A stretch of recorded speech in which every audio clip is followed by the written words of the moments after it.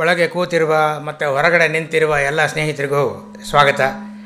ಈಗ ಇವತ್ತು ಅಂಕಿತ ಪುಸ್ತಕದಿಂದ 4 ಪುಸ್ತಕಗಳು ಬಿಡುಗಡೆಯಾಗ್ತವೆ. MS ನರಸಿಂಹಮೂರ್ತಿಯವರ ಬೆಗ್ಬಾರೋ ಅಳಿಯ, ಮೌನೇಶ್ ಬಡಿಗೇರ್ ಅವರ ಶ್ರೀಗಳ ಅರಣ್ಯಕಾಂಡ, ಸಂತೆ ಕಸಲಗೆರೆ ಪ್ರಕಾಶ್ ಅವರ ಪ್ರತಿಮೆಯಲ್ಲದ ಊರು, ವಿವೇಕಾನಂದ ಕಾಮತ್ ಅವರ ಪದರುಗಳು, ಒಟ್ಟು 4 ಪುಸ್ತಕಗಳು ಇಂದು ಬಿಡುಗಡೆಯಾಗ್ತಾ ಇವೆ. ಇಂದಿನ ಸಮಾರಂಭದ ಗಣ್ಯ ಅತಿಥಿಗಳಾದ ಶ್ರೀ BR ಲಕ್ಷ್ಮಣರಾವ್ ಅವರು, ಶ್ರೀ H ಡುಂಡಿರಾಜ್ ಅವರು, ಶ್ರೀ ರಘುನಾಥ್ ಚಹಾ ಅವರು, ಶ್ರೀ MS ನರಸಿಂಹಮೂರ್ತಿಯವರು, ಶ್ರೀ ಮೌನೇಶ್ ಬಡಿಗೇರ ಅವರು, ಸಂತೆ ಕಸಲಗೆರೆ ಪ್ರಕಾಶ್ ಅವರು, ವಿವೇಕಾನಂದ ಕಾಮತ್ ಅವರು ದಯಮಾಡಿ ವೇದಿಕೆಗೆ ಆಗಮಿಸಬೇಕು ಅಂತ ಪ್ರಾರ್ಥನೆ.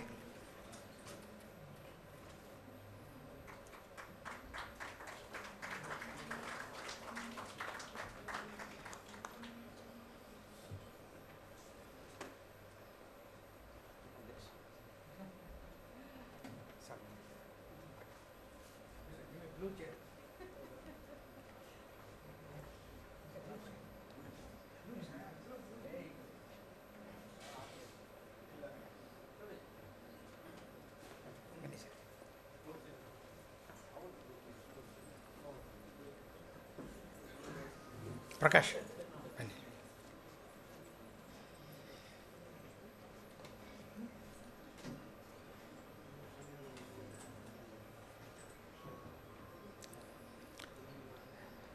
ಇಂದು 4 ಪುಸ್ತಕಗಳು ಬಿಡುಗಡೆಯಾಗ್ತವೆ. 4 ಪುಸ್ತಕಗಳನ್ನು ಬಿಡುಗಡೆ ಮಾಡಲಿದ್ದಾರೆ ನಾಡಿನ ಗಣ್ಯ ಕವಿಗಳಾದ ಮತ್ತು ಚಿಂತಕರು. ಅವರು ಇಂದು 4 ಪುಸ್ತಕಗಳನ್ನು ಬಿಡುಗಡೆ ಮಾಡಲಿದ್ದಾರೆ. ಶ್ರೀ BR ಲಕ್ಷ್ಮಣರಾವ್ ಅವರು. ಲಕ್ಷ್ಮಣರಾವ್ ಈಗಾಗಲೇ ಸಾಕಷ್ಟು ಪ್ರಸಿದ್ಧಿಯನ್ನು ಪಡೆದ ಕವಿಗಳು ಮತ್ತು ನಾಟಕಕಾರರು ಕೂಡ ಹೌದು. ಇಂದು ಈ ಸಮಾರಂಭಕ್ಕೆ ಆಗಮಿಸಿ 4 ಕೃತಿಗಳನ್ನು ಬಿಡುಗಡೆ ಮಾಡಲಿದ್ದಾರೆ. ಅವರಿಗೆ ಅಂಕಿತ ಪುಸ್ತಕ ಮತ್ತು ಬುಕ್ ಬ್ರಹ್ಮ ಮತ್ತು ನಿಮ್ಮೆಲ್ಲರ ಪರವಾಗಿ ಹೃತ್ಪೂರ್ವಕವಾಗಿ ಸ್ವಾಗತಿಸುತ್ತೇನೆ.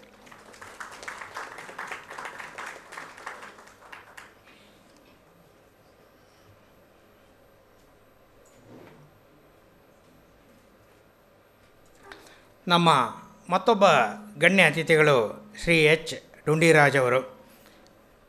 ಶ್ರೀ ಡುಂಡಿರಾಜ್ ಅವರು ಹನಿಗವನಗಳನ್ನು ರಚಿಸೋದರಲ್ಲಿ ಎತ್ತಿದ ಕೈ. ಆವಾಗವಾಗ ಕೈ ಇಳಿಸಿ ಬೇರೆ ಬೇರೆ ರೀತಿಯ ಕವನಗಳನ್ನ ಮತ್ತು ನಾಟಕಗಳನ್ನ ಕೂಡ ಬರೀತಾರೆ.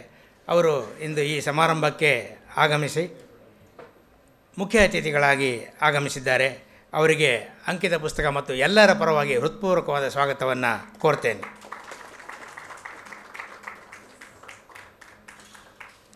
ನಮ್ಮ ಮತ್ತೊಬ್ಬ ಗಣ್ಯ ಅತಿಥಿಗಳು ಶ್ರೀ ರಘುನಾಥ್ ಚಹಾ ಅವರು. ರಘುನಾಥ್ ಚಹಾ ಅವರು ಮಾತೇ ಆಡಲ್ಲ ಅಂತಾರೆ. ಅವರು ಮಾತಾಡಲಿ ಅಂತಲೇ ಈಚೆ ಇವತ್ತು ನಾವು ಈ ಸಮಾರಂಭಕ್ಕೆ ಮುಖ್ಯ ಅತಿಥಿಗಳಾಗಿ ಕರೆದಿದ್ದೀವಿ. ಅವರು ಈ ಸಮಾರಂಭದಲ್ಲಿ ಎಲ್ಲರನ್ನ ಉದ್ದೇಶಿಸಿ ಮಾತನಾಡಲಿದ್ದಾರೆ. ಅವರು ಪ್ರಸ್ತುತ ಪ್ರಜಾವಾಣಿ ಪತ್ರಿಕೆಯಲ್ಲಿ ಕಾರ್ಯನಿರ್ವಹಿಸ್ತಾ ಇದ್ದಾರೆ. ಶ್ರೀ ರಘುನಾಥ್ ಚಹಾ ಅವರಿಗೆ ಅಂಕಿತ ಪುಸ್ತಕ ಮತ್ತು ಎಲ್ಲರ ಪರವಾಗಿ ಹೃತ್ಪೂರ್ವಕವಾದ ಸ್ವಾಗತ. ಇಂದು 4 ಪುಸ್ತಕಗಳು ಬಿಡುಗಡೆಯಾಗ್ತಾ ಇವೆ. ಶ್ರೀ MS ನರಸಿಂಹಮೂರ್ತಿಯವರ ಬೆಗ್ಬಾರೋ ಅಳಿಯ. ನರಸಿಂಹಮೂರ್ತಿಯವರು ಬಗ್ಗೆ ಒಂದು ಕತೆ ಹೇಳಲೇಬೇಕು. ಅವರು ವಾಕಿಂಗ್ ಹೋಗುವಾಗ ಬಿದ್ದ ಕತೆ. ವಾಕಿಂಗ್ ಹೋಗುವಾಗ ಎಡವಿ ಬಿದ್ದಿದ್ದನ್ನು ಯಾರು ಗಮನಿಸಲೇ ಇಲ್ಲ. ಅದು ಡುಂಡಿರಾಜ್ ಅವ್ರಿಗೆ ಹೇಗೋ ಗೊತ್ತಾಗಿ ಅವ್ರದ್ದೊಂದು ಫೋಟೋ ಹಿಡಿದು ಫೇಸ್ಬುಕ್ಕಿಗೆ ಹಾಕಿ ಎಲ್ಲ ಸಾರ್ವಜನಿಕವಾಗಿ ಅವ್ರ ಬಗ್ಗೆ ಒಂದು ಕತೆ ಬರೆದು ಅದನ್ನು ಎಲ್ಲರ ಗಮನಕ್ಕೂ ಅವರು ತಂದು ನರಸಿಂಹಮೂರ್ತಿಯವರು ಬಿದ್ದ ಕತೆ ಅಂತ ಈಗ ಅದು ಬಹಳ ಪ್ರಸಿದ್ಧಿ ಹೊಂದ್ಬಿಟ್ಟಿದೆ. ನಾವು ಇದನ್ನು ಅದು ಏನು ಅಂತಂದರೆ ಒಂದು ಇದು ಸಪಾಟಾದ ನೆಲದ ಮೇಲೆ ಅವರೇನು ಇದ್ರ ಮೇಲೆಲ್ಲ ಎಂಥದ್ದು ಇಲ್ಲ, ಎಡವು ಬೀಳಲಿಲ್ಲ, ಇದು ಮಾಡಲಿಲ್ಲ. ನಾವು ದಿನ ಅದನ್ನು ಆಡ್ಕೊಂಡು ನಗ್ತಾ ಇದ್ವಿ. ಮೊನ್ನೆ ನೋಡಿದರೆ ನಮ್ಮ ಶ್ರೀಮತಿಯವರು ಕೂಡ ಸಪಾಟಾದ ನೆಲದ ಮೇಲೆ ಬಿದ್ದುಬಿಟ್ಟಿದ್ದಾರೆ. ಅದು ವಾಕಿಂಗ್ ಹೋದಾಗಲೇ. ಹೋಗಲಿ, ಏನಾದ್ರು ಒಂದು ಹಳ್ಳದಲ್ಲಾರು ಬಿದ್ದಿದ್ರೆ, ಒಂದು ಕಲ್ಲೆಡವಿ ಬಿದ್ದಿದ್ರೆ ಅದಕ್ಕೊಂದು ಬೆಲೆ ಇರೋದು. ಅವ್ರು ಏನಿಲ್ಲ, ಸಪಾಟಾದ ನೆಲದ ಮೇಲೆ ಬಿದ್ದುಬಿಟ್ಟಿದ್ದಾರೆ. ಅದಕ್ಕಿಂತ ನಾವು ಅವತ್ತಿಂದ ನರಸಿಂಹಮೂರ್ತಿಯವರ ಬಗ್ಗೆ ನಾವು ಮಾತಾಡೋದನ್ನು ನಿಲ್ಲಿಸ್ಬಿಟ್ಟಿದ್ದೀವಿ. ನೀವು ಯಾರು ಮಾತಾಡೋದಿದ್ದರೆ ನಿಲ್ಲಿಸ್ಬಿಡಿ, ನಿಮ್ಮ ಎಚ್ಚರಿಕೆಯಲ್ಲಿ ನೀವು ಇರಲಿ ಅಂತ ಹೇಳ್ತಾ ಶ್ರೀ MS ನರಸಿಂಹಮೂರ್ತಿಯವರಿಗೆ ಅಂಕಿತ ಪುಸ್ತಕ ಮತ್ತು ಎಲ್ಲರ ಪರವಾಗಿ ಹೃತ್ಪೂರ್ವಕವಾದ ಸ್ವಾಗತವನ್ನು ಕೋರ್ತೇನೆ.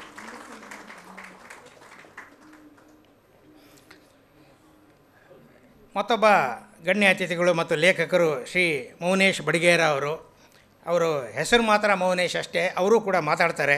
ಅವರ ಶ್ರೀಗಳ ಅರಣ್ಯಕಾಂಡ ಪುಸ್ತಕ ಬಿಡುಗಡೆ ಆಗ್ತಾಯಿದೆ. ಅವರು ಸಾಕಷ್ಟು ಪ್ರಸಿದ್ಧ ಕಥೆಗಾರರು ಕೂಡ ಹೌದು. ಹಾಗೆಯೇ ರಂಗಭೂಮಿಯಲ್ಲಿ ಸಾಕಷ್ಟು ಕೆಲಸವನ್ನು ಅವರು ಮಾಡಿದ್ದಾರೆ. ಇಂದು ಈಗಾಗಲೇ ಅವರ ಕೆಲವು ಪುಸ್ತಕಗಳು ಕೂಡ ಬಂದಿದೆ.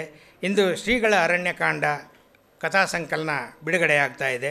ಶ್ರೀ ಮೌನೇಶ್ ಬಡಿಗೇರ ಅವರಿಗೆ ಅಂಕಿತ ಪುಸ್ತಕ ಮತ್ತು ಎಲ್ಲರ ಪರವಾಗಿ ಹೃತ್ಪೂರ್ವಕವಾದ ಸ್ವಾಗತವನ್ನು ಕೋರ್ತೇನೆ.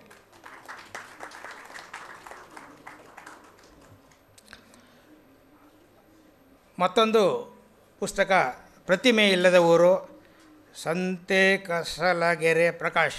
ಅದು ಸ್ವಲ್ಪ ಓದೋಕ್ಕೆ ಕನ್ಫ್ಯೂಸ್ ಆಗುತ್ತೆ. ಪುಸ್ತಕದಲ್ಲಿ ಕರೆಕ್ಟಾಗಿ ಪ್ರಿಂಟ್ ಮಾಡಿದ್ದೀವಿ, ನೀವು ಅದನ್ನು ಓದ್ಕೋಬೋದು. ಸಂತೆ ಕಸಲಗೆರೆ ಪ್ರಕಾಶ್ ಅವರ ಪ್ರತಿಮೆ ಇಲ್ಲದ ಊರು ಕಥಾ ಸಂಕಲನ ಇಂದು ಬಿಡುಗಡೆ ಆಗ್ತಾಯಿದೆ.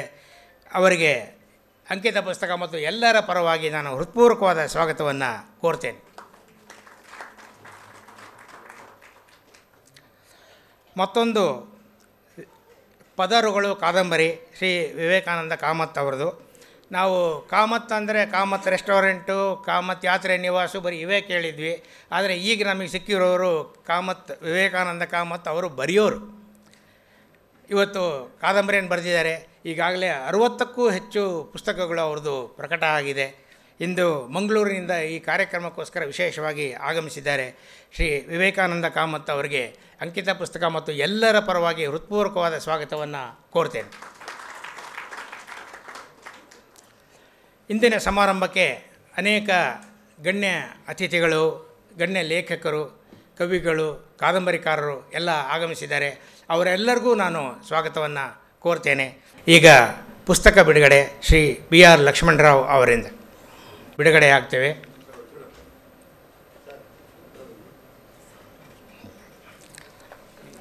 MS ನರಸಿಂಹಮೂರ್ತಿ ಅವರ ಬೆಗ್ಬಾರೋ ಅಳಿಯ, ಶ್ರೀ ಮೌನೇಶ್ ಬಡಿಗೇರ್ ಅವರ ಶ್ರೀಗಳ ಅರಣ್ಯಕಾಂಡ, ಶ್ರೀ ಸಂತೆ ಕಸಲಗೆರೆ ಪ್ರಕಾಶ್ ಅವರ ಪ್ರತಿಮೆ ಇಲ್ಲದ ಊರು,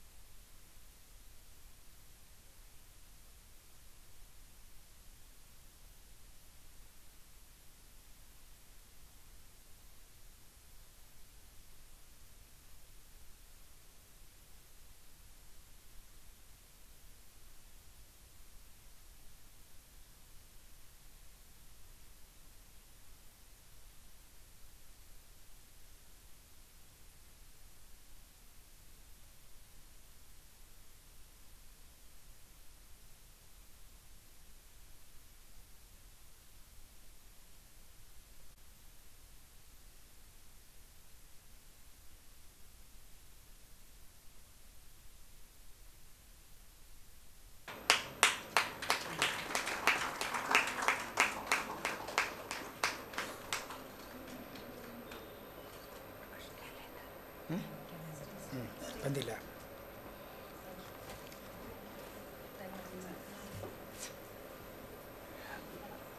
ಅಂಕಿತ ಪುಸ್ತಕ ಪ್ರತಿ ವರ್ಷ ಒಂದು ಕ್ಯಾಲೆಂಡರನ್ನು ಬಿಡುಗಡೆ ಮಾಡುತ್ತೆ. ಈ ವರ್ಷವೂ ಕೂಡ ಮುಂದಿನ ವರ್ಷದ ಕ್ಯಾಲೆಂಡರನ್ನು ಬಿಡುಗಡೆ ಮಾಡ್ತಾಯಿದ್ದೀವಿ. ಶ್ರೀ ಡುಂಡಿರಾಜ್ ಅವರು ಕ್ಯಾಲೆಂಡರನ್ನು ಬಿಡುಗಡೆ ಮಾಡಬೇಕು ಅಂತ ಪ್ರಾರ್ಥನೆ.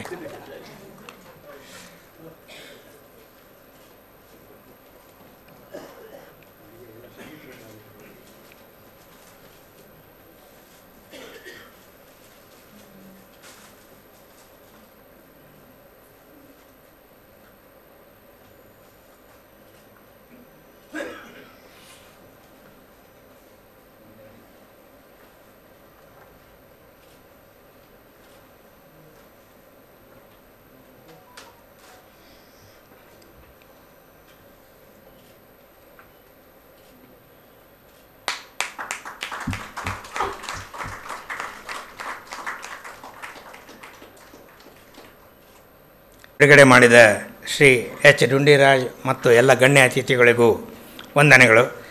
ಎಲ್ಲರಿಗೂ ನಮಸ್ಕಾರ. ಅಂಕಿತ ಪುಸ್ತಕಗಳ ಲೋಕಾರ್ಪಣೆ ಅನ್ನೋದು ಭಾಳ ಸಾಮಾನ್ಯ, ಅಂದರೆ ಭಾಳ ಎಲ್ಲರಿಗೂ ಗೊತ್ತಿರೋ ಸಂಗತಿ. ಅಂದರೆ ತಿಂಗಳಿಗೆ 2 ಸಲ ಅವರು ಪುಸ್ತಕಗಳ ಬಿಡುಗಡೆ ಮಾಡ್ತಾನೆ ಇರ್ತಾರೆ. ಮತ್ತು ತಿಂಗಳಿಗೆ 2 ಸಲಕ್ಕೆ ಅವ್ರು ಯಾರು ಪುಸ್ತಕ ಬಿಡುಗಡೆ ಮಾಡಲಿಕ್ಕೆ ಬೇರೆಯವ್ರು ಬೇಕೇ ಬೇಕು ಒಬ್ಬರು. ಸೊ ಈ ಸಲ ನನ್ನನ್ನು ಕರೆದಾರೆ. ಆದರೆ ನನಗೆ ಲಾಸ್ಟ್ ಟೈಮು ಹಂಗೆ ಆಯಿತು.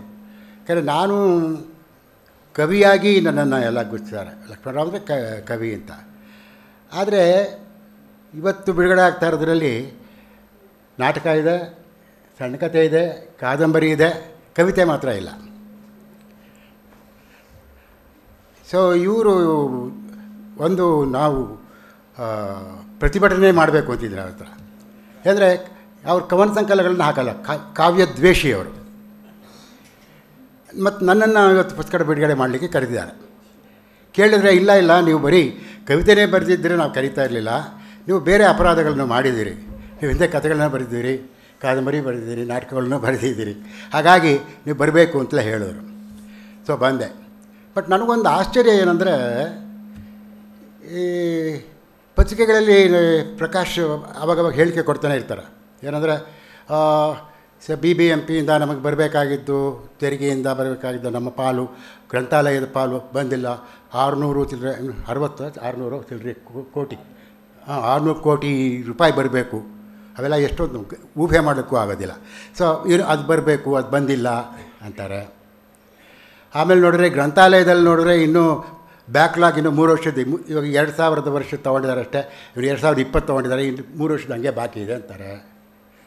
ಆಮೇಲೆ ನೋಡಿದ್ರೆ ಈ ಕೋವಿಡ್ ಕಾಲ, ಆವಾಗಂತೂ ಪಾಪ ಭಾಳ ಕಷ್ಟ ಅನುಭವಿಸಿದ್ರು. ಅಲ್ಲಿಂದ ಆಚೆಗೆ ಪುಸ್ತಕ ಕೊಳ್ಳೋರೇ ಕಡಿಮೆ ಆಗಿದ್ದಾರೆ ಅಂತಾರೆ. ಆದರೆ ಇಷ್ಟೆಲ್ಲ ಹೇಳ್ತಾ ಇರುವಂಥ ಪ್ರಕಾಶ್ ಅದು ಹೇಗೆ ಪ್ರತಿ ತಿಂಗಳು 2 ಸಲ ಅವ್ರು ಪುಸ್ತಕ ಬಿಡುಗಡೆ ಮಾಡ್ತಾರೆ, 4 ಪುಸ್ತಕಗಳನ್ನು. ಸೊ ಅದನ್ನೇ ಕೇಳಿದೆ ಅವ್ರನ್ನ, ಹೇಗೆ ಅಂತ. ಇಲ್ಲ ಸರ್, ನಾವು ಕೇವಲ ಗ್ರಂಥಾಲಯಕ್ಕೆ ಸಪ್ಲೈ ಮಾಡಲಿಕ್ಕೋ ಅಥವಾ ಲಾಭ ಮಾಡಲಿಕ್ಕೋ ಮಾಡ್ತಾಯಿಲ್ಲ, ನಿಜವಾಗಿಯೂ ಕೂಡ ಪುಸ್ತಕ ಪ್ರೇಮದಿಂದ ಇದನ್ನು ನಾವು ಮಾಡ್ತಾಯಿದ್ದೀವಿ, ಪುಸ್ತಕ ಪ್ರಿಯರಿಗೆ, ಓದುಗರಿಗೆ ತಲುಪಿಸ್ಬೇಕು ಅಂತಲೇ ಮಾಡ್ತಾಯಿದ್ದೀವಿ ಅಂತ ಬಹಳ ಉದಾತ್ತವಾದಂಥ ಒಂದು ಧ್ಯೇಯದಿಂದ ಅವ್ರು ಮಾಡ್ತಾಯಿದ್ದಾರೆ.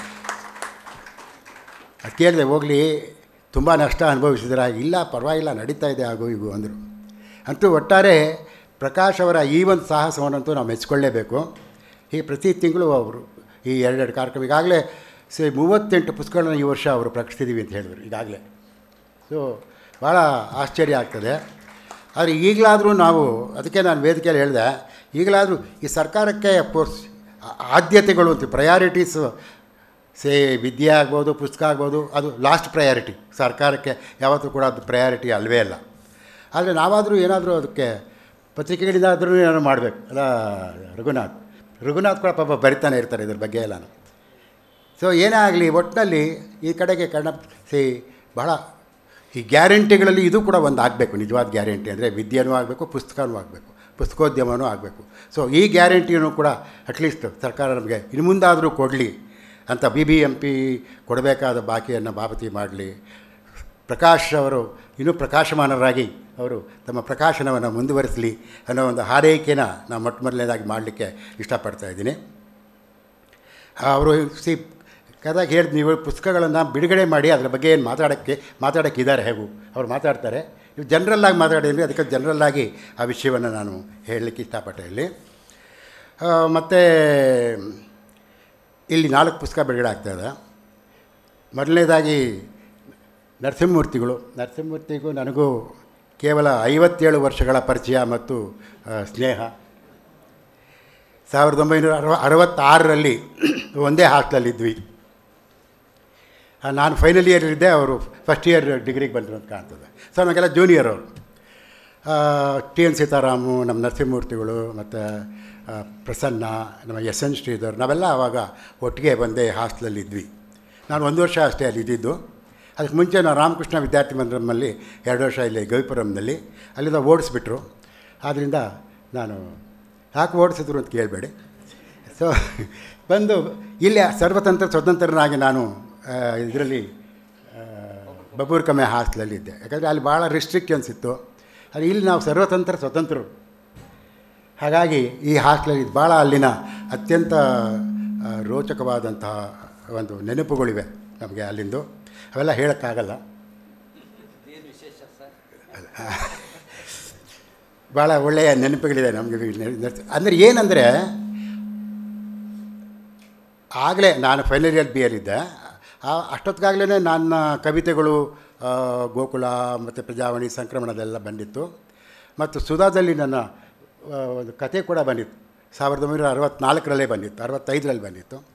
66ರಲ್ಲಿ ಪ್ರಜಾವಾಣಿಯ ದೀಪಾವಳಿ ಕಥಾ ಸ್ಪರ್ಧೆಯಲ್ಲಿ ಒಂದು ಮೆಚ್ಚುಗೆ ಪಡೆದ ಕತೆ ಕೂಡ ಬಂತು. ಹೀಗಾಗಿ ನಾನು ಅಷ್ಟೊತ್ತಿಗಾಗಲೇ ಸ್ಥಾಪಿತನಾದಂಥ ಲೇಖಕ ಆಗಿದ್ದೆ ಹಾಸ್ಟೆಲಲ್ಲಿ. ಸೊ ಇವರೆಲ್ಲ ಇನ್ನೂ ಆವಾಗ ಹೊಸಬರು. ಸೀತಾರಾಮ ಆವಾಗಿನ್ನೂ ಅವರು ಕೂಡ ನಾವು ಗುಂಡಣ್ಣ ಮತ್ತು ಎ ಎಸ್ ಮೂರ್ತಿ ಇವರು ನಾಟಕಗಳು ಮಾಡ್ಕೊಂಡಿದ್ದ. ಅವರಿಗೆ ಲಂಕೇಶ್ ಮತ್ತು ಜಿ ಎಸ್ ಸದಾಶ್ ನಾವೆಲ್ಲ ಅಲ್ಲಿಗೆ ಅವ್ರನ್ನೇ ಕರೆಸಿ ಲಂಕೇಶ್ ಪಟ್ಟು ಶಿಷ್ಯ ಆಗಿದ್ದೆ ನಾನು. ಎಲ್ಲ ಕರ್ಕೊಂಬಂದು ಅವರಿಗೆಲ್ಲ ಆ ಥರದ ಪರಿಚಯಗಳೆಲ್ಲ ಆಯಿತು. ಆದರೆ ನರಸಿಂಹಮೂರ್ತಿಗಳು ಆಗಲೇ ಅವರ ಕಂಡಕ್ಟರ್ ಕರಿಯಪ್ಪ ಅವ್ರ ಫಸ್ಟ್ ಇಯರ್ ಡಿಗ್ರಿಲಿದ್ದಾಗಲೇ ಬರೆದದು. ಸುಧಾದಲ್ಲಿ ಆಗಲೇ ಪಬ್ಲಿಷ್ ಆಗಿತ್ತು. ಸೊ ಆ ಕಾಲದಿಂದ ಈ ಕಾಲದ ತನಕ ಸುದೀರ್ಘವಾಗಿ ಈ ಒಂದು 57 ವರ್ಷಗಳ ಕಾಲದಿಂದ ಅವರು ಹಾಸ್ಯ ಲೇಖನವನ್ನು ಮಾಡ್ಕೊಂಡ್ಬಂದಿದ್ದಾರೆ. ಮತ್ತು ಇವತ್ತಿಗೂ ಆ ಫ್ರೆಶ್ನೆಸ್ನ ಉಳಿಸ್ಕೊಂಡಿದ್ದಾರೆ. ಮತ್ತು ಅವರ ಅಫ್ಕೋರ್ಸ್ ಅವರ ಧಾರಾವಾಹಿಗಳದ್ದು ಅದ್ರ ಬಗ್ಗೆ ನಿಮ್ಗೆ ಗೊತ್ತೇ ಇರ್ತದೆ. ಪಾಪ ಪಾಂಡು ಆಗ್ಬೋದು, ಸಿಲ್ಲಿಲಲ್ಲಿ ಅವೆಲ್ಲನೂ. ಸೊ ಇದು ಭಾಳ ಆಶ್ಚರ್ಯ. ಅಂದರೆ ಅಷ್ಟು ವರ್ಷಗಳು ಅವರು ಅದನ್ನು ಭಾಳ ಕಷ್ಟ. ಅದು ಅಳಿಸ್ಬೋದು ಅಥವಾ ಬೇಜಾರು ಮಾಡ್ಬೋದು, ಆದರೆ ನಗಿಸೋದು ಭಾಳ ಕಷ್ಟ. ಆ ನಗಿಸುವ ಕಾಯಕದಲ್ಲಿ ಇವತ್ತಿಗೂ ಅವರು ಯಶಸ್ವಿಯಾಗಿ ಮುಂದುವರಿತಾ ಇದ್ದಾರಲ್ವ, ಅದು ಭಾಳ ಆಶ್ಚರ್ಯಕರವಾದ ಸಂಗತಿ. ಅದು ಇಲ್ಲಿ 3 ನಾಟಕಗಳಿದೆ. ನಾಟಕಗಳು ಸಿಹಿ ಕಹಿ ಚಂದ್ರು ತುಂಬ ಚೆನ್ನಾಗಿ ಹೇಳಿದ್ದಾರೆ. ಅಂದರೆ ನಾಟಕನ ಓದಿದ್ರೆ ನಮಗೆ ಅದರ ಸ್ವಾರಸ್ಯ ಒಂದು 20% 30% ಸಿಗ್ಬೋದು. ರಂಗದ ಮೇಲೆ ನೋಡಿದ ಅಲ್ಲಿ ಅದು ಇಟ್ ಹ್ಯಾಪನ್ಸ್ ದೇರ್. ಸೊ ನನಗೂ ಕೂಡ ಅನುಭವ ಇದೆ. ನಾನು ಕೂಡ ಒಂದು 3 ನಾಟಕ, ಅದು ಕೂಡ ನಂದು ಕೂಡ ರೂಪಾಂತರ ನಾಟಕಗಳೆಲ್ಲ ನಂದು ನಗೆ ನಾಟಕಗಳೇ. ನನಗೆ ಯಾಕೋ ಡೌಟು ನಾಟಕ, ಅದನ್ನು ರಂಗದ ಮೇಲೆ ನೋಡಿ ನನಗೇ ಆಶ್ಚರ್ಯ ಆಗ್ತದೆ. ನಾನೇ ಬಿದ್ದು ನಗ್ತಾಯಿದ್ದೆ. ಅಂದರೆ ಅದು ಅಲ್ಲಿ ನಡೆಯುವಂಥದ್ದು. ಹಾಗಾಗಿ ಈ ನಾಟಕಗಳಿದೆಯಲ್ಲ, ಇದೆಲ್ಲ ಹಾಗೆ ನೋಡಿದ್ರೆ 3 ಕೂಡ ಭಾಳ ಗಂಭೀರವಾದಂಥ ಸಮಸ್ಯೆಗಳನ್ನು ಕುರಿತದ್ದು ಮತ್ತು ಸಂದೇಶವನ್ನು ಕೊಡುವಂಥ ನಾಟಕಗಳು. ಆದರೆ ಗಂಭೀರವಾದ ಸಮಸ್ಯೆಗಳನ್ನು ಅವರು ಅದನ್ನು ನಗೆ ನಾಟಕ, ಅದರಲ್ಲಿ ಭಾಳ ಮುಖ್ಯ ಇರೋದೇ ನಗಿಸುವ ಮನರಂಜನೆಯ ಉದ್ದೇಶ. ಹಾಗಾಗಿ ಆ ಸಮಸ್ಯೆಗಳೆಲ್ಲ ಭಾಳ ಸುಲಭವಾಗಿ ಪರಿಹಾರ ಆಗ್ಬಿಡ್ತವೆ ಅಲ್ಲಿ. ಅಷ್ಟು ಸುಲಭವಾಗಿ ಜೀವನದಲ್ಲಿ ಪರಿಹಾರ ಆಗಲ್ಲ. ಆದರೆ ನಾಟಕದಲ್ಲಿ ಅದು ಶುಭಂ ಅಂತಲೇ ಅಲ್ಲಿ ಎಲ್ಲ ಆಗ್ತದೆ. ಹಾಗೆ ಈ 3 ನಾಟಕಗಳು ಇಲ್ಲಿ ನನಗೆ ನಿಜವಾಗ ಅನಿಸಿ ಭಾಳ ಗಂಭೀರವಾದಂಥ ವಿಷಯಗಳನ್ನ ಇಟ್ಕೊಂಡು ಹೇಗೆ ಒಂದು ನಗೆ ನಾಟಕ ಮಾಡಬಹುದು ಅಂತ. ಸೊ ಅದು ಭಾಳ ಯಶಸ್ವಿಯಾಗಿ ಅಲ್ಲಿ ನಮ್ಮ ನರಸಿಂಹಮೂರ್ತಿಗಳು ಮಾಡಿದ್ದಾರೆ. ನರಸಿಂಹಮೂರ್ತಿಗಳು ಸಪಾಟಾದ ನೆಲದಲ್ಲೂ ಬಿದ್ದರು ಅಂತ ಗೊತ್ತಾಯಿತು.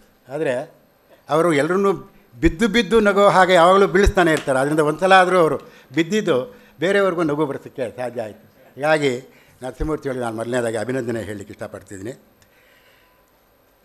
ಅಭಿನಂದನೆಗಳು ನರಸಿಂಹಮೂರ್ತಿ. ಅಲ್ಲ, ಚಪ್ಪಾಳೆ ಹೊಡೀಲಿ. ಮತ್ತು ನನಗೆ ಭಾಳ ಇಷ್ಟವಾದಂಥ ಒಂದು ಪುಸ್ತಕ ಅಂದರೆ ನಮ್ಮ ಮೌನೇಶ್ ಬಡಿಗೇರವರ ಶ್ರೀಗಳ ಅರಣ್ಯಕಾಂಡ. ಮೌನೇಶ್ ಪರಿಚಯ ನನಗಿರಲಿಲ್ಲ. ಪರಿಚಯ ಅಂದರೆ ವ್ಯಕ್ತಿಶಃ ಪರಿಚಯ ಇರಲಿಲ್ಲ. ಅವರು ಅಫ್ಕೋರ್ಸ್ ಅವರು ಸಿನಿಮಾಗಳು ಮತ್ತು ನಾಟಕಗಳು ಎಲ್ಲ ಮಾಡ್ತಾರೆ ಅಂತೆಲ್ಲ ಗೊತ್ತಿತ್ತು. ಆದರೆ ಕಥೆಗಳನ್ನು ನಾನು ಓದಿರಲಿಲ್ಲ. ಈ ಕಥೆಗಳು ಓದಿದಾಗ ಬಹಳ ಸಂತೋಷ ಆಯಿತು. ಭಾಳ ಸ್ವಾರಸ್ಯಕರವಾಗಿ ಕಥೆಯನ್ನು ಹೇಳ್ತಾರೆ. ಭಾಳ ಅವ್ರ ಕಥೆಗಳು ಭಾಳ ಲಘುವಾದ ದಾಟಿಯಲ್ಲಿ ಶುರುವಾಗಿ ಎಲ್ಲೋ ಗಂಭೀರವಾದಂಥ ಸ್ತರಕ್ಕೆ ಹೊರಟೋಗ್ತದೆ.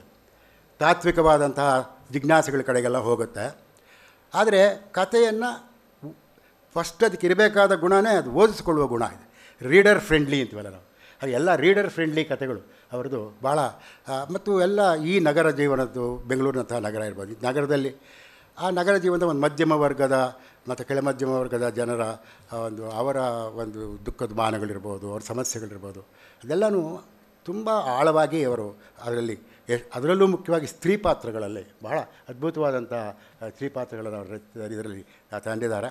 ಭಾಳ ಖುಷಿಯಾಯಿತು ನಿಮ್ಮ ಕಥೆಗಳನ್ನು ಓದಿ. ಅದಕ್ಕೆ ಹೇಳಿದೆ, ನಿಮ್ಮ ಮೊದಲನೇ ಸಂಕಲನ ನನಗೆ ಬೇಕು, ಕೊಡಿ ಅಂತ ಕೂಡ ಅವ್ರನ್ನ ಕೇಳಿದೆ ನಾನು. ಸೊ ಅವರಿಗೆ ನಾನು ಅಭಿನಂದನೆಗಳನ್ನ ಹೇಳಕ್ಕೆ ಇಷ್ಟಪಡ್ತೀನಿ. ಮತ್ತು ಇವರು ಸಂತೆ ಕಸಲಗೆರೆ ಪ್ರಕಾಶ್ ಅಂತ, ಪ್ರಕಾಶ್ ಅಂದರೆ ಸಾಕು, ಪ್ರಕಾಶ್ ಅಂದರೆ ಕನ್ಫ್ಯೂಸ್ ಆಗುತ್ತಲ್ಲ, ಅದಕ್ಕೋಸ್ಕರ ಅವರು ಒಂದು ಇಟ್ಕೊಂಡಿದ್ದಾರೆ. ಸೊ ಪ್ರತಿಮೆ ಇಲ್ಲದವರು, ಇದು ಕೂಡ ಭಾಳ ವಿಶೇಷ. ಏನಂದರೆ ಒಂದೇ ವಸ್ತುವಿನ ಮೇಲೆ ಇಲ್ಲಿನ ಕಥೆಗಳೆಲ್ಲರೂ ಸೊ ಗಾಂಧಿಗೆ ಸಂಬಂಧಪಟ್ಟಿದ್ದು ಅದರಲ್ಲಿ ಗಾಂಧಿ ಒಂದು ರೆಫರೆನ್ಸ್ ಬರುತ್ತೆ. ಆ ಎಲ್ಲ ಕಥೆಗಳನ್ನ ಇಟ್ಕೊಂಡು ಈ ಥರ ಒಂದು ಸಂಕಲನವನ್ನು ಮಾಡಿದ್ದಾರೆ. ಅದು ಕೂಡ ತುಂಬ ಆಕರ್ಷಕವಾದ ಕಥೆಗಳು, ಭಾಳ ಗಮನಾರ್ಹವಾದ ಕಥೆಗಳು ಅಂತ ಅನ್ನಿಸ್ತು.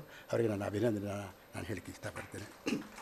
ಇನ್ನು ವಿವೇಕಾನಂದ ಕಾಮತ್ ನಮಗೆ ನಮ್ಮ ಇವರು ದತ್ತಾತ್ರೇಯವರು ನೆನ್ನೆ ಮಾತಾಡ್ತಾಯಿದ್ವಿ. ನೆನ್ನೆ ಒಂದು ಕಡೆ ಒಟ್ಟಿಗೆ ಹೋಗಿದ್ವಿ. ಆವಾಗ ಅವರು ಹೇಳಿದ್ರು, ಅವರೇ ಅದಕ್ಕೆ ಬ್ಲರ್ ಬರೆದಿದ್ದಾರೆ. ವಿವೇಕಾನಂದ ಕಾಮತ್ ಅವರು ಈಗಾಗಲೇ ಸುಮಾರು 60 ಕೃತಿಗಳು ಪ್ರಕಟ ಆಗಿವೆ ಅಂತ ಹೇಳಿದರು. ಅದರಲ್ಲಿ ಧಾರಾವಾಹಿಗಳು ಜಾಸ್ತಿ. ಸೊ ಈ ಎಲ್ಲದರಲ್ಲೂ ಎಲ್ಲ ಪತ್ರಿಕೆಗಳಲ್ಲೂ ಧಾರಾವಾಹಿಗಳು ಅವ್ರದ್ದು ಬಂದಿದೆ ಅಂತ ಗೊತ್ತಾಯಿತು. ಬಟ್ ಇದು ಕೂಡ ಒಂದು ಲೆವೆಲ್, ಒಂದು ಮಟ್ಟದಲ್ಲಿ ಜನಕ್ಕೆ ಭಾಳ ಇಷ್ಟ ಆಗೋದು. ಅದರಲ್ಲೂ ಹೆಣ್ಮಕ್ಳಿಗೆ ಭಾಳ ಇಷ್ಟ ಆಗುವಂಥ ಧಾರಾವಾಹಿಗಳು ಅಂದರೆ ಮುಖ್ಯವಾಗಿ ಅಲ್ಲೇ ತಾನೆ, ಪುಸ್ತಕನೂ ಇರ್ಬೋದು ಅಥವಾ ಟಿ ವಿನಲ್ಲೇ ಇರ್ಬೋದು. ಸೊ ಟಾರ್ಗೆಟ್ ಆಡಿಯನ್ಸ್ ಅವರೇ ಆದ್ದರಿಂದ.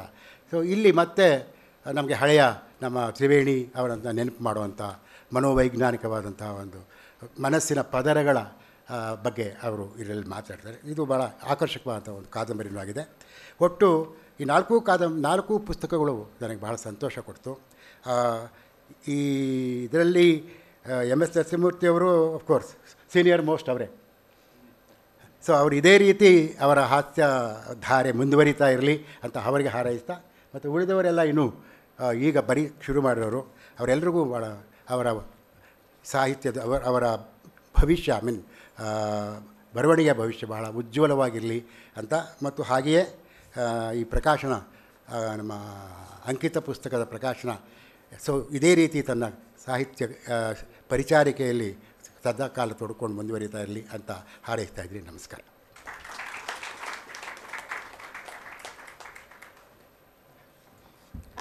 ನಾಲ್ಕು ಪುಸ್ತಕಗಳನ್ನು ಬಿಡುಗಡೆ ಮಾಡಿ ಕೆಲವು ಮಾತುಗಳನ್ನಾಡಿದ ಶ್ರೀ BR ಲಕ್ಷ್ಮಣರಾವ್ ಅವರಿಗೆ ವಂದನೆಗಳು. ನಮ್ಮ ಕಾರ್ಯಕ್ರಮದ ಹಿಂದಿನ ದಿನ ಅತಿಥಿಗಳಿಗೆ ಫೋನ್ ಮಾಡಿ ಜ್ಞಾಪಿಸೋದು ವಾಡಿಕೆ. ನಿನ್ನೆ ಡುಂಡಿರಾಜ್ ಅವರಿಗೆ ಫೋನ್ ಮಾಡಿ ಎಲ್ಲಿದ್ದೀರಿ ಸರ್ ಅಂತಂದು ಕೇಳಿದರೆ ಮಂಗಳೂರಲ್ಲಿದ್ದೀನಿ ಅಂತ. ನಮಗೆ ಟೆನ್ಷನ್ ಕ್ರಿಯೇಟ್ ಮಾಡಿಬಿಟ್ಟಿದ್ರು. ಯಾಕೆಂದರೆ ಬೆಂಗಳೂರಲ್ಲಿದ್ದರೇ ಬರೋದು ಕಷ್ಟ ಟೈಮಿಗೆ ಸರಿಯಾಗಿ. ಅಂಥದ್ರಲ್ಲಿ ಮಂಗಳೂರಿಂದ ಕರೆಕ್ಟ್ ಟೈಮ್ಗೆ ಅವರು ಇವತ್ತು ಕಾರ್ಯಕ್ರಮಕ್ಕೆ ಬಂದಿದ್ದಾರೆ. ಈಗ ಕೆಲವು ಮಾತುಗಳನ್ನು ಆಡಲಿದ್ದಾರೆ ಮುಖ್ಯ ಅತಿಥಿಗಳಾದ ಶ್ರೀ H. ಡುಂಡಿರಾಜ್ ಅವರು.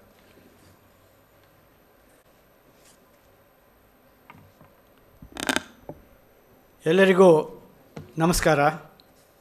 ಅಂಕಿತ ಪ್ರಕಾಶನ ಏರ್ಪಡಿಸಿರುವ ಈ ಪುಸ್ತಕ ಬಿಡುಗಡೆ ಸಮಾರಂಭದಲ್ಲಿ ಭಾಗವಹಿಸಿ 2 ಪುಸ್ತಕಗಳ ಬಗ್ಗೆ ಮಾತಾಡೋದಕ್ಕೆ ಭಾಳ ಸಂತೋಷ ಅನಿಸ್ತಾ ಇದೆ. ಕೇವಲ ಉಪಚಾರಕ್ಕೆ ಹೀಗೆ ಹೇಳ್ತಾ ಇದ್ದೀನಿ ಅಂತ ತಿಳ್ಕೊಬೇಡಿ, ನಿಜಕ್ಕೂ ಸಂತೋಷ ಆಗಿದೆ. ಅದಕ್ಕೆ ಅನೇಕ ಕಾರಣಗಳಿವೆ. ಮೊದಲ ಕಾರಣ ಅಂತಂದರೆ ಪ್ರಕಾಶಕರಾದ ಪ್ರಕಾಶ್ ಕಂಬತ್ತಳಿಯವರು ಸಾಕಷ್ಟು ಮುಂಚಿತವಾಗಿ ಈ 2 ಪುಸ್ತಕಗಳನ್ನು ನನಗೆ ಕಳಿಸ್ಕೊಟ್ಟಿದ್ದಾರೆ. ಹಾಗಾಗಿ ಆ ಪುಸ್ತಕಗಳನ್ನು ಓದಿ ಅದರ ಬಗ್ಗೆ ಮಾತಾಡೋದು ಸಾಧ್ಯ ಆಗಿದೆ. ನಾನು ಅನೇಕ ಪುಸ್ತಕ ಬಿಡುಗಡೆ ಸಮಾರಂಭಗಳಲ್ಲಿ ಭಾಗವಹಿಸ್ತೀನಿ. ಭಾಳಷ್ಟು ಕಡೆ ಸಮಯಕ್ಕೆ ಸರಿಯಾಗಿ ಪುಸ್ತಕ ಕೊಡೋಲ್ಲ. ಮೊನ್ನೆ ಅಂತೂ ಒಬ್ಬರು ಹಿಂದಿನ ದಿನ ನನಗೆ ಪುಸ್ತಕ ತಲುಪಿಸಿದರು. ನಾನು ಹೇಳಿದೆ, ನೀವು ಇಷ್ಟು ತಡವಾಗಿ ಕೊಟ್ಟರೆ ಆ ಪುಸ್ತಕದ ಬಗ್ಗೆ ನಾನು ದೀರ್ಘವಾಗಿ ಮಾತಾಡೋದು ಹೇಗೆ ಅಂತ ಕೇಳಿದೆ. ನಮ್ಮ ಉದ್ದೇಶನೂ ಅದೇ ಸರ್ ಅಂತಂದರು ಅವರು.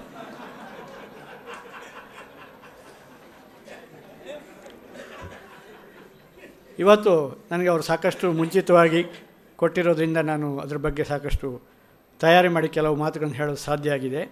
ಆಮೇಲೆ ಇನ್ನೊಂದು ಕಾರಣ ಅಂತಂದರೆ, ಈ ಮೊದಲ ಪುಸ್ತಕ ನಾನು ಮಾತಾಡ್ತಿರೋ ಮೊದಲ ಪುಸ್ತಕ ಬೆಗ್ ಬಾರೋ ಅಳಿಯ ಮತ್ತು ಇತರ ನಾಟಕಗಳು.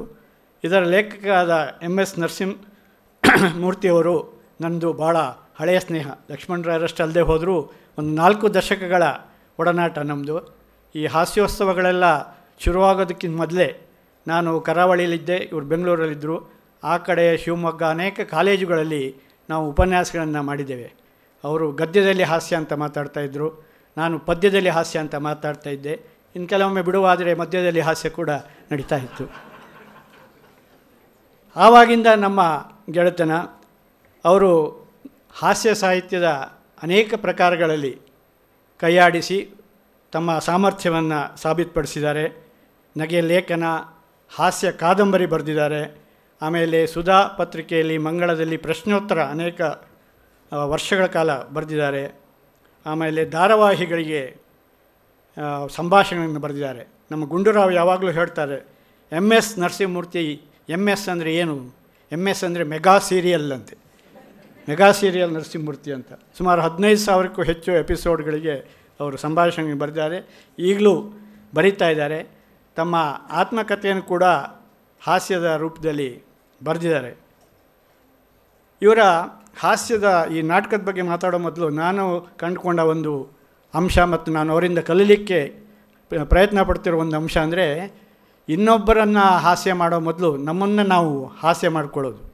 ನಮ್ಮನ್ನೇ ನಾವು ಹಾಸ್ಯ ಮಾಡಿಕೊಂಡ್ರೆ ಮಾತ್ರ ಇನ್ನೊಬ್ಬರನ್ನು ಹಾಸ್ಯ ಮಾಡೋಕ್ಕೆ ನಮಗೆ ಅಧಿಕಾರ ಇರುತ್ತೆ ಅಂತ ಅವ್ರು ಯಾವಾಗಲೂ ಹೇಳ್ತಿರ್ತಾರೆ. ಹಾಗೆ ಅವರ ವಿಶ್ವ ಮತ್ತು ವಿಶಾಲು ಅವರ ಹೆಚ್ಚಿನ ಈ ನಾಟಕದಲ್ಲೂ ಆ ಪಾತ್ರಗಳಿವೆ, ಅವರ ಲೇಖನಗಳಲ್ಲಿಯೂ ಅವರು ಸೃಷ್ಟಿಸಿದ 2 ಪಾತ್ರ ವಿಶ್ವ ಮತ್ತು ವಿಶಾಲು. ಆ ವಿಶ್ವ ಎಷ್ಟೋ ಹಾಸ್ಯಾಸ್ಪದ ಸನ್ನಿವೇಶಗಳಿಗೆ ಈಡಾಗ್ತಾನೆ. ಅದೇ ನಾನು ಗಮನಿಸಿದಾಗೆ ಆ ವಿಶ್ವ ಅನ್ನೋದು ನಮ್ಮ ನರಸಿಂಹಮೂರ್ತಿಯವರ ಒಂದು ಪ್ರತಿಬಿಂಬವೇ. ಸ್ವಲ್ಪ ಉತ್ಪ್ರೇಕ್ಷೆ ಇರುತ್ತೆ, ಸ್ವಲ್ಪ ಕೆಲವ್ರು ಹೇಳಲಾಗದ್ದನ್ನು ಏನೋ ಮಾಡಿ ಸುಮಾರು 90% ವಿಶ್ವ ಕ್ಯಾರೆಕ್ಟರ್ ಅವರಲ್ಲಿ ಇದೆ. ಆದರೆ ವಿಶಾಲು ಮಾತ್ರ ಅವರ ಶ್ರೀಮತಿಯವರಲ್ಲಿದ್ದಾರೆ, ನಿರ್ಮಲಾ. ಅವರು ಖಂಡಿತ ವಿಶಾಲು ಅಲ್ಲ, ಯಾಕಂದ್ರೆ ಭಾಳ ಸಭ್ಯ ಮಹಿಳೆ ಮತ್ತು ಅವರು ವಿಶಾಲು ಅಷ್ಟು ಘಟವಾಣಿಯ ಖಂಡಿತ ಅಲ್ಲವೇ ಅಲ್ಲ. ಅದು ಬೇರೆ ಅವರ ಮನಸ್ಸಿನಲ್ಲಿ ಇನ್ಯಾರೋ ಇರ್ಬೋದು, ಮನಸ್ಸಿನಲ್ಲಿ ಅಂತೇಳಿ ಚಂದ್ರು ಗೊತ್ತಿರ್ಬೋದು. ಹೌದು. ಹೀಗೆ 2 ಉದಾಹರಣೆ ಮಾತ್ರ ನಾನು ಕೊಡ್ತೀನಿ ಅವರ ಹೇಗೆ ತಮ್ಮನ್ನು ತಾವೇ ಹಾಸ್ಯ ಮಾಡ್ಕೋತಾರೆ ಅಂತ.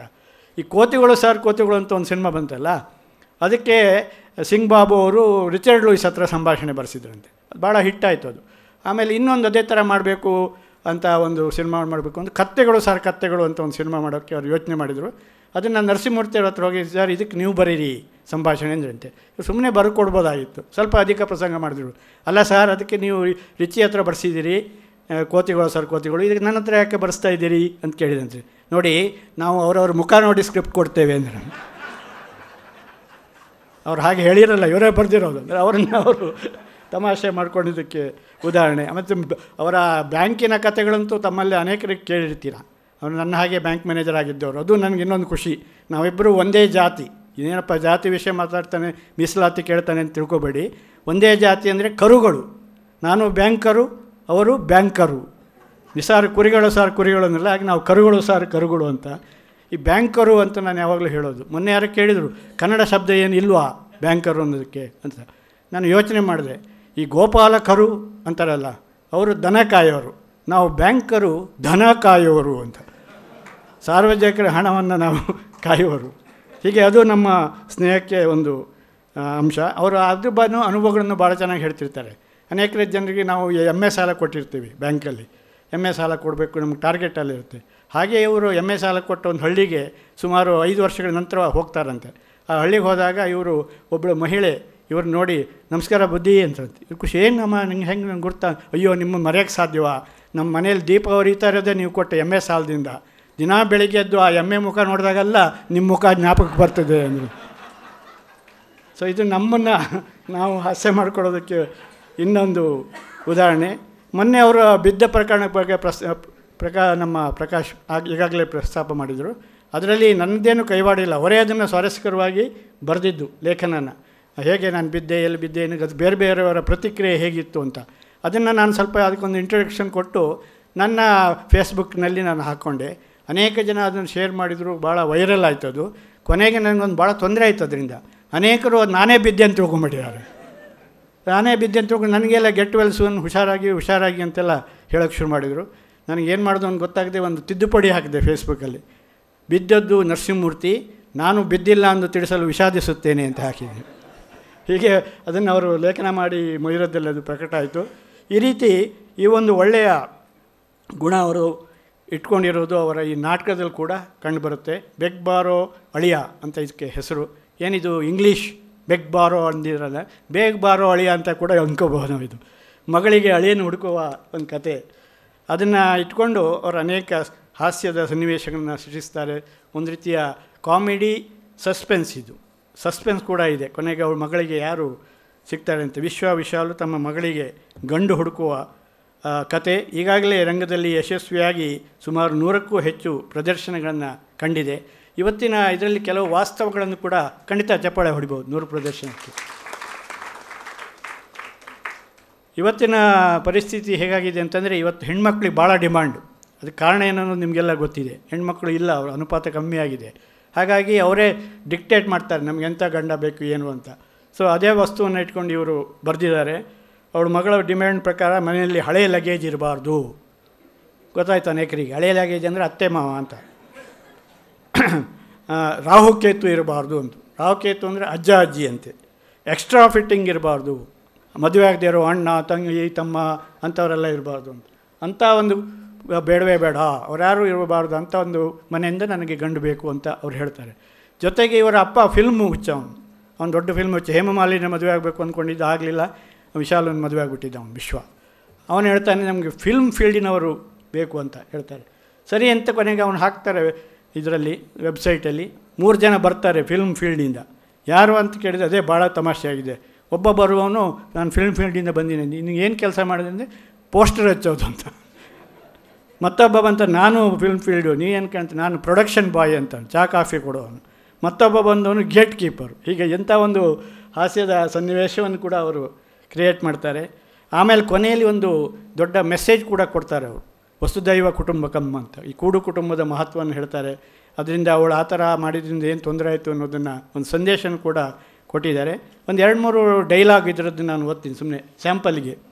ಫಸ್ಟ್ ಡೈಲಾಗೇ ಇರುತ್ತೆ ಅಲ್ಲಿ. ಪೇಪರ್ ಓದ್ತಾ ಇರ್ತಾನೆ ವಿಶ್ವ. ಗಡ್ಡ ಉರುಳಿ 4 ಸಾವು ಅಂತಾನೆ. ವಿಶಾಲ್ ಅದೆಂಥ ಗಡ್ಡ ಇರ್ಬೋದು, ಗಡ್ಡ ಉರುಳಿ 4 ಸಾವು, ಇದೆಂಥ ಗಡ್ಡ ಇರ್ಬೋದು ಅಂದಾಗ ವಿಶಾಲ್ ಹೇಳ್ತಾರೆ, ರೀ ಅದು ಗಡ್ಡ ಅಲ್ಲ, ಗುಡ್ಡ ಉರುಳಿ 4 ಸಾವು. ಓ ಗುಡ್ಡ ಉರುಳಿ, ನಿನ್ನೇನು ಹೀಗೆ 4 ಜನ ಸತ್ರಲ್ಲ ಗುಡ್ಡ ಉರುಳಿ ಅಂತಾನೆ. ನಿಮ್ಮ ತಲೆ, ನೀವು ಓದ್ತಾ ಇರೋದು ನಿನ್ನೆ ಪೇಪರೇ ಅಂತ ಹೇಳ್ತೀನಿ. ಸೊ ಎಷ್ಟು ಒಂದು ಲೈವ್ಲಿಯಾಗಿ ಹಿಂಗೆ ಶುರುವಾಗ್ತಾ ಹೋಗುತ್ತೆ. ಆಮೇಲೆ ಎಲ್ಲೋ ಒಂದು ಕಡೆ ವಿಶ್ವ ಬೈತಾನೆ ಅವಳಿಗೆ, ಹೆಂಡ್ತಿಗೆ, ನಿಮಗೆ ಕಾಮನ್ ಸೆನ್ಸ್ ಇಲ್ಲ ಅಂತ. ಅವಳು ಒಪ್ಕೋತಾಳೆ, ಹೌದು ಅದಕ್ಕೆ ನಿಮ್ಮನ್ನು ಮದುವೆ ಆದೆ ಅಂತೇಳಿ. ಆಮೇಲೆ ಇನ್ನೊಂದು ಕಡೆ ಹೇಳ್ತಾರೆ ವಿಶಾಲನ ಹೊಗಳ್ತಾ, ಎನ್ನರಸ, ಚೆನ್ನರಸ, ಹೊನ್ನರಸ, ನಿಂಬರಸ, ಹುಣಸೆ ರಸ, ಪಾದರಸ ಅಂತೇಳಿ. ಅಯ್ಯೇ ಅವಳು ಪಾದರಸ ಬೇಡ ಅಂತೇಳಿ, ಯಾಕಂದರೆ ಪಾದರಸ ವಿಷ ಅಂತ. ಈ ರೀತಿ ಪ್ರತಿಯೊಂದು ಡೈಲಾಗ್ನಲ್ಲೂ ಒಂದು ಪಂಚ್ ಇರುತ್ತೆ ಅವರ ಈ ನಾಟಕಗಳಲ್ಲಿ. ಆಮೇಲೆ ಕ್ರಿಕೆಟ್ ಪ್ರೇಮಿಗಳಿಗೆ ವಿರಾಟ್ ಕೊಹ್ಲಿ ಬಗ್ಗೆ ಬರೀತಾರೆ ಅವರು. ವಿರಾಟ್ ಕೊಹ್ಲಿ ಅಂದರೆ ನಮ್ಗೆ ಗೊತ್ತಲ್ಲ ಯಾರು ಅಂತ. ವಿರಾಟ್ ಕೊಹ್ಲಿ 1 ಬಾಲಲ್ಲಿ 10 ರನ್ ಹೊಡೆದ ಅಂತಾಳೆ ಅವಳು ವಿಶಾಲು. ಅದು ಹೆಂಗೆ ಸಾಧ್ಯ, ಹೆಚ್ಚಂದ್ರೆ 6 ಅಲ್ವ ಹೊಡೆಯೋದು ಒಂದು. ಇಲ್ಲ, ಅವನು ಹೊಡೆದಾಗ ಬಾಲ್ ತುಂಡಾಯ್ತಂತೆ, ಒಂದು ಬೌಂಡ್ರಿ ಆಚೆಗೆ ಹೋಯ್ತು 6, ಇನ್ನೊಂದು ನೆಲದ ಮೇಲೆ ಹೋಯ್ತು 4, 10 ರನ್. ಅವರ ಇಮ್ಯಾಜಿನೇಷನ್ ಭಾಳ ಖುಷಿ ಆಯ್ತು ನನಗೆ. ಬಾಯ್ ಫ್ರೆಂಡ್ ಅಂತ ಹೇಳ್ತಾಳೆ ಅವಳು ಮಗಳು, ನನಗೆ ಬಾಯ್ ಫ್ರೆಂಡ್ ಇದ್ದಾಳೆ. ಎಂಥ ಕಾಲ ಬಂತಪ್ಪ, ನಮ್ಮ ಕಾಲದಲ್ಲಿ ಬಾಯ್ ಫ್ರೆಂಡು ಇಲ್ಲ, ಕೈ ಫ್ರೆಂಡು ಇಲ್ಲ, ಕಾಲ್ ಫ್ರೆಂಡು ಇಲ್ಲ, ಕೆನ್ನೆ ಫ್ರೆಂಡು ಇಲ್ಲ ಅಂತ ಅದ್ರ ಮೇಲೆ ಅವರು ಹಾಸ್ಯ ಮಾಡ್ತಾರೆ. ಈ ರೀತಿ ಉದ್ದಕ್ಕೂ ಪ್ರತಿಯೊಂದು ಪುಟದಲ್ಲೂ ಹಲವು ಪಂಚ್ಗಳಿವೆ. ನಮ್ಮ ಶ್ರೀಕೈ ಚಂದ್ರು ಇದಕ್ಕೆ ಇದು ಬರೆದಿದ್ದಾರೆ, ಬೆನ್ನುಡಿ ಬರೆದಿದ್ದಾರೆ. ಪಂಚುಗಳ ಮಿಂಚು ಅಂತ ಬರೆದಿದ್ದೀರಿ ಚಂದ್ರು, ಸರಿಯಾಗೇ ಬರೆದಿದ್ದೀರ ನೀವು. ಅನೇಕ ಪಂಚುಗಳು ಈ ನಾಟಕದಲ್ಲಿದೆ. ಇನ್ನು 2ನೇ ನಾಟಕ ಸಂಭವಾಮಿ ಯುಗೆ ಯುಗೆ ಅನ್ನೋದು. ಅದರ ವಸ್ತು ಸಂಪೂರ್ಣ ಬೇರೆ. ಇದು ಹೇಗೆ ಒಂದು ಸಾಂಸಾರಿಕ ಆದರೆ ಅದು ವಸ್ತು ಪೂರ್ಣ ರಾಜಕೀಯ ವಿಡಂಬನೆಯ ನಾಟಕದ ವಸ್ತು. ಅದರಲ್ಲಿ ಒಬ್ಬ ಪೊಳ್ಳು ಆಶಾಸನೆಗಳನ್ನು ಕೊಡುವ ನಾಯಕ ಬರ್ತಾನೆ. ಅವನ ಹೆಸರು ಜೀವೇಂದ್ರ ಅಂತ. ಅವನಿಗೊಬ್ಬಳು ಹೆಂಡ್ತಿ ಇರ್ತಾಳೆ. ಆ ಪಾತ್ರ ಭಾಳ ಸ್ವಾರಸ್ಯಕರವಾಗಿದೆ. ಅವಳು ಹಳ್ಳಿ ಗುಗ್ಗು, ಏನೂ ಓದ್ದೇ ಇರುವವಳು. ಇವನು ವರದಕ್ಷಿಣೆಗೆ ಅವಳನ್ನು ಮದುವೆ ಆಗಿರ್ತಾನೆ. ಆಮೇಲೆ ಅವನು ಪಶ್ಚಾತ್ತಾಪ ಪಡ್ತಾನೆ, ಅಯ್ಯೋ ದೇವರೇ, 47 ಎಕರೆ ಜಮೀನು ಕೊಟ್ಟ ನಿಮ್ಮಪ್ಪ, 47 ಎಕರೆ ಜಮೀನು ಕೊಟ್ಟ ನಿಮ್ಮ ಅಪ್ಪ 25 ಬುದ್ಧಿನಾದರೂ ಇಡಬಾರ್ದಿತ್ತ ನಿನ್ನ ತಲೆಯಲ್ಲಿ ಅಂತಾರೆ. ಸೊ ಆ ರೀತಿ ಅದರಿಂದ ಏನೇನು ಅವಾಂತರಕ್ಕೆ ಸಿಗ್ತಾನೆ ಅನ್ನೋದು. ಮತ್ತು ಅವನ ಗನ್ಮ್ಯಾನನ್ನು ಅವನು ನಿಲ್ಲಿಸಿ MLA ಮಾಡಿ ಗೆಲ್ಲಿಸ್ತಾನೆ ಅವನು ಗನ್ಮ್ಯಾನನ್ನು. ಆಗ ಗನ್ಮ್ಯಾನ್ ಅವನು ಇವನು ವಿರುದ್ಧ ತಿರುಗಿ ಬಿಡ್ತಾನೆ. ಅವನು ಸ್ವಲ್ಪ ಸತ್ಯನಿಷ್ಠೆ ಎಲ್ಲ ಉಳ್ಳವನು, ಇವನು ಹೇಳಿದ್ದು ಯಾವುದೂ ಮಾಡಲ್ಲ. ಆದರೆ ಅವ್ರು ಕೊಡ್ತಾ ಇರೋ ಸಂದೇಶ ಏನು ಅಂತಂದರೆ, ಹೀಗೆ ಕಾಲ ಕೆಟ್ಟೋದ್ರು, ಭ್ರಷ್ಟಾಚಾರ ಹೆಚ್ಚಾದರೂ ಒಂದು ಕಾಲದಲ್ಲಿ ಇನ್ನೊಬ್ಬರು ಬಂದೇ ಬರ್ತಾರೆ ಅನ್ನೋ ಒಂದು ಧನಾತ್ಮಕ ಚಿಂತನೆ ಇಟ್ಕೊಂಡು ಆ ನಾಟಕನ ಅವರು ಬರೆದಿದ್ದಾರೆ. ಇನ್ನು 3ನೇ ನಾಟಕ ನೀ ನನಗಿದ್ದರೆ ನಾನು ನಿನಗೆ, ಹಿರಿಯ ಚೇತನಗಳ ಯಶೋಗಾಥೆ ಅಂತ ಒಂದು ಸಬ್ಟೈಟಲ್ ಕೂಡ ಕೊಟ್ಟಿದ್ದಾರೆ. ಇದು ಕೂಡ ಭಾಳ ಇವತ್ತಿನ ಸಮಾಜಕ್ಕೆ ತುಂಬ ಪ್ರಸ್ತುತವಾದ ವಿಷಯ. ಯಾಕಂದರೆ ಇಲ್ಲಿ ಹಿರಿಯ ನಾಗರಿಕರು ಮಾತ್ರ ಇರೋದು ನಗರಗಳಲ್ಲಿ, ಅವ್ರ ಮಕ್ಕಳೆಲ್ಲ ಬೇರೆ ಬೇರೆ ಊರುಗಳಲ್ಲಿ, ಬೇರೆ ಬೇರೆ ದೇಶಗಳಲ್ಲಿ ಇರೋ ಪರಿಸ್ಥಿತಿ, ಅವ್ರನ್ನ ನೋಡ್ಕೊಳ್ಳೋರಿಲ್ಲ. ಆಮೇಲೆ ಅವರಿಂದ ಏನೂ ಪ್ರಯೋಜನ ಇಲ್ಲ ಅಂತ ಆದಾಗ ಅವರು ಗೊಡ್ಡು ದನ ಆಗ್ತಾರೆ. ಹಾಗಾಗಿ ಆ ಗೊಡ್ಡು ದನ ಕೂಡ ಒಂದು ಪಾತ್ರವಾಗಿ ಬರುತ್ತೆ ಈ ನಾಟಕದಲ್ಲಿ. ಸ್ಟೇಜ್ ಮೇಲೆ ಬರುತ್ತೆ ನಾಟಕ ಒಂದು ಪಾತ್ರ ಅದು ದನ. ಆ ದನನ ಮೂಲಕ ಅವರು ನಮ್ಮ ಹಿರಿಯ ಚೇತನಗಳ ಪರಿಸ್ಥಿತಿ ಹೇಗಾಗಿದೆ ಅನ್ನೋದನ್ನು ಹೇಳ್ತಾರೆ. ಕೊನೆಗೆ ಅವ್ರನ್ನ ಅನಾಥಾಶ್ರಮಕ್ಕೆ ಹಾಕುವ ಪ್ರಸಂಗ ಕೂಡ ಬರುತ್ತಾರೆ. ಇದನ್ನು ಕೂಡ ಹಾಸ್ಯದ ಸಂಭಾಷಣೆಗಳ ಮೂಲಕವೇ ನರಸಿಂಹರವರು ಹೇಳ್ತಾರೆ. ಯಾಕಂದರೆ ಅವ್ರಿಗೆ ಹಾಸ್ಯ ಅವರನ್ನು ಬಿಟ್ಟು ಬರೆಯೋಕ್ಕೆ ಸಾಧ್ಯ ಇಲ್ಲ. ಅವರು ಆರಂಭದಿಂದಲೂ ಬರೆದವರು. ಆದರೆ ಹಾಸ್ಯದ ಮೂಲಕ ಕೂಡ ಹೇಗೆ ಗಂಭೀರ ಸಂದೇಶ ಕೊಡ್ಬೋದು ಅನ್ನೋದು ಈ ಮೂರೂ ನಾಟಕಗಳಲ್ಲಿ ಕಾಣಿಸುತ್ತೆ. ಇವರ ಕೊನೆಯ ನಾಟಕ ಗೊಡ್ಡು ದನ ಮತ್ತು ಹಿರಿಯರು, ಅದನ್ನು ಓದ್ತಿದ್ದಾಗೆ MSN ನನಗೆ ನನ್ನೊಂದು ಪದ್ಯ ಜ್ಞಾಪಕ ಬಂತು, ಚಿಕ್ಕ ಪದ್ಯ ನಾನು ಬರೆದಿದ್ದು, ಅದನ್ನು ಓದ್ಬಿಡ್ತೀನಿ. ಇವರ ಇಡೀ ನಾಟಕದ ಥೀಮು ಅದು ಒಂದೇ ಇದೆ. ದನ ಆದರೂ ಅಷ್ಟೇ, ಜನ ಆದರೂ ಅಷ್ಟೇ, ಒಂದೇ ಲಾಜಿಕ್ಕು. ದನ ಆದರೂ ಅಷ್ಟೇ, ಜನ ಆದರೂ ಅಷ್ಟೇ, ಒಂದೇ ಲಾಜಿಕ್ಕು. ಲಾಭ ಇರುವವರೆಗೆ ಸಾಕು, ಆಮೇಲೆ ಬಿಸಾಕು ಅಂತ. ಅದನ್ನು ಈ ನಾಟಕ ಭಾಳ ಚೆನ್ನಾಗಿ ಅವರು ತಂದಿದ್ದಾರೆ. ಹೀಗೆ ಒಟ್ಟಿನಲ್ಲಿ ಎಲ್ಲ ನಾಟಕಗಳು ಚಂದ್ರು ಹೇಳಿದಾಗೆ ಪಂಚಿದೆ. ಪಂಚು ನಾಟಕಗಳಲ್ಲಿ ಭಾಳ ಮುಖ್ಯ. ನಮ್ಮ ಹನಿಗವನ ಚುಟುಕುಗಳಲ್ಲೂ ಮುಖ್ಯ. ನಾನು ಯಾವಾಗಲೇ ಹೇಳ್ತೀನಿ, ಚುಟುಕ ಅಂದರೆ ಚಿಕ್ಕದು, 1-2 ಇಂಚು. ಚುಟುಕ ಅಂದರೆ ಚಿಕ್ಕದು, 1-2 ಇಂಚು. ಕೊನೆಯಲ್ಲಂತೂ ಇರಲೇಬೇಕು ಅನಿರೀಕ್ಷಿತ ಪಂಚು. ಪಂಚಿದ್ರೆ ಜನ ಖುಷಿಪಡ್ತಾರೆ, ಪಂಚಿದ್ರೆ ಜನ ಖುಷಿಪಡ್ತಾರೆ, ಉಳಿಯುತ್ತೆ ಕವಿಮಾನ. ಪಂಚೆ ಇಲ್ಲದಿದ್ದರೆ ಖಂಡಿತ ಅವಮಾನ ಅಂತ. ಆದರೆ ನರಸಿಂಹಮೂರ್ತಿಯವರ ಈ ಮೂರೂ ನಾಟಕಗಳಲ್ಲಿ ಸಾಕಷ್ಟು ಪಂಚಗಳಿವೆ. ಒಂದು ನಾಟಕ ಈಗಾಗಲೇ ಸಾಕಷ್ಟು ಪ್ರದರ್ಶನ ಕಂಡಿದೆ, ಉಳಿದ ನಾಟಕಗಳು ಪ್ರದರ್ಶನ ಕಾಣ್ತಾ ಇದೆ. ನರಸಿಂಹಮೂರ್ತಿಯವರು ನಮಗೆ ಇಂಥ ನಾಟಕಗಳನ್ನು ಇನ್ನಷ್ಟು ಮತ್ತಷ್ಟು ಕೊಡಲಿ ಅಂತ ಹಾರೈಸ್ತಾ, ಅವ್ರನ್ನ ಅಭಿನಂದಿಸ್ತಾ, ಅವರ ಪುಸ್ತಕದ ಬಗೆಗಿನ ನನ್ನ ಅಭಿಪ್ರಾಯವನ್ನು ಇಲ್ಲಿ ಮುಗಿಸ್ತೇನೆ. ನಾನು ಇನ್ನೂ ಒಂದು ಪುಸ್ತಕ, ಪ್ರತಿಮೆ ಇಲ್ಲದ ಊರು, ಸಂತ ಕಸಲ್ಗೆರೆ ಪ್ರಕಾಶ್. ಸಂತೆ ಕಸಲ್ಗೆರೆ, ನಾನು ಅವರು ಸಂತ ಮಾಡಿಬಿಟ್ಟೆ, ಸಂತೆ ಕಸಲ್ಗೆರೆ ಪ್ರಕಾಶ್. ನಾನು ಅವರ ಪರಿಚಯ ನನಗಿಲ್ಲ, ನಾನು ಇವತ್ತೇ ಅವರನ್ನು ನೋಡ್ತಾ ಇರೋದು. ಆದರೆ ಅವ್ರು ಬರೆದಿರೋ ಕಥೆಗಳೆಲ್ಲ ಗಾಂಧೀಜಿ ಬಗ್ಗೆ ಇದೆ. ಗಾಂಧೀಜಿ ಪರಿಚಯ ನನಗೆ ಭಾಳ ಚೆನ್ನಾಗಿದೆ. ಗಾಂಧೀಜಿ ಅವರಿಗೆ ಹೇಗೆ ಪ್ರಿಯನೋ ನನಗೂ ಕೂಡ ಭಾಳ ಪ್ರಿಯವಾದ ವ್ಯಕ್ತಿತ್ವ ಗಾಂಧೀಜಿಯವರದು. ಅವರು ಈ 12 ಕಥೆಗಳು, ಇಲ್ಲಿ 12 ಕಥೆಗಳಿವೆ. ಪ್ರತಿಮೆ ಇಲ್ಲದ ಊರು ಅನ್ನೋದು ಸಂಕಲನದ ಹೆಸರು. ಆ 12 ಕಥೆಗಳಲ್ಲಿ ಅದು ಗಾಂಧಿ ಬರ್ತಾರೆ. ಅಲ್ಲಿ ಗಾಂಧಿ ಒಂದು ಪಾತ್ರವಾಗಿ ಬರ್ಬೋದು, ಗಾಂಧಿ ಒಂದು ಸಿದ್ಧಾಂತವಾಗಿ ಬರ್ಬೋದು, ಅಥವಾ ಆ ಕಥೆಯ ನಾಯಕನ ಪದದಲ್ಲಿ ನಾವು ಗಾಂಧಿಯನ್ನು ಕಾಣ್ಬೋದು.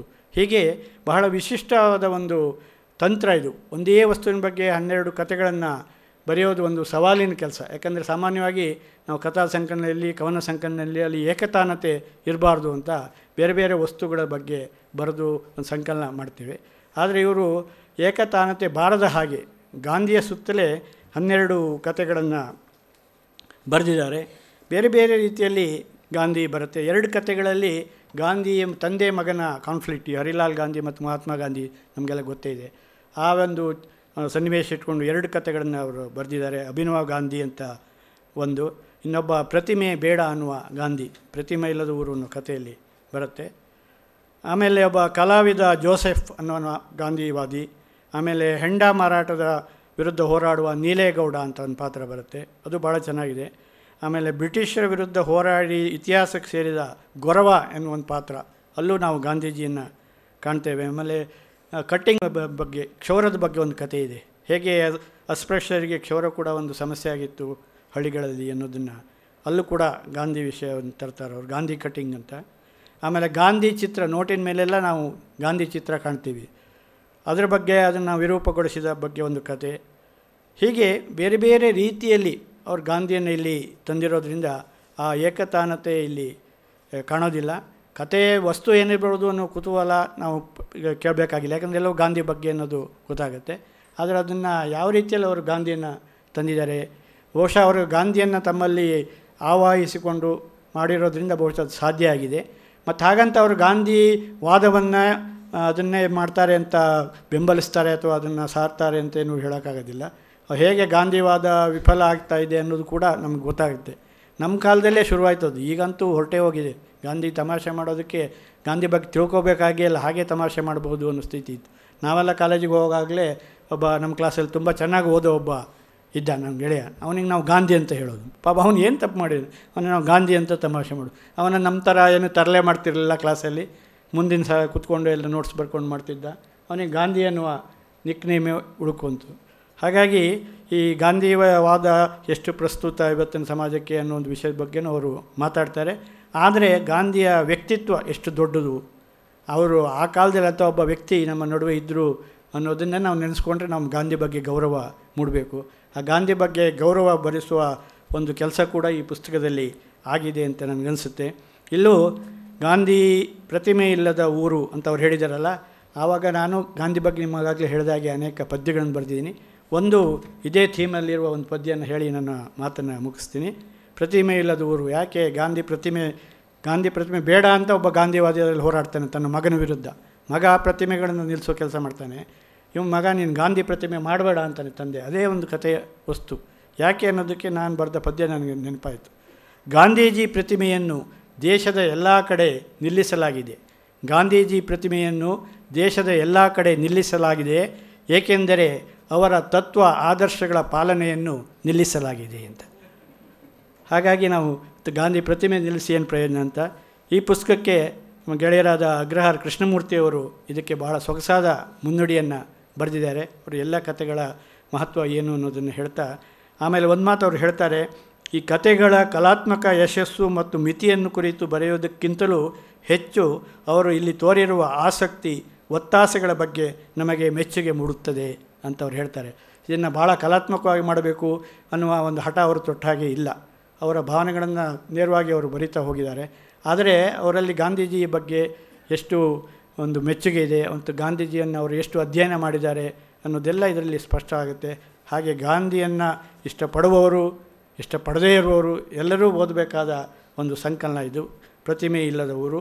ಇದನ್ನು ಬರೆದ ಸಂತೆ ಕಸಲ್ಗೆರೆ ಪ್ರಕಾಶ್ ಅವರನ್ನು ನಾನು ಹಾರ್ದಿಕವಾಗಿ ಅಭಿನಂದಿಸ್ತೇನೆ. ಹಾಗೆ 2 ಪುಸ್ತಕಗಳನ್ನು ಪ್ರಕಟಿಸಿದ ನನ್ನ ಮಿತ್ರರಾದ ಪ್ರಕಾಶ್ ಕಂಬತ್ತಳ್ಳಿ ಅವರಿಗೂ ನನ್ನ ಅಭಿನಂದನೆಗಳು. ನಮಸ್ಕಾರ. ರಾವಣನ ಹೆಂಡತಿ ಮಂಡೋದರಿ ಕನ್ನಡ ಪುಸ್ತಕ ಕೊಂಡೋದಿರಿ. ನಮಸ್ಕಾರ.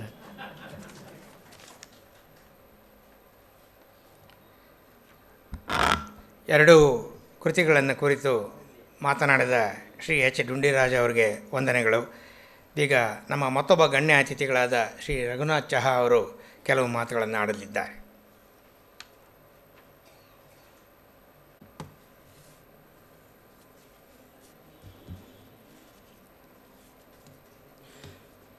ಎಲ್ರಿಗೂ ನಮಸ್ಕಾರ. ಮೊದಲಿಗೆ ಇವತ್ತು ಬಿಡುಗಡೆಯಾದ 4 ಪುಸ್ತಕಗಳ ಲೇಖಕರಿಗೆ ಅಭಿನಂದನೆಗಳನ್ನು, ಶುಭಾಶಯಗಳನ್ನು ಸಲ್ಲಿಸಲಿಕ್ಕೆ ಬಯಸ್ತೇನೆ. ನಾನು ವಿವೇಕಾನಂದ ಕಾಮತ್ ಅವರ ಪದರುಗಳು ಮತ್ತು ಮೌನೇಶ್ ಬಡಿಗೇರವರ ಶ್ರೀಗಳ ಅರಣ್ಯಕಾಂಡ ಪುಸ್ತಕಗಳ ಬಗ್ಗೆ ನನ್ನ ಓದಿನ ಕೆಲವು ವಿಚಾರಗಳನ್ನು ಹಂಚಿಕೊಳ್ಳಿಕ್ಕೆ ಬಯಸ್ತೇನೆ. ಮೊದಲಿಗೆ ಕಾಮತ್ರ ಪದರುಗಳು ಬಗ್ಗೆ ಕೆಲವು ಸಂಗತಿಗಳನ್ನು ಹೇಳಲಿಕ್ಕೆ ಬಯಸ್ತೇನೆ. ವಿವೇಕಾನಂದ ಕಾಮತ್ ಅವರ 60ನೇ ಕಾದಂಬರಿ ಇದು ಅನ್ನೋದು ನಾವು ಗಮನಿಸಬೇಕು. ಅಂದರೆ ಕಳೆದ ಬಹುಶಃ ಒಂದು 25 ವರ್ಷಗಳಿಂದ ಅವರು ಬರಿತಾ ಇದ್ದಾರೆ. ಈ 25 ವರ್ಷಗಳಲ್ಲಿ 60 ಕಾದಂಬರಿಗಳು ಮತ್ತು 20 ಮಿನಿ ಕಾದಂಬರಿಗಳು ಮತ್ತು 150ಕ್ಕೂ ಹೆಚ್ಚು ಕಥೆಗಳನ್ನು ಅವರು ಬರೆದಿದ್ದಾರೆ. ನಾವು ಒಬ್ಬ ಬರಹಗಾರನಿಗೆ ದೈತ್ಯ ಬರಹಗಾರ ಅಂತ ವಿಶೇಷಣವನ್ನು ಬಳಸ್ತೇವಲ್ಲ, ಖಂಡಿತವಾಗ್ಲೂ ಇವರಿಗೆ ಆ ವಿಶೇಷಣವನ್ನು ಬಳಸಲಿಕ್ಕೆ ಅವರಿಗೆ ಆ ಸಂಖ್ಯೆನೇ ಅದು ಹೇಳುತ್ತೆ.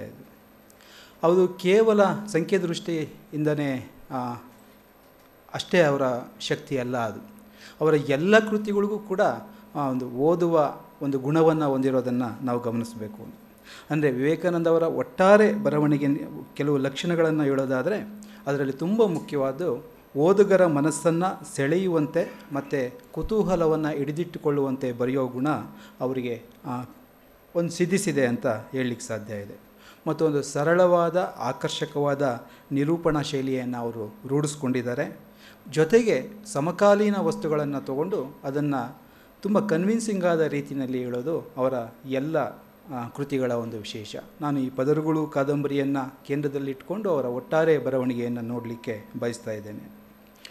ಈ ಪದರುಗಳು ಕಾದಂಬರಿ ಇದೆಯಲ್ಲ, ಇದು ತನ್ನ ಸರಳತೆಯಿಂದ ಮತ್ತು ಕುತೂಹಲಕಾರಿಯಾದ ವಸ್ತುವಿನಿಂದ ಗಮನ ಸೆಳೆಯುತ್ತೆ, ಮೊದಲಿಗೆ ಓದುಗರ ಗಮನವನ್ನು ಸೆಳೆಯುತ್ತೆ ಅಂತ ನನಗೆ ಅನಿಸುತ್ತೆ. ಇದು ಈ ಕಾಲಕ್ಕೆ ತುಂಬ ಮುಖ್ಯವಾದ ಕಥೆಯನ್ನು ನಮ್ಮ ಮುಂದೆ ಇಡುತ್ತೆ. ಒಂದು ಮಾನಸಿಕ ಸಮಸ್ಯೆಯ ಕಥೆ ಇದು.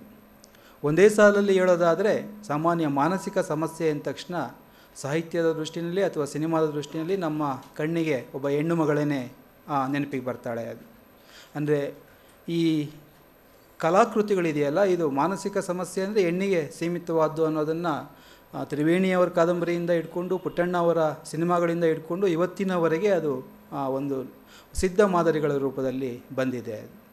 ಈ ಕಾದಂಬರಿನಲ್ಲಿ ಕೂಡ ಮಾನಸಿಕ ಸಮಸ್ಯೆ ಇರುವಂತಹದ್ದು ಒಬ್ಬ ಹೆಣ್ಣಿಗೇನೆ ಅದು.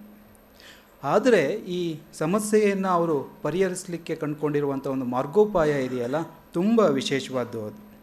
ಇಲ್ಲಿನ ಕಥಾನಾಯಕಿ ಮಾನಸಿಕ ಸಮಸ್ಯೆಯಿಂದ ಬಳಲ್ತಾ ಇರೋ ತುಂಬ ಅವಳ ವಿಲಕ್ಷಣ ವರ್ತನೆ ಇದೆ. ಅಂದರೆ ಸಾಮಾನ್ಯವಾಗಿ ಈ ಡಿಪ್ರೆಷನ್ಗೆ ಒಳಗಾದವರು ತಮ್ಮನ್ನು ತಾವು ಹಿಂಸೆಗೆ ಒಳಪಡಿಸ್ಕೋತಾರೆ ಅದು, ಮತ್ತು ಅವರ ಜೊತೆ ಬದುಕ್ತಾ ಇರುವವರಿಗೆ ಕೂಡ ಒಂದು ರೀತಿಯ ಅಸಹನೀಯ ಸ್ಥಿತಿಯನ್ನು ಸೃಷ್ಟಿ ಮಾಡ್ತಾರೆ ಅದು. ಆದರೆ ಇಲ್ಲಿನ ಕಥಾನಾಯಕಿಗೆ 1 ವರ್ಷದ ಮಗು ಇದೆ, ಇನ್ನು ಚಿಕ್ಕ ಮಗು ಇದೆ. ಆ ಮಗುವನ್ನು ಅವಳು ಕೊಲ್ಲಲಿಕ್ಕೆ ನೋಡ್ತಾಳೆ, ಪದೇ ಪದೇ ಪ್ರಯತ್ನಿಸ್ತಾಳೆ. ಅದು ಅವಳ ಗಂಡನ ಗಮನಕ್ಕೆ ಬಂದು ಆ ಮಗುವನ್ನು ಉಳಿಸ್ಕೊಳ್ಳಿಕ್ಕೆ ಪಡುವ ಪ್ರಯತ್ನ ಇದೆಯಲ್ಲ, ಅದನ್ನು ತುಂಬ ಆಪ್ತವಾಗಿ ಅವರು ಅನೇಕ ಆಯಾಮಗಳಲ್ಲಿ ಅದನ್ನು ಚಿತ್ರಿಸಲಿಕ್ಕೆ ಪ್ರಯತ್ನ ಪಟ್ಟಿದ್ದಾರೆ. ಅಂದರೆ ಇಲ್ಲಿ ಕಥಾನಾಯಕ ತುಂಬ ಕಷ್ಟಪಟ್ಟು ತನ್ನ ಒಂದು ಬದುಕನ್ನು ಕಟ್ಟಿಕೊಂಡಿರೋ ಅಂಥವನು. ಅವನಿಗೆ ಅಪ್ಪ ಅಮ್ಮ ಇಲ್ಲ, ಅದೊಂದು ಅನಾಥ ಹಿನ್ನೆಲೆಯಿಂದ ಬಂದಿರುವಂಥ ನಾಯಕ ತಾನು ಮದುವೆಯಾದ ಕುಟುಂಬವನ್ನೇ ತನ್ನ ಕುಟುಂಬ ಅಂತ ಭಾವಿಸಿರ್ತಾನೆ. ಅದು ಮದುವೆ ಆದ ನಂತರ ತನ್ನ ಬದುಕು ಎಲ್ಲ ಸರಿ ಆಯಿತು ಅನ್ನುವ ಸಂದರ್ಭದಲ್ಲೇ ಒಂದು ವಿಲಕ್ಷಣ ಸನ್ನಿವೇಶಕ್ಕೆ ಅವನ ಬದುಕು ಒಡ್ಕೊಳ್ಳುತ್ತೆ. ಅದನ್ನು ಮತ್ತು ಅವನ ಆರೋಪಿ ಸ್ಥಾನದಲ್ಲಿ ಕೂಡ ನಿಲ್ಲಬೇಕಾಗತ್ತೆ. ಅಂದರೆ ಆ ಹೆಣ್ಣು ತನ್ನ ಸಮಸ್ಯೆಯನ್ನು ಒಪ್ಕೊಳ್ಳಲ್ಲ, ಮತ್ತು ಅವ್ರು ಸಹಜವಾಗಿಯೇ ಆ ತವರು ಮನೆಯವರೆಲ್ಲರೂ ಇವನಿಂದನೇ ಏನಾದರೂ ಸಮಸ್ಯೆ ಇರ್ಬೋದು ಅಂತ ಈ ಎಲ್ಲ ಸಂಕಷ್ಟಗಳಿಂದ ಅವನು ಹೊರಬರಲಿಕ್ಕೆ ಒಂದು ಪ್ರಯತ್ನ ಪಡ್ತಾನಲ್ಲ, ಅದನ್ನು ತುಂಬ ಆಪ್ತವಾಗಿ ಮತ್ತು ಸಂಯಮದಿಂದ ಅವರು ಚಿತ್ರಿಸಿದ್ದಾರೆ. ನನಗೆ ಈ ಕಾದಂಬರಿಯನ್ನು ಓದಿದಾಗ ಅನಿಸಿದ್ದು, ಇದು ನಮ್ಮೆಲ್ಲರ ಬದುಕುಗಳನ್ನು ಮತ್ತು ಕುಟುಂಬಗಳನ್ನು ಒಮ್ಮೆ ಒಂದು ಸಾವಧಾನದಿಂದ ನೋಡಿಕೊಳ್ಳಿಕ್ಕೆ ಒತ್ತಾಯಿಸ್ತಾ ಇದೆ ಅಂತ ನನಗೆ ಅನ್ನಿಸ್ತು. ಅದು ಏಕೆಂದರೆ ನಮಗೇನೇ ಗೊತ್ತಿಲ್ಲದೆ ಇರೋ ರೀತಿಯಲ್ಲಿ ಮಾನಸಿಕ ಒತ್ತಡ ಒಂದಲ್ಲ ಒಂದು ಬಗೆಯಲ್ಲಿ ನಮ್ಮನ್ನು ಆವರಿಸ್ಕೊಂಡಿರ್ಬೋದು, ಅಥವಾ ನಮ್ಮ ಸುತ್ತಮುತ್ತಲಿನವರನ್ನು ಆವರಿಸ್ಕೊಂಡಿರಲಿಕ್ಕೆ ಸಾಧ್ಯ ಇದೆ. ಉದಾಹರಣೆಗೆ ಹೇಳೋದಾದರೆ, ಇವತ್ತಿನ ಶಿಕ್ಷಣ ವ್ಯವಸ್ಥೆ ಇದೆಯಲ್ಲ, ನಮ್ಮೆಲ್ಲರ ಮನೆಗಳಲ್ಲೂ ಮಕ್ಕಳು ಇರ್ತಾರೆ, ಅವರು ಶಾಲೆಗಳಲ್ಲಿ ಓದ್ತಾ ಇರ್ತಾರೆ. ಒಂದು ಅಧ್ಯಯನದ ಪ್ರಕಾರ 90% ಮಕ್ಕಳು ಒಂದಲ್ಲ ಒಂದು ರೀತಿಯ ಖಿನ್ನತೆಯಿಂದ ಬಳಲ್ತಾ ಇದ್ದಾರೆ ಅಂತ ಒಂದು ಸಮೀಕ್ಷೆ ಹೇಳುತ್ತೆ. ಕೊರೋನಾ ನಂತರ ಅಂತೂ ಈ ಮನೋವೈಜ್ಞಾನಿಕ ಸಮಸ್ಯೆಗಳು ತುಂಬ ವ್ಯಾಪಕ ಆಗಿರೋದನ್ನು ನಾವು ಗಮನಿಸಬೇಕು. ಆದರೆ ಈ ಭಾರತದಂತಹ ಸಾಮಾಜಿಕ ವ್ಯವಸ್ಥೆಯಲ್ಲಿ ಈ ಮಾನಸಿಕ ಸಮಸ್ಯೆಗಳು ಒಂದು ಸಮಸ್ಯೆ ಅಂತಲೇ ಅನಿಸಲ್ಲ ನಮಗೆ. ಆದರೆ ಅವು ಒಳಗೊಳಗಡೆ ಇಡೀ ಸಮಾಜವನ್ನು ಒಂದು ರೀತಿಯ ಉಳಿದ ರೀತಿ ಕೊರಿತಾ ಇರ್ತವೆ. ಅದು ವ್ಯವಸ್ಥೆಯನ್ನು ಒಂದು ಒಳಗಡೆನೇ ಅದು ಆಪೋಷಣ ತಗೋತಾ ಇರುತ್ತೆ. ಇಂಥದ್ದೊಂದು ವಸ್ತುವನ್ನು ತುಂಬ ಪರಿಣಾಮಕಾರಿಯಾಗಿ ವಿವೇಕಾನಂದ ಕಾಮತ್ ಅವರು ಚಿತ್ರಿಸಿರೋದಕ್ಕೆ ಅವರಿಗೆ ಅಭಿನಂದನೆಗಳನ್ನ ಹೇಳಲಿಕ್ಕೆ ಬಯಸ್ತೇನೆ. ಮತ್ತೊಂದು ಸಂಗತಿಯನ್ನು ನಿಮ್ಮ ಗಮನಕ್ಕೆ ತರಲಿಕ್ಕೆ ಬಯಸ್ತೇನೆ. ಅಂದರೆ ಅವರು ಸುಮಾರು 80ಕ್ಕೂ ಹೆಚ್ಚು ಪುಸ್ತಕಗಳನ್ನು, ಕಾದಂಬರಿಗಳನ್ನೇ, ಮಿನಿ ಕಾದಂಬರಿಗಳು ಮತ್ತು ಕಾದಂಬರಿಗಳನ್ನು ಸೇರಿಸಿ 80ಕ್ಕೂ ಹೆಚ್ಚು ಕೃತಿಗಳನ್ನು ಪ್ರಕಟಿಸಿದರೂ ಕೂಡ, 25 ವರ್ಷಗಳಿಂದ ಬರಿತಾ ಇದ್ದರೂ ಕೂಡ, ಅವರ ಈ ಬರವಣಿಗೆಯ ಜೀವನದಲ್ಲಿ ಇದೇ ಮೊದಲ ಬಾರಿಗೆ ಒಂದು ವೇದಿಕೆಯಲ್ಲಿ ಅವರ ಪುಸ್ತಕ ಈ ರೀತಿ ಬಿಡುಗಡೆ ಆಗ್ತಾ ಇದೆ. ಅದಕ್ಕೆ ಕೂಡ ಅವರಿಗೆ ಅಭಿನಂದನೆಗಳನ್ನ ಹೇಳಲಿಕ್ಕೆ ಬಯಸ್ತೇನೆ. ಮತ್ತು ಈ ಥರದ ಸಂಭ್ರಮಗಳು ಮತ್ತೆ ಮತ್ತೆ ಅವರಿಗೆ ಒದಗಿ ಬರಲಿ ಅಂತ ಆಶಿಸ್ತೇನೆ. ನಾನು ಮಾತಾಡ್ತಾ ಇರುವಂಥ ಮತ್ತೊಂದು ಪುಸ್ತಕ ಶ್ರೀಗಳ ಅರಣ್ಯಕಾಂಡ ಅಂತ, ಮೌನೇಶ್ ಬಡಿಗೇರವರ ಕತೆಗಳ ಸಂಕಲನ. ಇದು ಮೌನೇಶ್ ಬಡಿಗೇರವರ 2ನೇ ಕಥಾ ಸಂಕಲನ. ಇದು ಮೌನೇಶ್ ಅವರ ಮೊದಲ ಸಂಕಲನ ಕೇಂದ್ರ ಸಾಹಿತ್ಯ ಅಕಾಡೆಮಿಯ ಯುವ ಪ್ರಶಸ್ತಿ ಪಡೆದ ಸಂಕಲನ ಮಾಯಾ ಕೋಲಾಹಲ 2013ರಲ್ಲಿ ಪ್ರಕಟ ಆಗಿದ್ದು. ಅಂದರೆ 10 ವರ್ಷಗಳ ನಂತರ ಅವರು ತಮ್ಮ 2ನೇ ಸಂಕಲನ ತೊಗೊಂಬರ್ತಾ ಇದ್ದಾರೆ. ಅಂದರೆ ಈ 10 ವರ್ಷಗಳ ಅವಧಿ ಇದೆಯಲ್ಲ, ಅದು ಒಂದು ನಾವು ವಿಶೇಷವಾಗಿ ಗಮನಿಸಬೇಕಾದಂತಹ ಒಂದು ಅವಧಿ ಅಂತ ನನಗೆ ಅನಿಸುತ್ತೆ. ಏಕೆಂದರೆ ಇವತ್ತಿನ ಬರಹಗಾರರು 2 ವರ್ಷಗಳಿಗೆ ಒಂದು ಸಂಕಲನ ಅಥವಾ ಒಂದೇ ವರ್ಷ 2 ಸಂಕಲನಗಳನ್ನ ತಂದಿರುವಂಥ ಉದಾಹರಣೆಗಳು ಕೂಡ ಇದೆ. ಅಂದರೆ ಒಂದು ಸಾವಧಾನದ ಅಗತ್ಯನೇ ನಮಗಿಲ್ವೇನೋ ಅಂತ ಒಂದು ಅವಸರದ ಬೆನ್ನೇರಿದವರಂತೆ ಪುಸ್ತಕಗಳನ್ನು ಪ್ರಕಟ ಮಾಡ್ತಾ ಇರೋ ಸಂದರ್ಭದಲ್ಲಿ ಮೌನೇಶ್ ಒಂದು ದೀರ್ಘಕಾಲ ಕಾದು 2ನೇ ಸಂಕಲನ ಪ್ರಕಟ ಮಾಡಿರೋದು ಇದೆಯಲ್ಲ, ಅದು ಒಬ್ಬ ಬರಹಗಾರನಿಗೆ ಇರಬೇಕಾದಂಥ ಸಂಯಮ ಕೂಡ ಅಂತ ನನಗೆ ಅನಿಸುತ್ತೆ. ನಾನು ಈ ಮಾತನ್ನು ಯಾಕೆ ಹೇಳ್ತಾ ಇದ್ದೇನೆ ಅಂದರೆ, ಮಾಯಾ ಕೋಲಾಹಲದಂತಹ ತುಂಬ ಅತ್ಯುತ್ತಮ ಪುಸ್ತಕ ಬರೆದ ನಂತರ ಕೂಡ ಅವರು ಮತ್ತೆ ಮತ್ತೆ ಕತೆಗಳನ್ನು ಅವರು ಬರೆದರೂ ಕೂಡ ಅವುಗಳನ್ನು ತಕ್ಷಣ ಪ್ರಕಟಿಸುವ ಒಂದು ಆತುರವನ್ನು ತೋರದೆ ಒಂದು ಕಾದು ಪಕ್ವವಾದ ನಂತರ ಮತ್ತೆ ಮತ್ತೆ ತಿದ್ದಿ ಈ ಕಥೆಗಳನ್ನು ಪ್ರಕಟಿಸಬೇಕು ಅಂತ ಅವರಿಗೊಂದು ಆಕಾಂಕ್ಷೆ ಇದೆಯಲ್ಲ, ಅದು ಒಬ್ಬ ಬರಹಗಾರನಿಗೆ ತುಂಬ ಅಗತ್ಯವಾದ ಕಸುಬುದಾರಿಕೆ ಅಂತ ನನಗೆ ಅನಿಸುತ್ತೆ. ನನಗೆ ಗೊತ್ತು, ಮೌನೇಶ್ ಕೂಡ ಕೆಲವು ಕಡೆ ಹೇಳ್ಕೊಂಡಿದ್ದಾರೆ ಇನ್ನೂ ಅವರ ಬಳಿ ಕಥೆಗಳಿದ್ದಾವೆ ಅಂತ. ಯಾಕೆ ಆ ಕಥೆಗಳನ್ನು ಈ ಸಂಕಲನದಲ್ಲಿ ಸೇರಿಸಲಿಲ್ಲ, ನೀವು ಸೇರಿಸಬೇಕಿತ್ತು, ಯಾಕೆಂದರೆ ಮತ್ತೆ ಸಂಕಲನ ತರೋದು ಯಾವಾಗಲೂ ಅಂದರೆ ಇಲ್ಲ, ಅದು ಇನ್ನೂ ತಿದ್ದೋ ಕೆಲಸ ನಡೀತಾ ಇದೆ, ಅದು ಇನ್ನೂ ಪೂರ್ಣಗೊಂಡಿಲ್ಲ ಅಂತ ನನಗೆ ಅನ್ನಿಸ್ತು ಅಂತ. ನನಗದು ತುಂಬ ವಿಶೇಷ ಅಂತ ಅನ್ನಿಸ್ತು. ಒಂದು ಮಾತನ್ನು ನಾನು ಆರಂಭದಲ್ಲೇ ಹೇಳ್ಬಿಡ್ತೇನೆ, ಮೌನೇಶ್ ಕಥೆಗಳು ನನಗೆ ತುಂಬ ಇಷ್ಟ. ಅದು ಯಾಕೆ ಇಷ್ಟ ಅಂದರೆ, ಮೌನೇಶ್ರಷ್ಟು ಮಹತ್ವಾಕಾಂಕ್ಷೆಯಿಂದ ಕಥೆಗಳನ್ನು ಬರೆಯುವ ಕಥೆಗಾರರು ಇವತ್ತಿನ ಸಂದರ್ಭದಲ್ಲಿ ತುಂಬ ಅಪರೂಪ ಅಂತಲೇ ನನಗೆ ಅನಿಸುತ್ತೆ. ನಾನು ಕನಿಷ್ಠ ಒಂದು 2 ದಶಕಗಳಿಂದ ನನ್ನ ವೃತ್ತಿಯ ಕಾರಣದಿಂದಾಗಿ ಕಥೆಗಳನ್ನು, ಸಾವಿರಾರು ಕಥೆಗಳನ್ನು ಓದುವಂಥ ಒಂದು ಅವಕಾಶ ಸಿಕ್ಕಿದೆ. ಅದು ನಾನು ಹೊಸ ತಲೆಮಾರಿನ ಅಥವಾ ನನ್ನ ಜೊತೆಗೆ ಬರಿತಾ ಇರುವಂಥ ಕಥೆಗಾರರನ್ನು ಸಾಹಿತ್ಯದ ವಿದ್ಯಾರ್ಥಿಯಾಗಿ ಕೂಡ ಒಂದು ಪ್ರೀತಿಯಿಂದ ಓದಿದ ಅನುಭವದಲ್ಲಿ ಹೇಳೋದಾದರೆ, ಒಂದು 4-5 ಬರಹಗಾರರನ್ನು ಬಿಟ್ಟರೆ ಇಷ್ಟು ಮಹತ್ವಾಕಾಂಕ್ಷೆಯಿಂದ ಬರಿತಾ ಇರುವಂತಹ ಕಥೆಗಾರರೋ ಕವಿಗಳೋ ನಮ್ಮ ನಡುವೆ ಇಲ್ಲ ಅಂತಲೇ ನನಗೆ ಅನಿಸುತ್ತೆ. ಅಂದರೆ ತುಂಬ ಚೆನ್ನಾಗಿ ಬರೆಯೋದು ಬೇರೆ, ಮಹತ್ವಾಕಾಂಕ್ಷೆ ಅನ್ನುವಂತಹದ್ದು ಬೇರೆ ಅಂತಲೇ ನನಗೆ ಯಾವಾಗಲೂ ಅನಿಸುತ್ತೆ. ಒಬ್ಬ ಬರಹಗಾರನ ಕೃತಿ ಅಥವಾ ಬರವಣಿಗೆ ಚೆಂದ ಆಗಲಿಕ್ಕೆ ಅಥವಾ ಆಗದೇ ಇರಲಿಕ್ಕೆ ಬೇರೆ ಬೇರೆ ಕಾರಣಗಳಿರ್ಬೋದು. ಆದರೆ ಒಂದು ಕೃತಿನಲ್ಲಿ, ಬರವಣಿಗೆಯಲ್ಲಿ ಒಬ್ಬ ಲೇಖಕ ಎಷ್ಟರ ಮಟ್ಟಿಗೆ ತೊಡಗಿಸ್ಕೊಂಡಿದ್ದಾನೆ, ಎಷ್ಟರ ಮಟ್ಟಿಗೆ ಪ್ರಾಮಾಣಿಕವಾಗಿ ಮತ್ತು ಮಹತ್ವಾಕಾಂಕ್ಷೆಯಿಂದ ತೊಡಗಿಸ್ಕೊಂಡಿದ್ದಾನೆ ಅನ್ನೋದು ಓದುಗರ ಕಣ್ಣಿಗೆ ಕಾಣಿಸ್ಬೇಕು. ಹಾಗೆ ಕಾಣಿಸ್ದೇ ಹೋದರೆ, ಆ ಬರಹಗಾರನಿಗೆ ಮಹತ್ವಾಕಾಂಕ್ಷೆ ಇಲ್ಲದೆ ಹೋದರೆ ಅವನು ತುಂಬ ಮಹತ್ವವಾದದ್ದೇನನ್ನು ಸೃಷ್ಟಿಸಲಿಕ್ಕೆ ಸಾಧ್ಯ ಇದೆ ಅಂತ ನನಗೆ ಅನಿಸಲ್ಲ. ಅದು ಮತ್ತು ಬರಹಗಾರನಿಗೆ ಕೂಡ ತಾನು ಬರೆಯುವ ಹೊತ್ತಿಗೆ ತುಂಬ ಮಹತ್ವವಾದದ್ದನ್ನು ಸೃಷ್ಟಿ ಮಾಡ್ತಾ ಇದ್ದೇನೆ ಮತ್ತು ಆ ಶಕ್ತಿ ನನಗಿದೆ ಅಂತ ಆತ್ಮವಿಶ್ವಾಸ ಇಲ್ಲದೆ ಹೋದರೆ ಕೂಡ ಆ ಬರವಣಿಗೆ ತುಂಬ ಮುಖ್ಯವಾದ ಆಗೋದಿಲ್ವೇನೋ ಅಂತ ನನಗೆ ಅನಿಸುತ್ತೆ. ಮೌನೇಶ್ರ ಈ 2 ಸಂಕಲನಗಳ ಕಥೆಗಳನ್ನು ಓದಿದಾಗ ನನಗೆ ಅನಿಸಿದ್ದು, ಮೌನೇಶ್ ತನ್ನ ಜೊತೆಗೆ ಬರೆಯುವ ಕಥೆಗಾರರನ್ನು ಅಷ್ಟೇ ಗಮನದಲ್ಲಿ ಇಟ್ಕೊಂಡಿಲ್ಲ ಅಂತ. ಸಾಮಾನ್ಯವಾಗಿ ನಾವು ಕಥೆಯನ್ನು ಅಥವಾ ಮತ್ತೊಂದು ಬರಹವನ್ನು ಬರಿಬೇಕಾದ್ರೆ ಈಗ ನಮ್ಮ ಜೊತೆ ಯಾರು ಬರಿತಾ ಇರ್ತಾರೆ ಅವರನ್ನು ಮೀರುವ ಪ್ರಯತ್ನಗಳನ್ನು ಅಥವಾ ಅವರಿಗಿಂತಲೂ ಭಿನ್ನವಾಗಿ ಬರೆಯುವಂತಹ ಪ್ರಯತ್ನವನ್ನು ನಡೆಸ್ತಾ ಇರ್ತೇವೆ. ಆದರೆ ಮೌನೇಶ್ ಒಟ್ಟಾರೆ ಈ 100 ವರ್ಷಗಳ ಕನ್ನಡ ಕಥನ ಪರಂಪರೆ ಇದೆಯಲ್ಲ, ಅದನ್ನು ಎದುರಿಗಿಟ್ಕೊಂಡು ಅದಕ್ಕಿಂತಲೂ ಭಿನ್ನವಾದದ್ದನ್ನು, ಮುಖ್ಯವಾದದ್ದನ್ನು ನಾನು ಬರಿಬೇಕು ಅನ್ನುವಂಥ ಒಂದು ಮಹತ್ವಾಕಾಂಕ್ಷೆಯಿಂದ ತಮ್ಮ ಕಥೆಗಳನ್ನು ಕಟ್ತಾ ಇದ್ದಾರೆ ಅಂತ ನನಗೆ ಅನಿಸುತ್ತೆ. ಅಂದರೆ ಈ ಪ್ರಯತ್ನದಲ್ಲಿ ಮೌನೇಶ್ ಯಶಸ್ವಿ ಆಗಿದ್ದಾರಾ ಇಲ್ವಾ ಅನ್ನುವಂಥದ್ದು ಬೇರೆದೇ ಪ್ರಶ್ನೆ ಅದು. ಆದರೆ ಆ ಮಹತ್ವಾಕಾಂಕ್ಷೆಯಂತೂ ಅವರ ಕೃತಿಗಳಲ್ಲಿ ಎದ್ದು ಕಾಣಿಸುತ್ತೆ ಅಂತ ನನಗೆ ಅನಿಸುತ್ತೆ. ಅದು ಮಹತ್ವಾಕಾಂಕ್ಷೆಯನ್ನು ನಾವು ಲೇಖಕರ ಮಹತ್ವಾಕಾಂಕ್ಷೆಯನ್ನು 2 ರೂಪಗಳಲ್ಲಿ ನೋಡಲಿಕ್ಕೆ ಸಾಧ್ಯ ಇದೆ.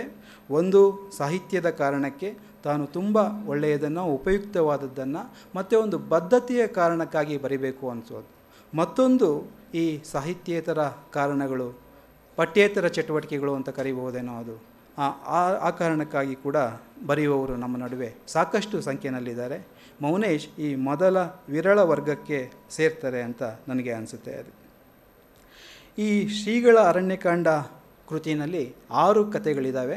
6 ಕಥೆಗಳು ಕೂಡ ಸಾಕಷ್ಟು ದೀರ್ಘವಾದ ಕಥೆಗಳು. ಅದು ಈ ಕಥೆಗಳನ್ನು ಒಂದು ಸೂತ್ರ ರೂಪದಲ್ಲಿ ಇವು ಚೆನ್ನಾಗಿದ್ದಾವೆ ಅಥವಾ ಚೆನ್ನಾಗಿಲ್ಲ ಅಂತ ಹೇಳೋದು ಕಷ್ಟ. ಅದು ಅವುಗಳನ್ನು ಓದಿನೇ ಅನುಭವಿಸಬೇಕು ಅಂತ ನನಗೆ ಅನಿಸುತ್ತೆ. ಆದರೆ ಈ ಕಥೆಗಳ ಬಗ್ಗೆ ಹೇಳಬಹುದಾದ ಒಂದು ಮಾತು ಅಂದರೆ, ನನಗೆ ಓದಿದಾಗ ಅನಿಸಿದ್ದು ಅಂದರೆ, ಈ ಎಲ್ಲ ಕಥೆಗಳು, ನಾನು ಅವರ ಇಂದಿನ ಸಂಕಲನದ ಕಥೆಗಳನ್ನು ಕೂಡ ಗಮನದಲ್ಲಿಟ್ಕೊಂಡು ಹೇಳ್ತಾ ಇದ್ದೇನೆ, ಈ ಕಥೆಗಳು ಒಬ್ಬ ಓದುಗನಿಗೆ ಒಂದು ಕಥೆಗಳನ್ನು ಓದಿ ಒಂದು ಓದಿನ ಅನುಭವ ಇರುತ್ತಲ್ಲ, ಒಂದು ಓದಿನ ಪ್ಯಾಟ್ರನ್ ಇರುತ್ತಲ್ಲ, ಅದನ್ನು ಬದಲಾಯಿಸಲಿಕ್ಕೆ ಈ ಕಥೆಗಳು ಒತ್ತಾಯಿಸ್ತಾ ಇದ್ದಾವೆ ಅಂತ ನನಗೆ ಅನಿಸುತ್ತೆ. ಅದು ಅಂದರೆ ನಮ್ಮ ಸಿದ್ಧ ಓದಿನ ಜಾಡನ್ನು ಈ ಕಥೆಗಳು ಆ ಜಾಡಿಂದ ಹೊರಗಡೆ ಬಂದು ಒಂದು ಬೇರೆಯ ಅನುಭವಕ್ಕೆ ಒಡ್ಡಿಕೊಳ್ಳುವ ನಿಟ್ಟಿನಲ್ಲಿ ಒತ್ತಾಯಿಸ್ತಾ ಇದ್ದಾವೆ. ನಮ್ಮ ಗ್ರಹಿಕೆಗಳನ್ನು, ಕಥೆಗಳ ಬಗೆಗಿನ ಗ್ರಹಿಕೆಗಳನ್ನು ಒಂದು ಪುನರ್ವ್ಯಾಖ್ಯಾನಕ್ಕೆ ಈ ಕಥೆಗಳು ಒತ್ತಾಯಿಸ್ತಾ ಇದ್ದಾವೆ ಅಂತ ನನಗೆ ಅನಿಸುತ್ತೆ. ಇಲ್ಲಿರೋದು 6 ಕಥೆಗಳು ಅಷ್ಟೇ ಆದರೂ ಕೂಡ ಈ 6 ಕಥೆಗಳಲ್ಲಿ 100 ಕಥೆಗಳಿದ್ದಾವೆ ಅಂತ ನನಗೆ ಅನಿಸುತ್ತೆ. ಅದು ಅವುಗಳನ್ನು ನಿರ್ದಿಷ್ಟವಾಗಿ ವಿವರಿಸಲಿಕ್ಕೆ ನಾನು ಹೋಗಲ್ಲ. ಅದು ಮತ್ತು ಹಾಗೆ ವಿವರಿಸ್ಲಿಕ್ಕೆ ಹೋದರೆ ಅವೆಲ್ಲ ನುಣುಚಿಕೊಳ್ಳೋ ಸಾಧ್ಯತೆಗಳೇ ಹೆಚ್ಚು. ಅದು ನಾನು ಈ ನನ್ನ ಓದಿನ ಮಿತಿಗಳನ್ನು ಗಮನದಲ್ಲಿಟ್ಕೊಂಡೇ ಈ ಸಂಕಲನದ ಕಥೆಗಳ ಬಗ್ಗೆ ಕೆಲವು ಮಾತುಗಳನ್ನು ಹೇಳಲಿಕ್ಕೆ ಬಯಸ್ತೇನೆ. ಅದು ಈ ಮೌನೇಶ್ವರ ಎಲ್ಲ ಕಥೆಗಳಲ್ಲಿನ ಒಂದು ಸಾಮಾನ್ಯವಾದ ಅಂಶ ಅಂದರೆ ಮಾಧ್ಯಮ ಅನ್ನುವಂತಹದ್ದು. ಅದು ಮಾಧ್ಯಮದ ಮುಖಾಂತರ ಅವರು ತಮ್ಮ ವಿಚಾರಗಳನ್ನು ಒಂದು ಹೊರಗಲ್ಲಿಗೆ ಹಚ್ಚಲಿಕ್ಕೆ ಬಯಸ್ತಾ ಇದ್ದಾರೇನೋ ಅಂತ ನನಗೆ ಅನಿಸುತ್ತೆ. ಮಾಧ್ಯಮ ಅನ್ನುವಂಥದ್ದು ಸಾಕ್ಷಿ ಪ್ರಜ್ಞೆಯ ರೂಪದಲ್ಲಿ, ಆತ್ಮಾವಲೋಕನದ ರೂಪದಲ್ಲಿ ಅವರ ಕಥೆಗಳಲ್ಲಿ ಮತ್ತೆ ಮತ್ತೆ ಕಾಣಿಸ್ಕೊಳ್ಳುತ್ತಾ ಹೋಗುತ್ತೆ. ಅದು ಒಂದು ರೀತಿ ಹೇಳೋದಾದರೆ ಅವರ ಕಥೆಗಳನ್ನು ಮಾಧ್ಯಮ ಪ್ರಜ್ಞೆಯ ಕಥೆಗಳು ಅಂತ ಕರೀಲಿಕ್ಕೆ ಸಾಧ್ಯ ಇದೆ. ಅದು ಈ ಮಾಧ್ಯಮ ಪತ್ರಿಕೆ ಆಗಿರ್ಬೋದು, ಸುದ್ದಿವಾಹಿನಿ ಆಗಿರ್ಬೋದು, ಅಥವಾ ಸಾಮಾಜಿಕ ಜಾಲತಾಣಗಳಾಗಿರ್ಬೋದು. ಇವತ್ತು ನಮ್ಮೆಲ್ಲರ ಕೈಗಳಿಗೆ ಮೊಬೈಲ್ಗಳು ಬಂದ ತಕ್ಷಣ ನಾವೆಲ್ಲರೂ ಒಂದಲ್ಲ ಒಂದು ರೀತಿ ಮಾಧ್ಯಮದ ಸ್ವರೂಪವನ್ನು ಪಡ್ಕೊಂಡ್ಬಿಟ್ಟಿದ್ದೇವೆ. ಮತ್ತು ನಾವೆಲ್ಲರೂ ನಮ್ಮನ್ನು ನಾವು ಒಂದು ಮಾಧ್ಯಮವಾಗಿ ಈ ಸಮಾಜದ ಎದುರುಗಡೆ ಒಂದಲ್ಲ ಒಂದು ರೂಪದಲ್ಲಿ ಅಭಿವ್ಯಕ್ತಪಡಿಸ್ತಾ ಇದ್ದೀವಿ ಅಂತ ನನಗೆ ಅನಿಸುತ್ತೆ. ಅಂದರೆ ಈ ಸಂಕ್ರಮಣ ಸ್ಥಿತಿ ಇದೆಯಲ್ಲ, ಇದನ್ನು ಇವರ ಕಥೆಗಳು ತುಂಬ ಚೆನ್ನಾಗಿ ಬಿಂಬಿಸ್ತಾ ಇದ್ದಾವೆ ಅಂತ. ಮತ್ತೊಂದು, ಈ ಕಾಲದ ಅಪಸವ್ಯಗಳನ್ನು, ಕಾಯಿಲೆ ಅಥವಾ ವಿಕಾರಗಳು ಅಂತ ನಾವು ಕರಿಬಹುದಾದ ಸಂಗತಿಗಳನ್ನು ಇವರ ಕಥೆಗಳು ಮುಖಾಮುಖಿ ಆಗ್ತಾ ಇದ್ದಾವೆ. ಕಣ್ಣಿನ ಕಾಯಿಲೆ ಅನ್ನುವಂಥ ಒಂದು ಕಥೆಯನ್ನೇ ನಾವು ವಿಶೇಷವಾಗಿ ಗಮನಿಸ್ಬೋದು. ಅಂದರೆ ಈ ಆಧುನಿಕ ಸಂದರ್ಭ ನಮ್ಮ ಇಂದ್ರಿಯಗಳ ಮೇಲೆ ಉಂಟು ಮಾಡಿರುವಂಥ ಒಂದು ಪರಿಣಾಮ ಅಥವಾ ಸಮಸ್ಯೆಗಳನ್ನು ಕುರಿತು ಈ ಕಥೆಗಳು ಚರ್ಚಿಸ್ತವೆ. ಮೌನೇಶ್ ಈ ಸಂಕಲನದ ಲೇಖಕರ ಮಾತಲ್ಲಿ ಒಂದು ಶಬ್ದವನ್ನು ಬಳಸ್ತಾರೆ ಅವರು, ಕಾಲದ ಕನ್ನಡಿ ಅಂತ.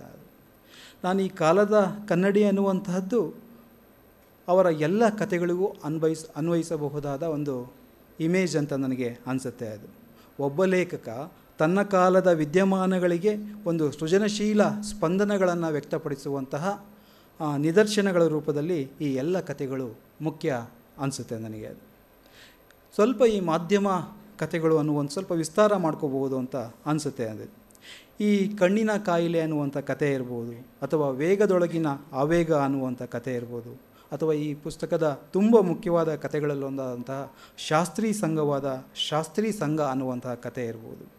ಈ ಎಲ್ಲ ಕಥೆಗಳು ಒಂದು ಮಾಧ್ಯಮವನ್ನು ಹಿನ್ನೆಲೆಯಾಗಿಟ್ಕೊಂಡು ಕಟ್ಟಿರುವಂತಹ ಕಥೆಗಳು. ಈ ವೇಗದೊಳಗಿನ ಆವೇಗ ಅನ್ನುವಂಥ ಕಥೆಯಲ್ಲಿ ಮುಖ್ಯವಾಗಿ 2 ಪಾತ್ರಗಳು ಬರುತ್ತೆ. ಒಂದು ಪಾತ್ರ ಒಂದು ಕ್ಯಾಬ್ನ ಚಾಲಕ, ಡ್ರೈವರ್.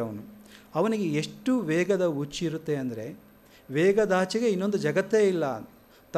ತಾನು ಚಲಾಯಿಸುವಂತಹ ವಾಹನವನ್ನು ಹೆಚ್ಚು ವೇಗವಾಗಿ ಚಲಾಯಿಸೋದೇ ಅವನಿಗೆ ಈ ಜೀವನದ ಸಾರ್ಥಕತೆ ಅಂತ ಅನಿಸುತ್ತೆ. ಅವನಿಗೆ ಮದುವೆ ಆದಾಗ ಕೂಡ ಅದು ಹೆಂಡತಿ ಅವನ ಪಾಲಿಗೆ ಒಂದು ರೀತಿಯ ಅವನ ಬದುಕಿಗೆ ದೊರೆದ ವೇಗವರ್ಧಕದ ರೀತಿ ಭಾಸ ಆಗ್ತಾಳೆ. ಅದು ಈ ವೇಗದ ಹುಚ್ಚಲ್ಲೇ ಅವನು ತನ್ನ ವೈಯಕ್ತಿಕ ಬದುಕಿನ ಸಂಗತಿಗಳನ್ನು ನಿರ್ಲಕ್ಷ್ಯ ಮಾಡ್ತಾನೆ. ಅದು ಇನ್ನೊಂದು ದಿಕ್ಕಿಗೆ ಮನೋಹರ್ ಅಂತ ಒಬ್ಬ ಸುದ್ದಿವಾಹಿನಿಯಲ್ಲಿ ಕೆಲಸ ಮಾಡ್ತಾ ಇರುವಂಥ ಒಬ್ಬ ಮನುಷ್ಯ ಇದ್ದಾನೆ. ಅವನು ಸುದ್ದಿಯ ಹುಚ್ಚಿಗೆ ಅಥವಾ ಸುದ್ದಿಯ ಬ್ರೇಕಿಂಗ್ ನ್ಯೂಸ್ನ ವೇಗ ಹುಚ್ಚಿಗೆ ಬಿದ್ದು ಕೂಡ ಅವನು ವೈಯಕ್ತಿಕ ಬದುಕನ್ನು ಕಳ್ಕೊಂಡಿದ್ದಾನೆ. ಅದು ಈ 2 ಬದುಕುಗಳನ್ನು ಮುಖಾಮುಖಿ ಆಗಿಸುವಂಥ ಈ ಕತೆ, ಒಬ್ಬ ವ್ಯಕ್ತಿ ಅಥವಾ ಆಧುನಿಕ ಸಂದರ್ಭದ ಒಬ್ಬ ವ್ಯಕ್ತಿ ತನ್ನ ವೈಯಕ್ತಿಕ ಬದುಕಿನ ರೂಪ, ರಸ, ಗಂಧ, ಭಾವ, ಬಂಧಗಳನ್ನು ಕಳ್ಕೋತಾ ಇದ್ದಾನಲ್ಲ, ಆ ವಿಷಾದವನ್ನು ತುಂಬ ಪರಿಣಾಮಕಾರಿಯಾಗಿ ಓದುಗರಿಗೆ ದಾಟಿಸುತ್ತೆ ಅಂತ ನನಗೆ ಅನಿಸುತ್ತೆ. ಅದು ಇದನ್ನು ಇನ್ನೂ ಒಂದು ಹೆಜ್ಜೆ ಮುಂದಕ್ಕೆ ಶಾಸ್ತ್ರೀ ಸಂಘ ಕಥೆಯಲ್ಲಿ ಹೋಗುತ್ತೆ. ಇದು ಮತ್ತಷ್ಟು ಸೂಕ್ಷ್ಮವಾಗಿ ಈ ಮಾಧ್ಯಮ ಅನ್ನುವಂಥದ್ದು ಒಂದು ವ್ಯಕ್ತಿಯ ವೈರುಧ್ಯಗಳಿಗೆ ಯಾವ ರೀತಿ ಅದು ಕಾರಣ ಆಗುತ್ತೆ ಅನ್ನುವುದನ್ನು ತುಂಬ ಚೆನ್ನಾಗಿ ಅವರು ಬಿಂಬಿಸ್ತಾರೆ. ಅದು ಕಾಲದ ಕನ್ನಡಿಯಾಗಿ ಅವರು ಈ ಎಲ್ಲ ಕಥೆಗಳನ್ನು ಮನುಷ್ಯನ ಒಳಗಡೆ ಇರಬಹುದಾದ ಒಂದು ಸೋಗಲಾಡಿತನಗಳನ್ನು ನಮ್ಮ ಮುಂದೆ ಇಡಲಿಕ್ಕೆ ಅವರ ಕಥೆಯನ್ನು ಒಂದು ಪರಿಣಾಮಕಾರಿ ಮಾಧ್ಯಮವಾಗಿ ಬಳಸ್ಕೊಂಡಿರೋದನ್ನು ನಾವು ಗಮನಿಸ್ಬೋದು. ಈ ಮನುಷ್ಯನ ಸೋಗಲಾಡಿತನ ಅಷ್ಟೇ ಅಲ್ಲ, ಈ ಆಧುನಿಕ ಸಂದರ್ಭದ ಒತ್ತಡಗಳಿರ್ಬೋದು, ಈ ಕೋಮುವಾದ ಇರ್ಬೋದು, ಈ ಮುಸ್ಲಿಮರು ಇವತ್ತಿನ ಸಂದರ್ಭದಲ್ಲಿ ಅನುಭವಿಸುತ್ತಿರುವಂತಹ ಅಸುರಕ್ಷತೆ ಇರ್ಬೋದು, ಈ ಎಲ್ಲ ಸೂಕ್ಷ್ಮಗಳನ್ನು ಅವರು ಪ್ರತಿಕ್ರಿಯೆ ರೂಪದಲ್ಲಿ, ಒಂದು ಸೃಜನಶೀಲ ಪ್ರತಿಕ್ರಿಯೆ ರೂಪದಲ್ಲಿ ತಮ್ಮ ಕಥೆಗಳಲ್ಲಿ ದಾಖಲಿಸಲಿಕ್ಕೆ ಹೊರಡ್ತಾರೆ. ಅದು ಮೌನೇಶ್ ಅವರನ್ನು ಈ ಬಾಬರಿ ಮಸೀದಿ ನಾಶ ಆಯಿತಲ್ಲ, ಆ ಪ್ರಸಂಗ ಮತ್ತೆ ಮತ್ತೆ ಅವರ ಕಥೆಗಳಲ್ಲಿ ಬೇರೆ ಬೇರೆ ರೂಪದಲ್ಲಿ ಕಾಣಿಸ್ಕೊಳ್ಳುತ್ತೆ. ಇಲ್ಲಿ ಶಾಸ್ತ್ರೀ ಸಂಘ ಅನ್ನುವಂಥ ಒಂದು ಕಥೆಯನ್ನು ನಾವು ಗಮನಿಸೋದಾದರೆ, ಅಲ್ಲಿ 2 ಪತ್ರಕರ್ತರ ಕಥೆಯಲ್ಲಿ ಕಾಣಿಸ್ತಾರೆ. ಒಬ್ಬ ಸೀನಿಯರ್ ಪತ್ರಕರ್ತ ಶಾಸ್ತ್ರಿ ಅನ್ನುವಂಥವನು, ಇನ್ನೊಬ್ಬ ಇರ್ಫಾನ್ ಅನ್ನುವಂಥ ಒಬ್ಬ ಯುವ ಪತ್ರಕರ್ತ. ಅದು ಈ ಶಾಸ್ತ್ರಿ ಎನ್ನುವಂಥವನು ತನ್ನ ಮೌಲ್ಯಗಳ ಕಾರಣಕ್ಕಾಗಿ ಮತ್ತು ಪತ್ರಿಕೋದ್ಯಮದ ಆದರ್ಶಗಳ ಕಾರಣದಿಂದಾಗಿ ಮತ್ತು ಸಾಹಿತ್ಯದ ವಿದ್ಯಾರ್ಥಿ ಕೂಡ ಆಗಿರೋದ್ರಿಂದಾಗಿ ಅವನಿಗೆ ಒಂದು ಸಮಾಜದಲ್ಲಿ ಅವನದೇ ಆದಂಥ ಒಂದು ವರ್ಚಸ್ಸಿದೆ. ಅದು ಆ ವರ್ಚಸ್ಸನ್ನು ನೋಡಿ ಅವನ ಜೊತೆ ಕೆಲಸ ಮಾಡಬೇಕು ಅನ್ನುವ ಕಾರಣಕ್ಕಾಗಿ ಈ ಇರ್ಫಾನ್ ಅನ್ನುವಂತಹ ಒಬ್ಬ ತರುಣ ಆ ಪತ್ರಿಕೆಗೆ ಕೆಲಸ ಸೇರಿಕೊಂಡಿದ್ದಾನೆ. ಅದು ಇಲ್ಲಿ ಅವರ ಇಬ್ಬರ ನಡುವೆ ಒದಗಿ ಬರುವಂಥ ಸಂಘರ್ಷ ಈ ಕಥೆಯಲ್ಲಿ. ಅದು ಈ ಶಾಸ್ತ್ರಿ ಮೊದಲ ಬಾರಿಗೆ ಸಮಾಜದಲ್ಲಿ ಒಂದು ಗಮನ ಸೆಳೆದಿದ್ದೇನೆ ಒಂದು ಪ್ರಸಂಗದ ಮುಖಾಂತರ, ಅವನೇ ಒಂದು ಬರೆದ ಲೇಖನದ ಮುಖಾಂತರ. ಅದು ಈ ಬಾಬ್ರಿ ಮಸೀದಿ ನಾಶ ಆದಾಗ ಇಡೀ ದೇಶದಲ್ಲಿ ಒಂದು ಉದ್ವಿಗ್ನ ಪರಿಸ್ಥಿತಿ ಉಂಟಾದಾಗ ಅವನು ತನ್ನ ವಾಸ ಮಾಡ್ತಾ ಇರುವಂಥ ಪರಿಸರದ ಒಬ್ಬ ಮುಸ್ಲಿಂ ಹೆಣ್ಣು ಮಗಳ ಮೇಲೆ ಜೊತೆ ಒಂದು ಮಿಲನವನ್ನು ಸಾಧಿಸ್ತಾನೆ, ಒಂದು ಸಂಬಂಧವನ್ನು ಆ ಸಂದರ್ಭದಲ್ಲಿ ಅವನು ಸಾಧಿಸ್ತಾನೆ. ಅದನ್ನು ಅವನು ಬರ್ಕೋತಾನೆ. ಅದು ಆ ಕ್ಷಣದಲ್ಲಿ ಅವನಿಗೆ ಬೇರೆ ಬೇರೆ ರೀತಿ ಕಾಣಿಸುತ್ತೆ. ಅದು ಆದರೆ ಇದೇ ಶಾಸ್ತ್ರಿ ಮತ್ತೊಂದು ಸಂದರ್ಭದಲ್ಲಿ ಒಬ್ಬ ಭಟ್ಟ ಅನ್ನುವಂಥ ಒಬ್ಬ ವ್ಯಕ್ತಿ ತನ್ನ ಪತ್ರಿಕೆಯಲ್ಲಿ ಅಂಕಣ ಬರೀಲಿಕ್ಕೆ ಅವಕಾಶ ಅವನಿಗೆ ದೊರೆಯುತ್ತೆ ಅನ್ನೋ ಕಾರಣಕ್ಕೋಸ್ಕರ ಅದನ್ನು ವಿರೋಧಿಸ್ತಾನೆ. ಅದು ಅಂದರೆ ಈ ನೈತಿಕ ವಿರೋಧಾಭಾಸಗಳಿದೆಯಲ್ಲ, ಅಂದರೆ ಅವರು ತಾವು ಹೇಳಬೇಕಾದಂಥ ವಿಚಾರವನ್ನು ಹೇಳ್ತಾ ಇರೋ ಸಂದರ್ಭದಲ್ಲಿ ಕೂಡ ಅವರು ಯಾವ ಪಾತ್ರವನ್ನು ಕೂಡ ಅವರು ಕಪ್ಪು ಬಿಳುಪು ಮಾಡಲ್ಲ ಅಂತ. ಅದು ಯಾವ ಶಾಸ್ತ್ರಿ ಯಾವ ಕಾರಣಕ್ಕಾಗಿ ಭಟ್ಟನನ್ನು ವಿರೋಧಿಸ್ತಾನೆ, ಅವನು ಅದೇ ಸಂಗತಿ ಅವನ ಬದುಕಿನಲ್ಲಿ ಕೂಡ ಯಾವುದೋ ಒಂದು ಸಂದರ್ಭದಲ್ಲಿ ಹಾದು ಹೋಗಿರುತ್ತೆ ಅಂತ. ಅವನು ಸಾಹಿತ್ಯ ಸಮ್ಮೇಳನದಲ್ಲಿ ಕೂಡ ಇದನ್ನೇ, ಈ ಕೋಮುವಾದವನ್ನೇ ತುಂಬ ಪ್ರಬಲವಾಗಿ ವಿರೋಧಿಸೋ ಮುಖಾಂತರ ನಂತರ ಅವನು ಯಾವ ವಿಚಾರವಾದಿಗಳು ಸಾವನ್ನು ಕೊಲೆಗಳನ್ನು ನಾವು ಈ ಮಣ್ಣು ಕಂಡಿದೆಯೋ ಅಂತಹದೇ ಒಂದು ದುರಂತಕ್ಕೆ ಅವನು ಬಲಿಯಾಗ್ತಾನೆ ಶಾಸ್ತ್ರಿ ಅನ್ನುವಂಥದ್ದನ್ನು. ಮೌನೇಶ್, ನಾನು ಆಗಲೇ ಹೇಳಿದ ಮೌನೇಶ್ ಕಥೆಗಳು ನಮ್ಮ ಸಿದ್ಧ ಓದಿ ಇದೆಯಲ್ಲ ಅದನ್ನು ಮೀರಲಿಕ್ಕೆ ಅಥವಾ ಇನ್ನೊಂದು ಬಗೆಯ ಓದಿಗೆ ಒತ್ತಾಯಿಸ್ತವೆ ಅಂತ. ಅನೇಕ ಸಂದರ್ಭಗಳಲ್ಲಿ ಮೌನೇಶ್ ಕಥೆಗಳು ಇಲ್ಲಿಗೆ ಮುಗೀತು ಅಂತ ಓದುಗನಿಗೆ ಅನಿಸೋ ಸಂದರ್ಭದಲ್ಲೂ ಕೂಡ ಅವು ಮತ್ತೆ ಮುಂದುವರಿತವೆ. ನನಗೆ ತಕ್ಷಣಕ್ಕೆ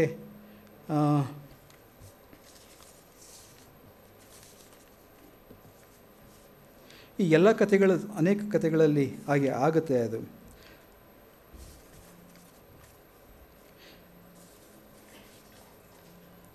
ಶಾಸ್ತ್ರಿ ಸಂಘ ಕಥೆ ಕೂಡ ಅವರು ಏನನ್ನು ಹೇಳಲಿಕ್ಕೆ ಹೊರಡ್ತಾರೆ ಅದನ್ನು ಕೊನೆಯಲ್ಲಿ ನಾಟಕೀಯಗೊಳಿಸ್ತಾರೆ ಅಂತ ನನಗೆ ಅನಿಸುತ್ತೆ. ಅದು ಕೊಂಚ ಸೂಕ್ಷ್ಮವಾಗಿ ನೋಡೋದಾದರೆ ಮೌನೇಶ್ ಕಥೆಗಳು ಒಂದು ರೀತಿಯ ವಾಚ್ಯವಾಗ್ತವೇನೋ ಅಥವಾ ಅವರ ರಂಗದ ಹಿನ್ನೆಲೆ ಕಾರಣದಿಂದಾಗಿ ಅಗತ್ಯಕ್ಕಿಂತಲೂ ಹೆಚ್ಚು ಹೋಗ್ತವೇನೋ ಅಂತ ನನಗೆ ಅನಿಸುತ್ತೆ. ಅದು ಆದರೆ ನನಗೆ ಈ ಕಥೆಗಳನ್ನು ಓದಿದ ನಂತರ ಮತ್ತೆ ಯೋಚನೆ ಮಾಡಿದಾಗ ಅನಿಸಿದ್ದು, ಈ ಮತ್ತೊಂದು ಅಂಚಿಗೆ ಅವರು ಈ ಕಥೆಗಳನ್ನು ಕಟ್ತಾ ಹೋಗ್ತಾರಲ್ಲ, ಅಂದರೆ ಮುಗೀತು ಅಂದರೂ ಕೂಡ ಮತ್ತೆ ಅದನ್ನು ವಿಸ್ತರಣೆ ಮಾಡ್ತಾ ಹೋಗ್ತಾರಲ್ಲ, ಇದನ್ನು ಬಹುಶಃ ಅವರು ಪ್ರಜ್ಞಾಪೂರ್ವಕವಾಗಿ ಮಾಡಿದಾರೇನೋ ಅಂತ ನನಗೆ ಅನಿಸುತ್ತೆ. ಅದು ಯಾಕೆ ಅಂದರೆ ಒಂದು ಕತೆ ಅಥವಾ ಕವಿತೆ ವಾಚ್ಯ ಆಗಬಾರ್ದು ಅಂತ ಒಂದು ಸಾಹಿತ್ಯದ ಅಪೇಕ್ಷೆ ಇದೆಯಲ್ಲ, ಅದು ಈ ಕಾಲದಲ್ಲಿ ಬಹುಶಃ ಆಗಬೇಕು ಅನ್ನೋದು ಕೂಡ ಈ ಕಾಲದ ಒಂದು ತುರ್ತು ಇರ್ಬೋದೇನೋ ಅಂತ ನನಗೆ ಮತ್ತೆ ಅನಿಸಿದೆ.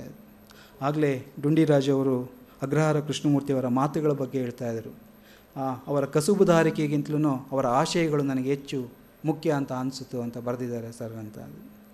ನನಗೆ ಕಸುಬುದಾರಿಕೆಯ ದೃಷ್ಟಿಯಿಂದ ಗಮನ ಸೆಳೆದಷ್ಟೇ ಈ ಆಶಯದ ದೃಷ್ಟಿಯಿಂದ ಕೂಡ ಮೌನೇಶ್ ಅವರ ಕಥೆಗಳು ತುಂಬ ಮುಖ್ಯ ಅಂತ ನನಗೆ ಅನಿಸುತ್ತೆ. ಅದು ಮೌನೇಶ್ವರ ಕಥೆಗಳು ಕೇವಲ ಕಾಲಕ್ಕಷ್ಟೇ ಕನ್ನಡಿಯಾಗಲ್ಲ, ಅವು ಅದೇ ಕಾಲಕ್ಕೆ ಅವು ನಮ್ಮ ಅಂತರಂಗಕ್ಕೆ ಕೂಡ ಕನ್ನಡಿಯಾಗಿ ಪರಿಣಮಿಸ್ತವೆ.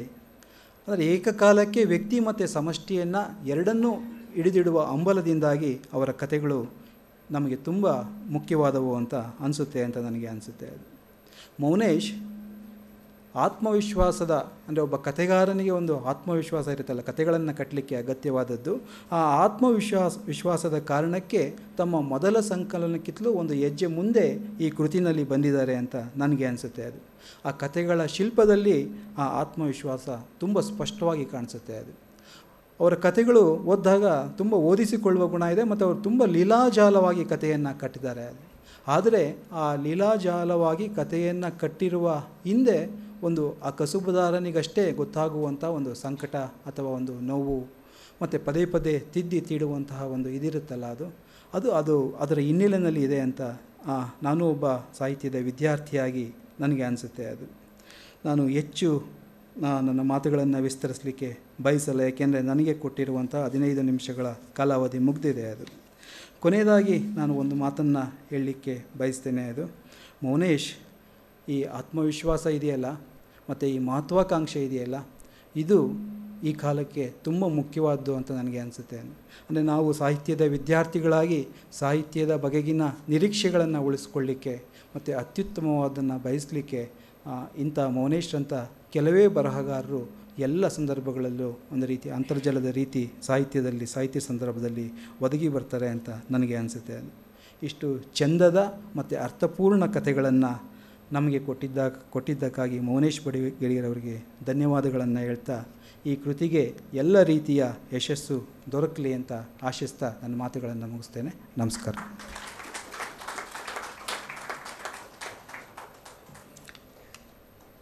ಶ್ರೀ ರಘುನಾಥ್ ಚಹಾ ಅವರಿಗೆ ವಂದನೆಗಳು. ಈಗ ಲೇಖಕರ ಮಾತು. ಮೊದಲಿಗೆ ಶ್ರೀ MS ನರಸಿಂಹಮೂರ್ತಿ.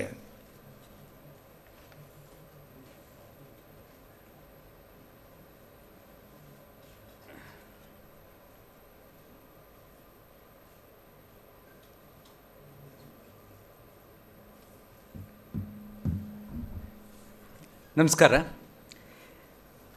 ಎಲ್ಲ ಆತ್ಮೀಯರೇ ಸೇರಿದ್ದೀರಾ, ಬ್ಯಾಂಕ್ನವರು, ಅಖಿಲ ಭಾರತ ಸಾಹಿತ್ಯ ಪರಿಷತ್ನವರು. ಎಲ್ಲಕ್ಕಿಂತ ಹೆಚ್ಚಾಗಿ ನನ್ನ ಬೆಗ್ಬರವಾಳಿಯ ನಾಟಕವನ್ನು ಅತ್ಯದ್ಭುತವಾಗಿ ಪ್ರದರ್ಶನ ಮಾಡಿದ ಬಹಳ ಒಳ್ಳೆಯ ನಿರ್ದೇಶಕ ಅಂತ ಅನಿಸ್ಕೊಂಡಿರ್ತಕ್ಕಂತಹ ಆತ್ಮೀಯರಾದ ನಮ್ಮ ಅನು ರಾಮ್ ಸಂಜೀವ್ ಬಂದಿದ್ದಾರೆ. ಅವರಿಗೆ ನಾನು ವಂದನೆಗಳನ್ನು ನಿಮ್ಮ ಚಪ್ಪಾಳೆ ನಡುತ್ತೆ ಕೊಡ್ತಾಯಿದ್ದೀನಿ.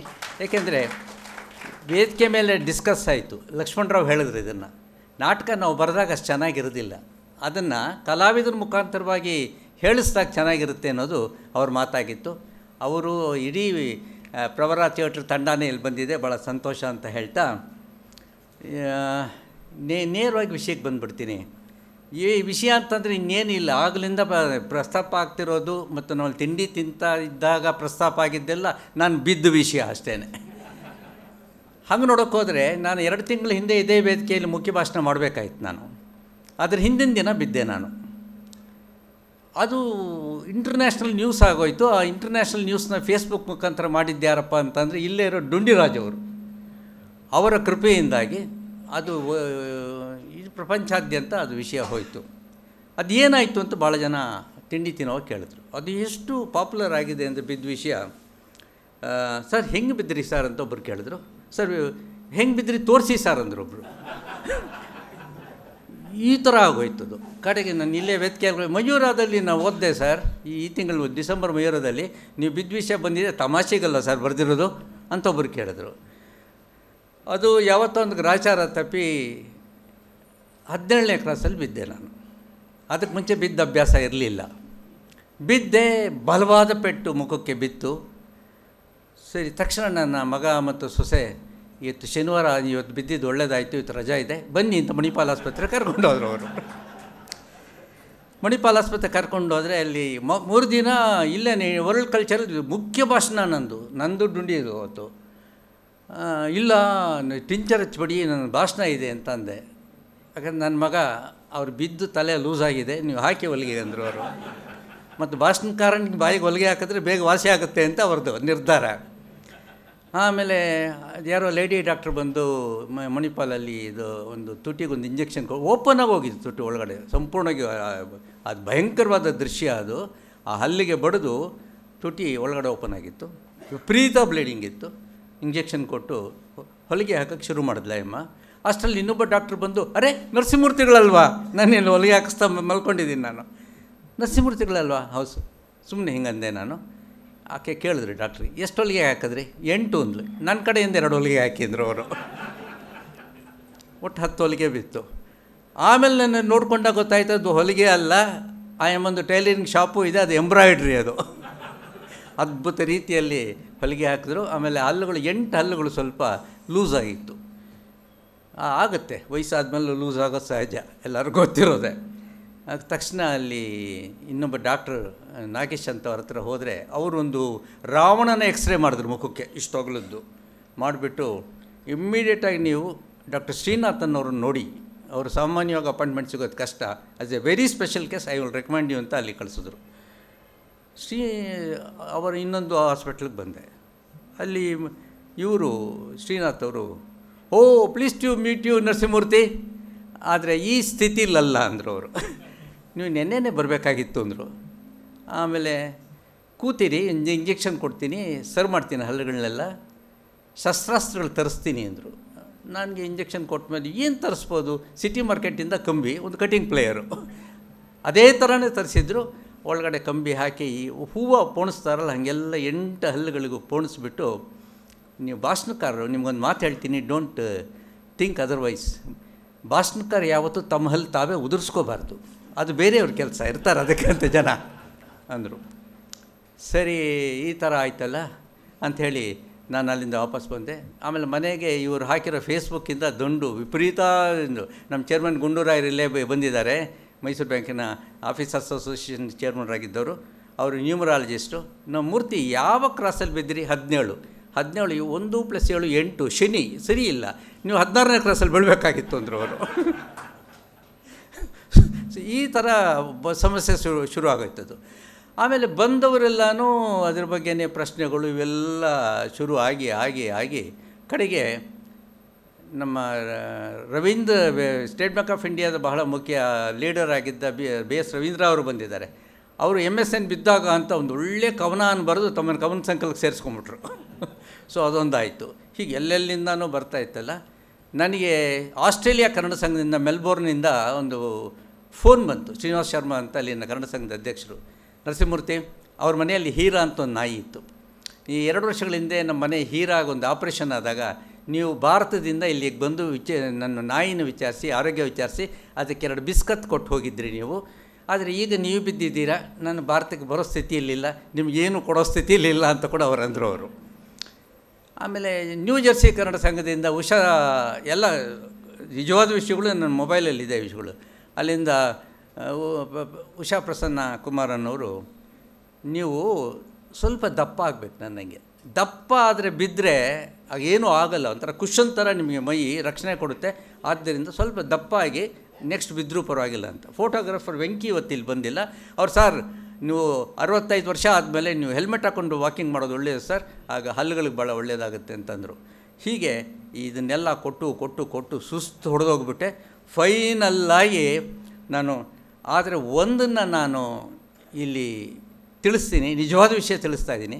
ಸಾವಿರಾರು ಶುಭ ಹಾರೈಕೆಗಳು ಬಂತಲ್ಲ ಮೆಸೇಜ್ಗಳ ಮುಖಾಂತರ, ವೈಯಕ್ತಿಕವಾಗಿ ತಟ್ಟಂತ ಹೇಳಿ ನಮ್ಮ ಸೋಮೇಶ್ವರರಾವ್ ಅವರು, ಸೋಮೇಶ್ವರ ಅವ್ರ ಮನೆಗೆ ಬಂದು, ಅವರು ದಂಪತಿ ಸಮೇತ ಬಂದು, ನರಸಿಂಹಮೂರ್ತಿಗಳೇ ತಟ್ಟಂತೇಳಿ, ನೀವು ಬಿದ್ದಾಗ ನೀವೇ ಎದ್ರೆ ಇಲ್ಲ ಬೇರೆಯವ್ರು ಎಬ್ಸಿದ್ರು, A ಮತ್ತು B ಅಂತ 2 ಆಪ್ಷನ್ ಕೊಟ್ಟರು.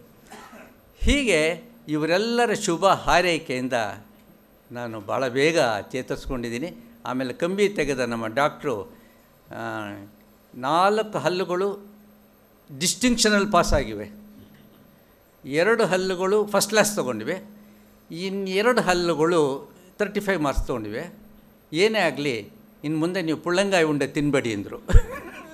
ಸೊ ಇಷ್ಟು ನನ್ನ ಹಲ್ಲಿನ ಕತೆ. ಅಂದರೆ ಈ ಶುಭ ಹಾರೈಕೆಗಳು ಬಂದಾಗ ನಮಗೇನೋ ಒಂದು ಮಾನಸಿಕವಾಗಿ ಸ್ಥೈರ್ಯ ಬರುತ್ತೆ, ಅದನ್ನು ನಾನು ಅನುಭವಿಸ್ದೆ.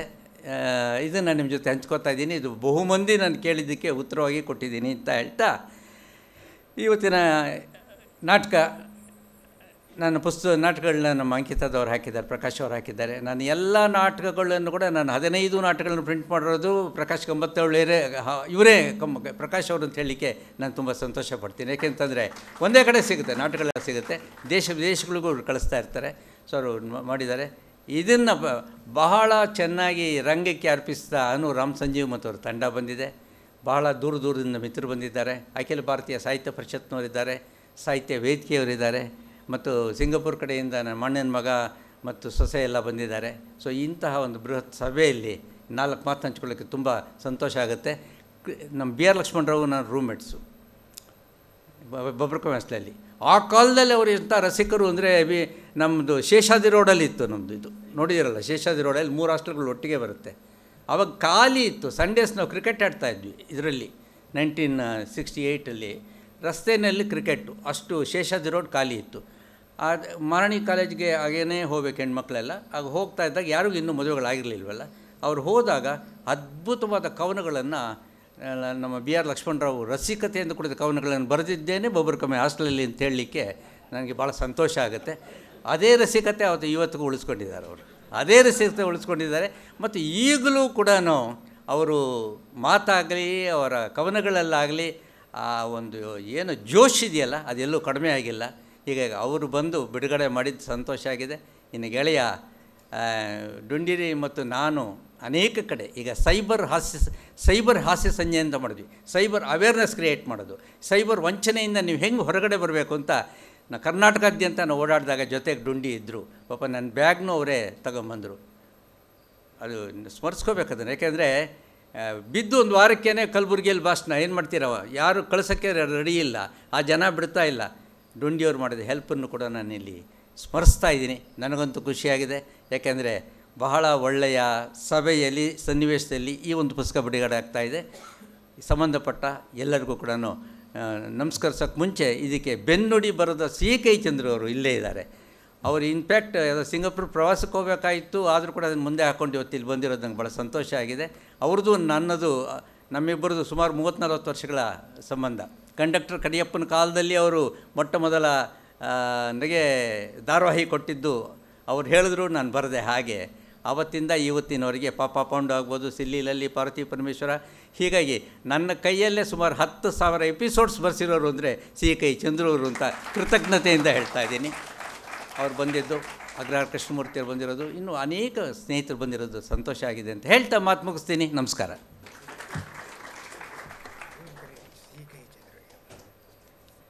ನಿಮ್ಮ ಪ್ರವಾಸ ಮುಂದೆ ಚಂದ್ರು ಅವರು ಸಿಂಗಾಪುರಕ್ಕೆ ಹೊರಟಿದ್ದಾರೆ. ಆದ್ದರಿಂದ ಅವ್ರನ್ನ ತಡೆದು ಇವಾಗ ಅವ್ರನ್ನ ಪುಸ್ತಕ ಮುನ್ನುಡಿ ಬರೆದಿದ್ದಾರೆ, ಕೊಡಬೇಕು ಸರ್. ಬೆನ್ನುಡಿ ಬರೆದಿದ್ದಕ್ಕೆ ಬುಕ್ಕು ಸರ್. ಫ್ಲೈಟಲ್ಲಿ ಹೋಗ್ತಾ ಓದ್ಕೊಂಡು ಹೋಗಿ. ನಾಟಕ ನಿರ್ದೇಶನ ಮಾಡಿದವರು ರಾಮಚಂದ್ರ. ಹಾಂ ಸರ್, ಬನ್ನಿ ಕೊಡಿ. ಈ ನಾಟಕವನ್ನು ಚಂದ್ರವ್ರಿಗೆ ಚಪ್ಪಾಳೆ ಬಿದ್ದ ಮೇಲೆ ಹೇಳ್ತೀನಿ.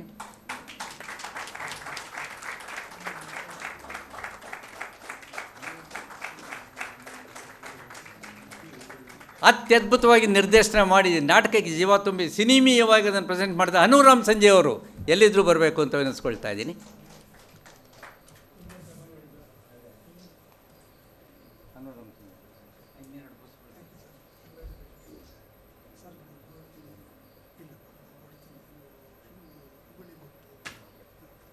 ಸರ್,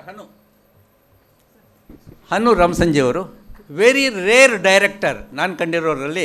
ಅದಕ್ಕೆ ಟಿ ಶರ್ಟ್ ಮೇಲೆ ಕೂಡ ರೇರ್ ಅಂತ ಇದೆ ನೋಡಿ.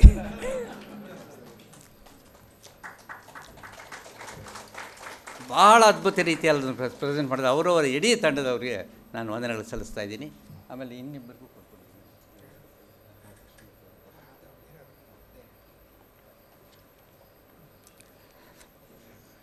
ಕೆಲವು ಮಾತುಗಳನ್ನು ಆಡಿದ ಶ್ರೀ ಎಮ್.ಎಸ್. ನರಸಿಂಹಮೂರ್ತಿ ಅವರಿಗೆ ವಂದನೆಗಳು.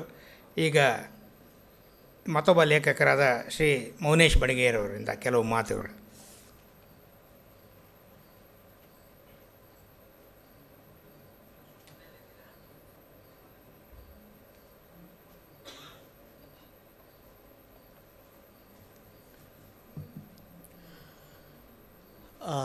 ಮೊದಲನೇದಾಗಿ ನನ್ನ ಈ ಪುಸ್ತಕದ ಜೊತೆಗೆ ಬಿಡುಗಡೆ ಆಗ್ತಿರುವಂಥ ನನ್ನ ಸಹಲೇಖಕರಾದಂಥ ಮತ್ತು ಹಿರಿಯ ಲೇಖಕರಾದಂಥ MSN ಅವರಿಗೆ ಹಾಗೂ ವಿವೇಕಾನಂದ ಕಾಮತ್ ಅವರಿಗೆ ಹಾಗೂ ಪ್ರಕಾಶ್ ಅವರಿಗೆ ಅಭಿನಂದನೆಗಳನ್ನು ಸಲ್ಲಿಸ್ತಾ ತಮ್ಮೆಲ್ಲರಿಗೂ ನಮಸ್ಕಾರಗಳನ್ನ ಹೇಳ್ತಿದ್ದೀನಿ. ಪ್ರಕಾಶ್ ಸರ್ ನನಗೆ ಆ್ಯಕ್ಚುಲಿ 5 ನಿಮಿಷ ಅಷ್ಟೇ ಸಮಯ ಹೇಳಿದ್ದು, ಈಗ ಕಿವಿಯಲ್ಲಿ ಬಂದು 10 ನಿಮಿಷಕ್ಕೆ ಮಾತಾಡ್ಬೋದು ಅಂತ ಎಕ್ಸ್ಟೆಂಡ್ ಮಾಡಿದ್ದಾರೆ. ಹಾಗಾಗಿ ನನ್ನ ಹತ್ರ 10 ನಿಮಿಷ ಮಾತಾಡೋಷ್ಟು ಸರ್ಕೆಲ್ಲ ನನ್ನ ಹತ್ರ ಇರಲಿಲ್ಲ. ಬರೀ 5 ನಿಮಿಷಕ್ಕೆ ಎಲ್ರಿಗೂ ಥ್ಯಾಂಕ್ಸ್ ಹೇಳಿ ಹೋಗೋಣ ಅಂತ ಅಷ್ಟೇ ಇದ್ದಿತ್ತು. ಮತ್ತು ನಾನು ಹೇಳಬೇಕಾಗಿರೋ ಎಲ್ಲ ವಿಷಯಗಳನ್ನು ಲೇಖಕರ ಮಾತುಗಳಲ್ಲಿ, ಇದರಲ್ಲಿ ನನ್ನ ಅಂತರಂಗದ ಮತ್ತು ಬಹಿರಂಗದ ಎಲ್ಲ ಮಾತುಗಳನ್ನು ಇದರಲ್ಲಿ ಹೇಳ್ಕೊಂಡಿದ್ದೀನಿ. ಹಾಗಾಗಿ ನೀವು ಈ ಪುಸ್ತಕವನ್ನು ಕೊಂಡ್ಕೊಂಡು ಓದಿದರೆ ಬಹುಶಃ ಅದೆಲ್ಲ ತಿಳಿಯುತ್ತೆ. ಅದನ್ನು ಮತ್ತೆ ಇಲ್ಲಿ ರಿಪೀಟ್ ಮಾಡೋ ಅವಶ್ಯಕತೆ ಇಲ್ಲ ಅಂತ ಅಂದ್ಕೋತೀನಿ. ಮೊದಲನೇದಾಗಿ ನಾನು ಥ್ಯಾಂಕ್ಸ್ ಹೇಳ್ತಾ ಇರೋದು ಈ ಪುಸ್ತಕಗಳನ್ನು ಬಿಡುಗಡೆ ಮಾಡಿದಂಥ ಹಿರಿಯ ಕವಿಗಳಾದಂಥ BRL ಸರ್ಗೆ. BRL ಅವರ ಕವಿತೆಗಳನ್ನು ಬಹಳ ವರ್ಷಗಳ ಹಿಂದಿನ ನನ್ನ ಪ್ರಾರಂಭದ ದಿನಗಳಿಂದಲೂ ಓದ್ಕೊಂಡು ಬಂದಿದ್ದೇನೆ. ಅದರಲ್ಲಿ ಅವರ ಈಗಲೂ ನನಗೆ ತಕ್ಷಣಕ್ಕೆ ನೆನಪಾಗೋ ಒಂದು ಕವಿತೆ ಆಗಲೇ ಹೇಳಿದೆ, ಅವರ ಹತ್ರ ಹಂಚಿಕೊಂಡೆ. ಬಯಲು ಅಂತ ಒಂದು ಕವಿತೆ. ಅದು ನನ್ನ ಪುಸ್ತಕದ ಇದರಲ್ಲಿ ಸಿಗಲಿಲ್ಲ, ಇಲ್ಲದೆ ಹೋಗಿದರೆ ಅದನ್ನು ಓದ್ತಿದ್ದೆ. ಅದು ನನಗೆ ಭಾಳ ಇಷ್ಟವಾದ ಕವಿತೆ. ತುಂಬ ಒಂಥರ ಸರ್ರಿಯಲಿಸ್ಟಿಕ್ ಆಗಿರುವಂಥ ಕವಿತೆ. ಅವರು ಪ್ರೇಮದ ಕವಿತೆಗಳಿಗೆ ಹೆಸರುವಾಸಿ. ಆದರೆ ಈ ಕವಿತೆ ಭಾಳ ವಿಶೇಷವಾದ ಕವಿತೆ. ಅದು BRL ಕವಿತೆ ಅಂತ ನಾನು ಸುಮ್ಮನೆ ಹೆಸರು ಹೇಳಿದೆ ಓದ್ಬಿಟ್ರೆ ಯಾರಿಗೂ ನಂಬೋಕ್ಕಾಗೋದಿಲ್ಲ. ಆ ಥರದ್ದೊಂದು ಇಮೇಜನ್ನು ಕೊಡ್ತಾರೆ. ಅವನ ರಾತ್ರಿ ಎದ್ದು ಕಣ್ಬಿಟ್ಟಿದ ತಕ್ಷಣ ಅವನ ಸುತ್ತಮುತ್ತ ಗೋಡೆಗಳೆಲ್ಲ ವ್ಯಾನಿಷ್ ಆಗಿಬಿಟ್ಟಿರುತ್ತೆ. ಆ ಥರದ್ದೊಂದು ಇಮೇಜಿಂದ ಓಪನ್ ಆಗುತ್ತೆ ಆ ಕವಿತೆ. ಭಾಳ ಅದ್ಭುತವಾದ ಕವಿತೆ. ಆ ಇಮೇಜ್ ನನಗೆ, ಆ ಕವಿತೆಯ ಡೀಟೇಲ್ಸ್ ಮರ್ತೋಗಿದೆ, ಅದರ ಇಮೇಜ್ ಮಾತ್ರ ಅವರ ಜೊತೆಗೆ ಹಾಗೇ ನನ್ನ ಮನಸ್ಸಿನಲ್ಲಿ ಹಾಗೇ ಕೂತ್ಬಿಟ್ಟಿದೆ. ಅವರಿಗೆ ಬಿಡುಗಡೆ ಮಾಡಿದ್ದಕ್ಕೆ ಧನ್ಯವಾದಗಳನ್ನು ಹೇಳ್ತಾ ಇದ್ದೀನಿ. ಮತ್ತು ಮತ್ತೊಬ್ಬರು ಅತಿಥಿಗಳಾದಂಥ ದುಂಡಿರಾಜ್ ಸರ್. ದುಂಡಿರಾಜ್ ಅವರು ನನಗೆ ಪರಿಚಯ ಆಗಿದ್ದು ಈಗ ಒಂದು 6-7 ವರ್ಷಗಳ ಹಿಂದೆ. ನಾನು ನೀನಾಸಂನ ಒಂದು ಕಾವ್ಯ ಕನ್ನಡಿ ಅನ್ನೋ ಒಂದು ಪ್ರಾಜೆಕ್ಟ್ನಲ್ಲಿ 2 ಕವಿತೆಗಳನ್ನು ದೃಶ್ಯ ಕಾವ್ಯ ರೂಪದಲ್ಲಿ ನಿರ್ದೇಶನ ಮಾಡಿದೆ. ಒಂದು ಕುವೆಂಪು ಅವರ ಪದ್ಯ ಮತ್ತು ಇನ್ನೊಂದು ಕಂಬಾರರ ಒಂದು ಪದ್ಯ. ಅದನ್ನು ವಿಜುವಲ್ ಪೊಯಿಟ್ರಿ ಥರ ಅದನ್ನು ಮಾಡುವಂಥ ಒಂದು ಪ್ರಾಜೆಕ್ಟಿಗೆ ನಿರ್ದೇಶನ ಕೆಲಸ ಮಾಡ್ತಿದ್ದೆ. ಅದಕ್ಕೆ ನಮಗೆ ಒಂದಷ್ಟು ಬಜೆಟ್ನ ಅಲಾಟ್ ಮಾಡಿದರು. ಆದರೆ ನಮಗೆ ಆ ಬಜೆಟಲ್ಲಿ ಆ ಸಿನಿಮಾನ ಮಾಡೋಕ್ಕೆ ಕಷ್ಟ ಆಗ್ತಿತ್ತು. ಆಗ ನಮ್ಮ ನೆರವಿಗೆ ಬಂದವರು ದುಂಡಿರಾಜ್ ಸರ್.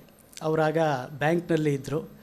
ಅವರ ಬ್ಯಾಂಕ್ನಲ್ಲಿ ಮಾತಾಡಿ ಅವರು ತಮ್ಮ ಬ್ಯಾಂಕ್ನಿಂದ ನಮಗೆ ಆ ಪೊಯೆಟ್ರಿ ಫಿಲ್ಮ್ಗೆ ಫಂಡಿಂಗ್ ಮಾಡಿದ್ರು. ಆ ಸಂದರ್ಭದಲ್ಲಿ ಅವ್ರನ್ನ ಭೇಟಿಯಾಗೋ ಒಂದು ಅವಕಾಶ ಸಿಕ್ತು. ಅವರ ಹನಿಗವಿತೆಗಳಂತ ಅದರ ಬಗ್ಗೆ ಏನು ಎಲ್ಲ ಇಡೀ ಕರ್ನಾಟಕಕ್ಕೆ ಬಹಳ ಪ್ರಸಿದ್ಧವಾಗಿರೋ, ಪ್ರತಿದಿನ ಪತ್ರಿಕೆಯಲ್ಲಿ ನಾವು ನೋಡ್ತಾನೆ ಇರ್ತೀವಿ.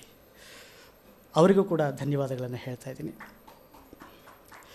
ಮತ್ತು ಇನ್ನೊಬ್ಬ ಅತಿಥಿಗಳು ನಾನು ಬಹಳ ಗೌರವದಿಂದ ನೋಡುವಂಥ, ಪತ್ರಿಕಾ ರಂಗದಲ್ಲಿ ಬಹಳ ಗೌರವದಿಂದ ನೋಡುವಂಥ ಪತ್ರಕರ್ತರು ಮತ್ತು ಕಥೆಗಾರರು, ಭಾಳ ಸಂವೇದನಶೀಲ ಪತ್ರಕರ್ತರು ಆದಂಥ ಚ. ರಘುನಾಥ್ ಅವರು ಈಗಾಗಲೇ ನನ್ನ ಪುಸ್ತಕದ ಬಗ್ಗೆ ವಿವರವಾಗಿ ಮಾತಾಡಿಬಿಟ್ಟಿದ್ದಾರೆ ಮತ್ತು ತುಂಬ ಕಾಂಪ್ಲಿಮೆಂಟ್ರಿಯಾಗಿಯೂ ಮಾತಾಡಿದ್ದಾರೆ. ನಾನು ಇನ್ನೊಂದು ಸ್ವಲ್ಪ ಏನಾದರೂ ಕ್ರಿಟಿಕಲ್ಲಾಗಿ ಏನಾದರೂ ನನಗೆ ಇನ್ನೊಂದಷ್ಟು ಏನಾದರೂ ಹೊಳಹುಗಳನ್ನು ಕೊಡ್ತಾರೇನೋ, ಇನ್ನೊಂದಷ್ಟು ತಿದ್ದುಕೊಳ್ಳಲಿಕ್ಕೆ ನನಗೇನಾದ್ರು ಒಂದು ಅವಕಾಶಗಳನ್ನೇನಾರೋ, ಮಾರ್ಗದರ್ಶನಗಳನ್ನೇನಾರೋ ಹೇಳ್ತಾರೇನೋ ಅಂತಲೂ ಎಕ್ಸ್ಪೆಕ್ಟ್ ಮಾಡಿದ್ದೆ. ಪರವಾಗಿಲ್ಲ, ಅದನ್ನು ಆಮೇಲೆ ಅವ್ರಿಗೆ ಫೋನ್ ಮಾಡಿ ಕೇಳ್ಕೊಳ್ತೀನಿ. ಅವ್ರಿಗೂ ಕೂಡ ನಾನು ಅವರು ಕೇಳಿದ ತಕ್ಷಣ, ಈ ಪುಸ್ತಕದ ಬಗ್ಗೆ ಮಾತಾಡಬೇಕು ಅಂತ ಕೇಳಿದ ತಕ್ಷಣ ಬಹಳ ಸಂತೋಷದಿಂದ ಒಪ್ಪಿಕೊಂಡು ಬಂದು ಮಾತಾಡಿದ್ದಾರೆ. ಅವ್ರಿಗೂ ಕೂಡ ನಾನು ತುಂಬ ಹೃದಯದ ಧನ್ಯವಾದಗಳನ್ನು ಹೇಳ್ತಾ ಇದ್ದೀನಿ ಸರ್. ಮತ್ತು ಈ ಪುಸ್ತಕವನ್ನು ನಾನು ಅರ್ಪಣೆ ಮಾಡಿರೋದು ನಮ್ಮ ಮೇಷ್ಟ್ರು, ನಮ್ಮ ಗುರುಗಳಿಗೆ, ರಘುನಂದನ್ ಸರ್ಗೆ. ರಘುನಂದನರು ಸಾಹಿತ್ಯದವರಿಗೆ ಗೊತ್ತಿದ್ದಾರೋ ಇಲ್ವೋ, ಆದರೆ ನಮ್ಮ ರಂಗಭೂಮಿ ಕ್ಷೇತ್ರದಲ್ಲಿ ಬಹಳ ಪ್ರಸಿದ್ಧವಾದ ನಿರ್ದೇಶಕರು, ಅವರು ಕವಿಗಳು, ಚಿಂತಕರು ಎಲ್ಲರೂ ಕೂಡ. ನನ್ನ ಆರಂಭದ ಕಲಾಕ್ಷೇತ್ರದ ದಿನಗಳಲ್ಲಿ ನನ್ನನ್ನು ಬಹಳ ಪ್ರಭಾವ ಉಂಟು ಮಾಡಿದಂಥ, ನನಗೆ ಹಲವಾರು ಒಳನೋಟಗಳನ್ನು ಕೊಟ್ಟಂತಹ ಒಬ್ಬ ಬಹಳ ಮುಖ್ಯವಾದ ಒಬ್ಬ ವ್ಯಕ್ತಿತ್ವ. ಅವರಿಗೆ ನಾನು ಈ ಪುಸ್ತಕವನ್ನು ಅರ್ಪಣೆ ಮಾಡಿದ್ದೀನಿ. ಹಾಗಾಗಿ ಅವರಿಗೆ ಈ ಮೊದಲ ಪ್ರತಿಗಳನ್ನು ಕೊಡಬೇಕು ಅಂತ ಅಂದ್ಕೊಂಡಿದ್ದೀನಿ. ಸರ್, ದಯವಿಟ್ಟು ಬನ್ನಿ ವೇದಿಕೆಗೆ.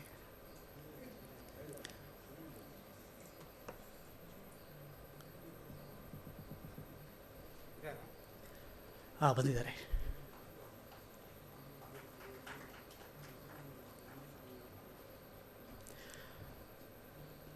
ಅವರು ಬೇಂದ್ರೆ ಕಾವ್ಯದ ಮೇಲೆ ಬರೆದಂಥ ಹೊಸ ಪುಸ್ತಕವೊಂದು ಇನ್ನೇನು ಇಷ್ಟರಲ್ಲೇ ಪ್ರಿಂಟ್ ಆಗೋಕ್ಕೆ ಹೊರಟಿದೆ.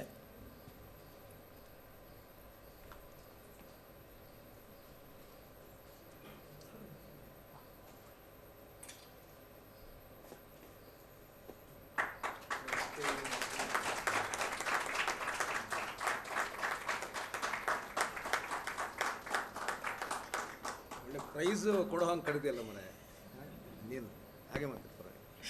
ಸಾಹಿತ್ಯ ಲೋಕದಲ್ಲಿ ಗೊತ್ತಿಲ್ಲ ಅಂತಲ್ಲ, ನನ್ನ ಬಗ್ಗೆ ಭಾಳ ಜನರಿಗೆ ಗೊತ್ತಿದೆ. ಸಾರಿ ತಪ್ಪು ಹೇಳಿದಾನೆ ಅಷ್ಟೇ. ಸಾರಿ ಆಯ್ತಾ? ಗೊತ್ತಿರೋರು ಗೊತ್ತಿದೆ, ಇಲ್ದಿರೋಗಿಲ್ಲ.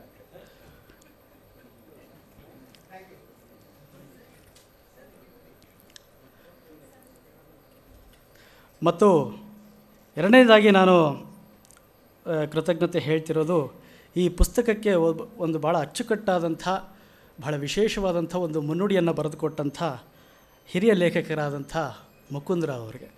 ಮುಕುಂದರಾವ್ ಅವರು ಇಂಗ್ಲೀಷ್ ಲೇಖಕರು. ನನ್ನ ಹಲವಾರು ನನ್ನ ಸ್ನೇಹಿತರಿಗೆಲ್ಲ ಯಾರು ಮುಕುಂದರಾವು ಅಂತ ಕೇಳ್ತಿದ್ರು.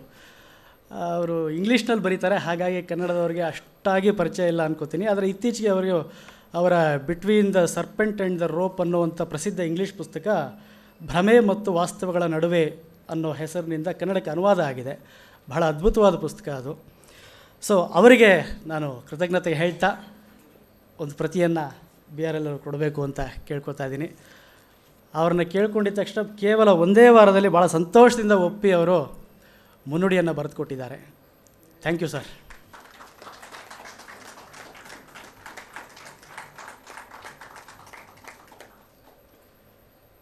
ಮತ್ತು ಈ ಕಾರ್ಯಕ್ರಮಕ್ಕೆ ಬಂದಿರುವಂಥ ಮತ್ತೊಬ್ಬ ನಾನು ಭಾಳ ಗೌರವಿಸುವಂಥ ಪ್ರೊಫೆಸರ್ ಮಧುಸೂದನ್ ಸರ್ ಬಂದಿದ್ದಾರೆ.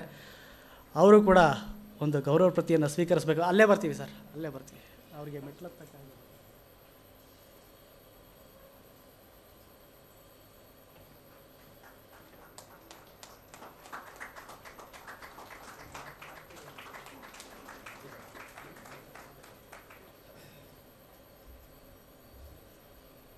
ಮತ್ತು ಕಡೆಯದಾಗಿ ಈ ಪುಸ್ತಕವನ್ನು ಮುದ್ರಣ ಮಾಡ್ತಿರುವಂಥ, ಪ್ರಕಾಶನ ಮಾಡ್ತಿರುವಂಥ ಅಂಕಿತ ಪ್ರಕಾಶನಕ್ಕೆ ಮತ್ತು ಅದರ ಸಾರಥಿಗಳಾದಂಥ ಪ್ರಕಾಶ್ ಕಂಬತ್ತಳ್ಳಿಯವರು ಹಾಗೂ ಪ್ರಭಾ ಮೇಡಮ್ ಇಬ್ಬರಿಗೂ ಕೂಡ ನಾನು ಆಭಾರಿಯಾಗಿದ್ದೇನೆ.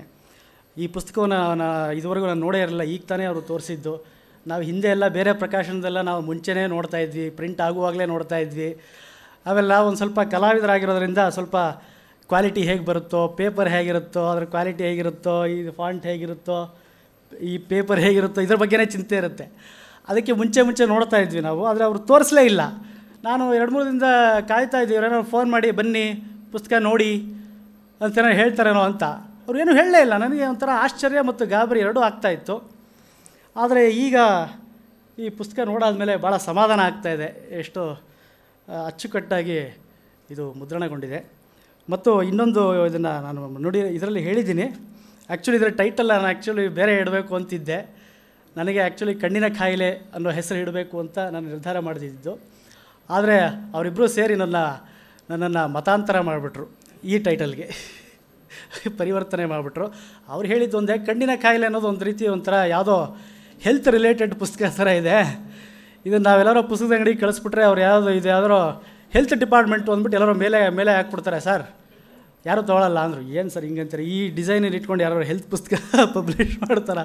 ಇಲ್ಲ ನಿಮಗೆ ಗೊತ್ತಾಗಲ್ಲ, ನಮಗೆ ಗೊತ್ತಾಗುತ್ತೆ ಇದೆಲ್ಲ, ಈ ಸೆನ್ಸಿಬಿಲಿಟಿ ನಮಗಿರುತ್ತೆ, ಪುಸ್ತಕದ ಅಂಗಡಿಯಲ್ಲಿ ಕೆಲಸ ಮಾಡೋರಿಗೆ ಇರಲ್ವಲ್ಲ ಅಂತ ಅವ್ರು ಹೇಳಿದ್ರು. ಅವ್ರು ಹೇಳೋದು ಸರಿ ಅಂತ ಅನ್ನಿಸ್ತು. ಹಾಗಾಗಿ ನಾನು ಕಣ್ಣಿನ ಕಾಯಿಲೆ ಅನ್ನೋ ಶೀರ್ಷಿಕೆಯಿಂದ ಶ್ರೀಗಳ ಅರಣ್ಯಕಾಂಡ ಅನ್ನೋ ತುಂಬ ಬ್ರೇಕಿಂಗ್ ಥರದ್ದೊಂದು ಶೀರ್ಷಿಕೆಗೆ ಬದಲಾಗಿದ್ದೀನಿ. ಸೊ ಅವರಿಗೂ ಕೂಡ ನಾನು ಕೃತಜ್ಞತೆಗಳನ್ನು ಹೇಳ್ತಾ ನನ್ನ 2 ಮಾತುಗಳನ್ನು ಮುಗಿಸ್ತಾ ಇದ್ದೀನಿ. ಮತ್ತು ಈ ಕಾರ್ಯಕ್ರಮಕ್ಕೆ ಬಂದಿರುವ ನಿಮ್ಮೆಲ್ಲರಿಗೂ ಅನೇಕ ಸ್ನೇಹಿತರು ಬಂದಿದ್ದೀರಿ, ಸಿನಿಮಾದವರು, ನಾಟಕದವರು, ಲೇಖಕರು ಎಲ್ಲರೂ ಬಂದಿದ್ದೀರಿ. ನಿಮ್ಮೆಲ್ಲರಿಗೂ ಪ್ರೀತಿಯ ಕೃತಜ್ಞತೆಗಳನ್ನು ಹೇಳ್ತಾ ನನ್ನ ಮಾತು ಮುಗಿಸ್ತಾ ಇದ್ದೀನಿ. Thank you. ಶ್ರೀ ಮೌನೇಶ್ ಬಡಿಗೇರ ಅವರಿಗೆ ವಂದನೆಗಳು. ಈಗ ಮತ್ತೊಬ್ಬ ಲೇಖಕರು ಶ್ರೀ ವಿವೇಕಾನಂದ ಕಾಮತ್ ಅವರಿಂದ ಕೆಲವು ಮಾತು.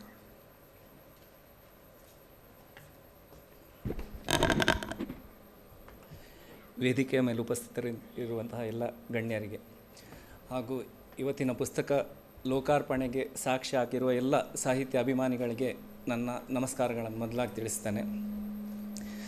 ರಘುನಾಥ್ ಸರ್ ಪರಿಚಯ ಮಾಡಿಕೊಟ್ಟಾಗೆ 1994-95 ಆದಿಯಿಂದ ನಾನು ಬರವಣಿಗೆ ಶುರು ಮಾಡಿದೆ. ಸುಮಾರು 27 ವರ್ಷಗಳ ಬರವಣಿಗೆ ಪಯಣ.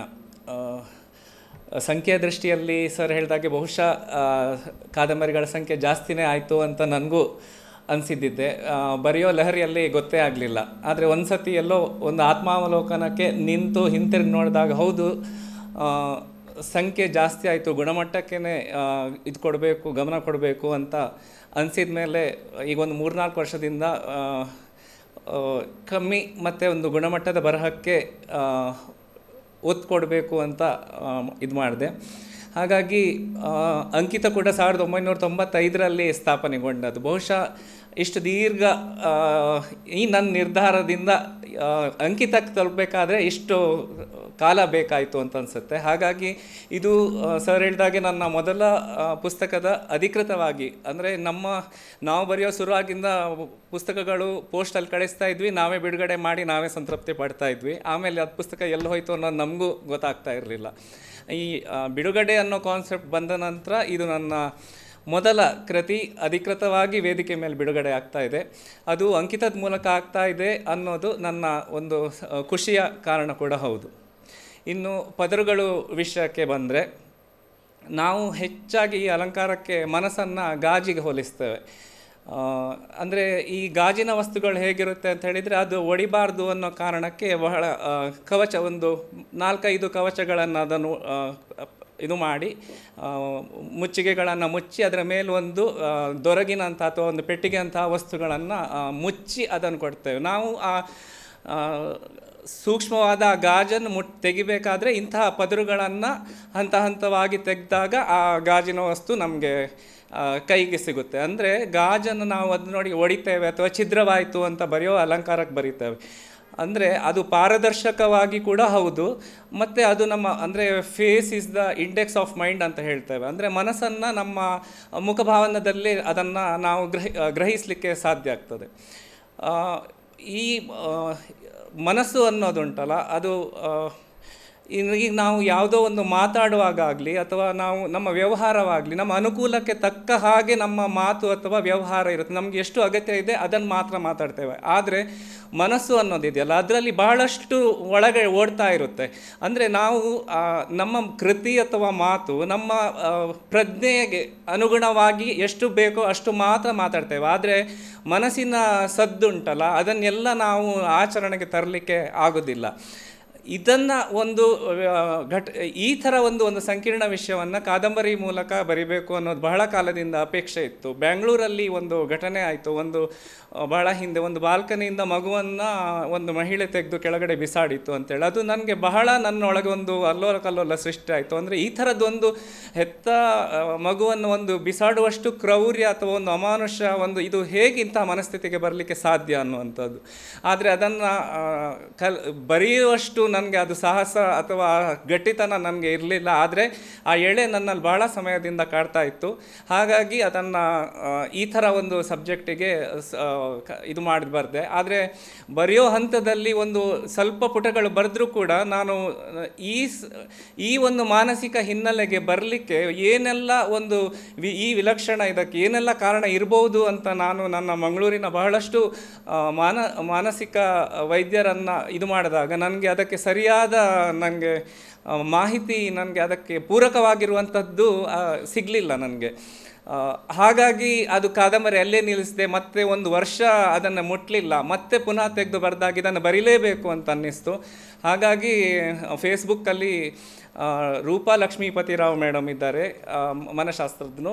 ಅವರನ್ನು ಸಂಪರ್ಕಿಸಿದಾಗ ಅವರು ಇದಕ್ಕೆ ಬಹಳ ಪೂರಕವಾಗಿ ಮತ್ತು ಇದನ್ನು ಬಗೆಹರಿಸುವಂತಹ ನಿಟ್ಟಿನಲ್ಲಿ ನನಗೆ ಬಹಳಷ್ಟು ಉಪಯುಕ್ತ ಸಲಹೆಗಳನ್ನು ಕೊಟ್ಟರು. ಹಾಗಾಗಿ ಈ ಕಾದಂಬರಿ ಪೂರ್ಣಗೊಳ್ಳಬೇಕು ಅಂದರೆ ಡಾಕ್ಟರ್ ರೂಪಾ ಲಕ್ಷ್ಮೀಪತಿರಾವ್ ಅವರೇ ಪ್ರಮುಖ ಕಾರಣ. ಹಾಗಾಗಿ ಮೊದಲನೇದಾಗಿ ಅವರನ್ನು ನಾನು ಕೃತಜ್ಞತೆ ಸಲ್ಲಿಸ್ತೇನೆ.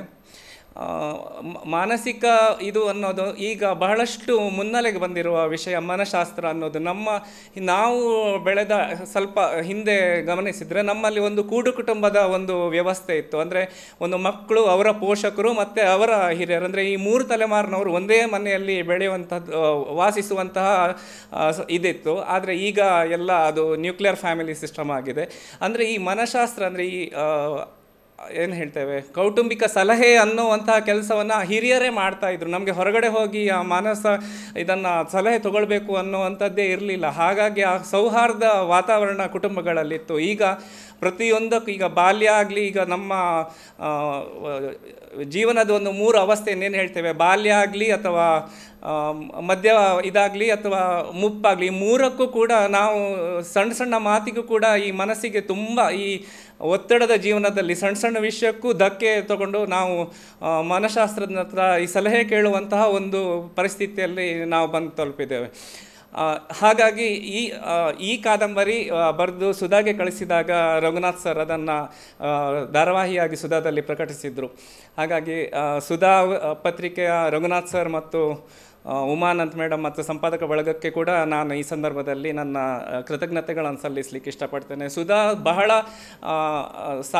ಅಂದರೆ ಬರೆಯುವ ಆರಂಭ ಕಾಲದಲ್ಲಿ ಒಂದು ಘಟನೆ ನಾನು ನೆನಪಿಸಲಿಕ್ಕೆ ಇಷ್ಟಪಡ್ತೇನೆ.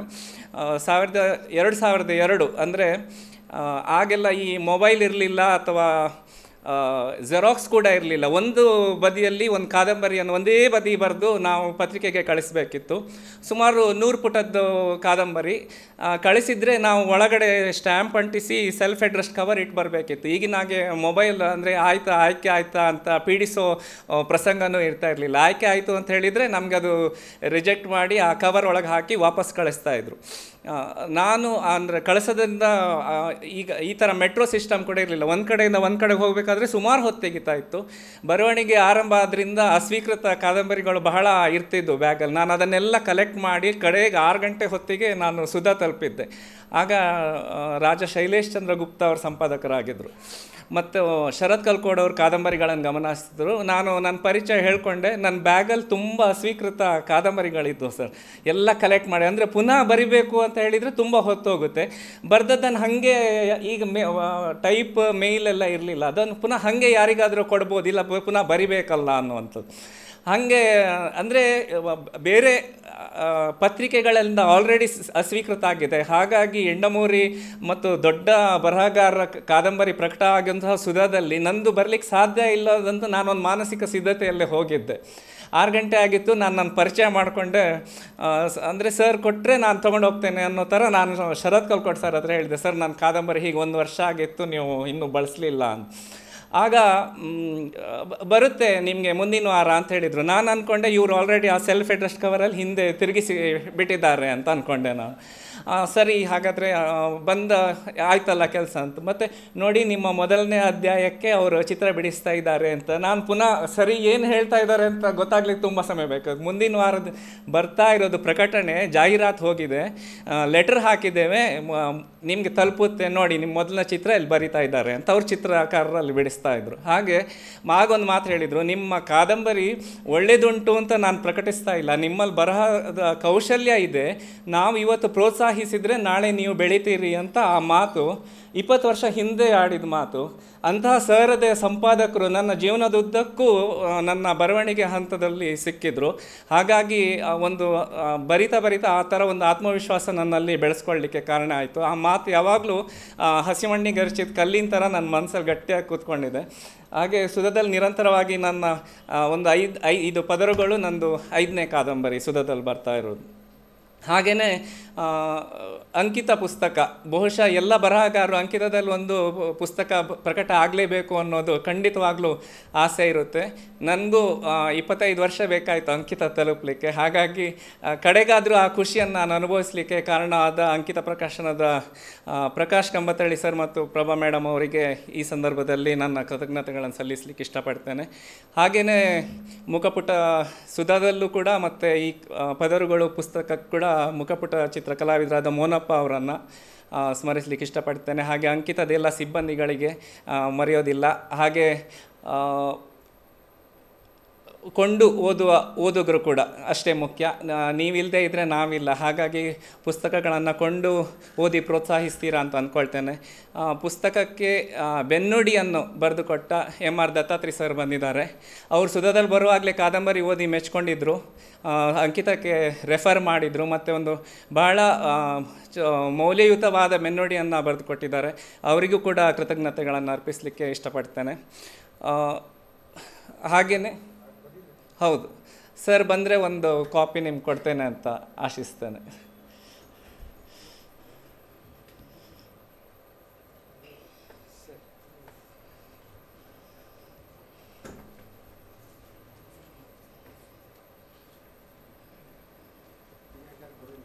ಇನ್ನೊಬ್ಬರು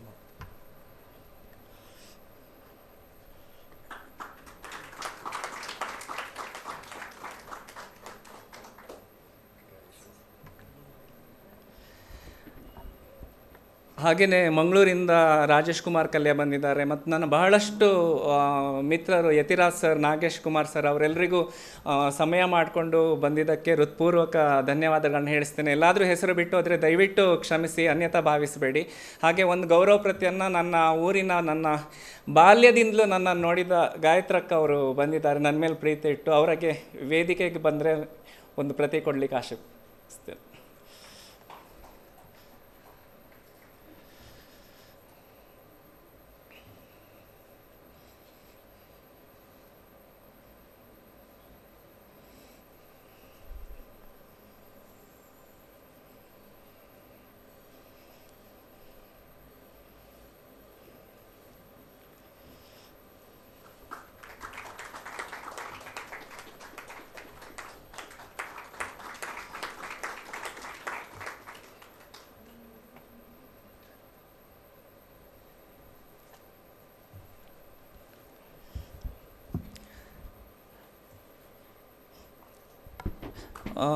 ಏನಾದರೂ ಮರೆತು ಅಥವಾ ಇದಾಗಿದ್ದರೆ ದಯವಿಟ್ಟು ಕ್ಷಮೆ ಇರಲಿ. ಆನ್ಲೈನ್ನಲ್ಲಿ ವೀಕ್ಷಿಸ್ತಿರುವ ಎಲ್ಲ ನೋಡುಗರಿಗೆ ಮತ್ತು ನನ್ನ ಮನೆಯವರು, ನನ್ನ ಬರವಣಿಗೆಯಲ್ಲಿ ನನ್ನನ್ನು ಸಹಿಸ್ಕೊಂಡು, ನನ್ನ ತಿಕ್ಕಲ್ತನಗಳನ್ನೆಲ್ಲ ಸಹಿಸ್ಕೊಂತ ಇದು ಮಾಡೋ ನನ್ನ ಪತ್ನಿ ಚಿತ್ರ ಮತ್ತು ನನ್ನ ಮಕ್ಕಳು ಆದರ್ಶ್ ಮತ್ತು ಪ್ರಥಮ್ನವರಿಗೂ ಕೂಡ ಈ ಸಂದರ್ಭದಲ್ಲಿ ನೆನೆಸ್ಕೊಳ್ತಾ, ನನ್ನ ಜೀವನದಲ್ಲಿ ಇಂತಹ ಒಂದು ಸ್ಮರಣೀಯ ಘಟನೆಯನ್ನು ಸೃಷ್ಟಿ ಮಾಡಿಕೊಟ್ಟಿದ್ದಕ್ಕೆ ಪ್ರಕಾಶ್ ಕಮ್ಮತಳ್ಳಿ ಸರ್ ಅವರಿಗೆ ಮತ್ತೊಮ್ಮೆ ವಂದಿಸ್ತಾ, ಬಿಡುಗಡೆ ಮಾಡಿದ BRL ಸರ್, ದುಂಡಿರಾಜ್ ಸರ್ ಮತ್ತು ಎಲ್ಲ ನನ್ನ ಜೊತೆ ಇವತ್ತು ಪುಸ್ತಕ ಬಿಡುಗಡೆ ಮಾಡಿಕೊಂಡ ಲೇಖಕರನ್ನು ಅಭಿನಂದಿಸ್ತಾ ನನ್ನ ಮಾತನ್ನು ಮುಗಿಸ್ತೇನೆ. ಧನ್ಯವಾದ.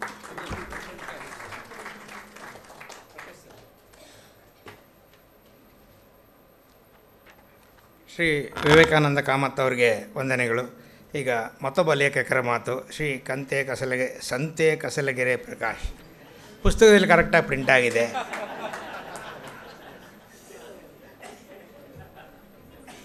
ನಮಸ್ಕಾರ.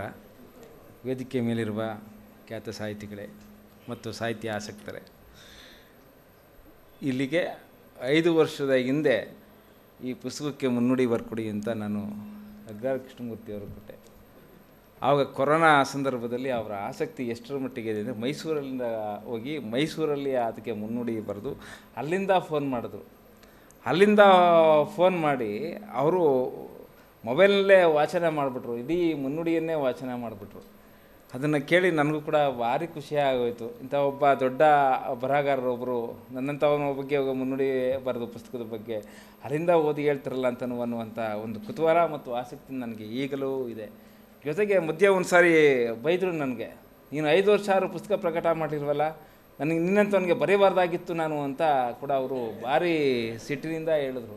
ನಾನು ಹೇಳಿದೆ, ಎಲ್ಲ ಪ್ರಕಾಶಕರ ಹೆಸರನ್ನು ಹೇಳ್ಬಿಟ್ಟೆ, ಸರ್ ಅವರು ಪ್ರಕಟ ಮಾಡ್ತಾರೆ, ಇವರು ಪ್ರಕಟ ಮಾಡ್ತಾರೆ ಅಂತ ಎಲ್ಲ ಹೇಳಿದೆ. ಅವರೆಲ್ಲ ಸುಳ್ಳು ಅನ್ನಿಸ್ತೋ ನಿಜ ಅನ್ನಿಸ್ತೋ ಅವ್ರಿಗೆ ಗೊತ್ತಿಲ್ಲ ನನಗೆ. ಕೊನೆಗೆ ಒಂದು ಸತಿ ಈಗ ಮತ್ತೆ ಫೋನ್ ಮಾಡಿದ್ರು, ಸರ್ ಅಂಕಿತದವರು ಈ ಡಿಸೆಂಬರು ನವಂಬರ್ಗೆ ಪ್ರಕಟಿಸ್ತಾರಂತೆ ಸರ್, ದಯಮಾಡಿ ಕ್ಷಮಿಸಿ ಸರ್ ಅಂತ ಅವ್ರನ್ನ ಕೇಳ್ಕೊಂಡು ನೆನ್ನೆ ಕೂಡ ಫೋನ್ ಮಾಡಿ, ಸರ್ ದಯಮಾಡಿ ಬರಬೇಕು ಸರ್ ಅಂತ ಹೇಳಿದ್ರು.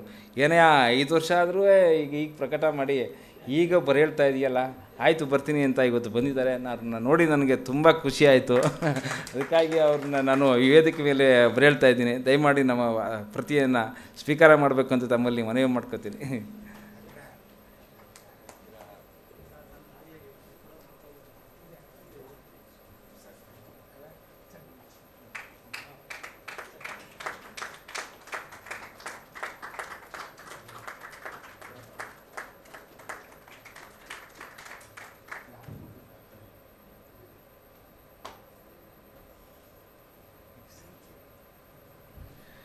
ಇನ್ನೂ ನನಗೆ ಹೆಚ್ಚಿನದಾಗಿ ಹೇಳಬೇಕು ಅಂದರೆ, 97 ಕೊಟ್ಟೆ, ಈಗ ಪುಸ್ತಕವನ್ನು ಪ್ರಕಟಿಸಿದ್ದಾರೆ.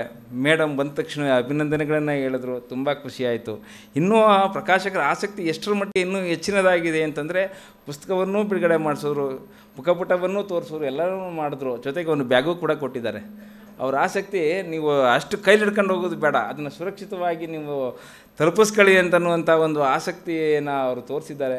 ನಿಜಕ್ಕೂ ಆದಂಥ ದೊಡ್ಡದಾದಂಥ ಒಂದು ಮನಸ್ಥಿತಿಗೆ ನಾವು ಸಾಹಿತ್ಯದ ಎಲ್ಲ ಪ್ರಕಾರ ಇದಕ್ಕಾಗಿ ನಾನು ಅಭಿನಂದನೆಗಳನ್ನು ಸಲ್ಲಿಸ್ತೀನಿ.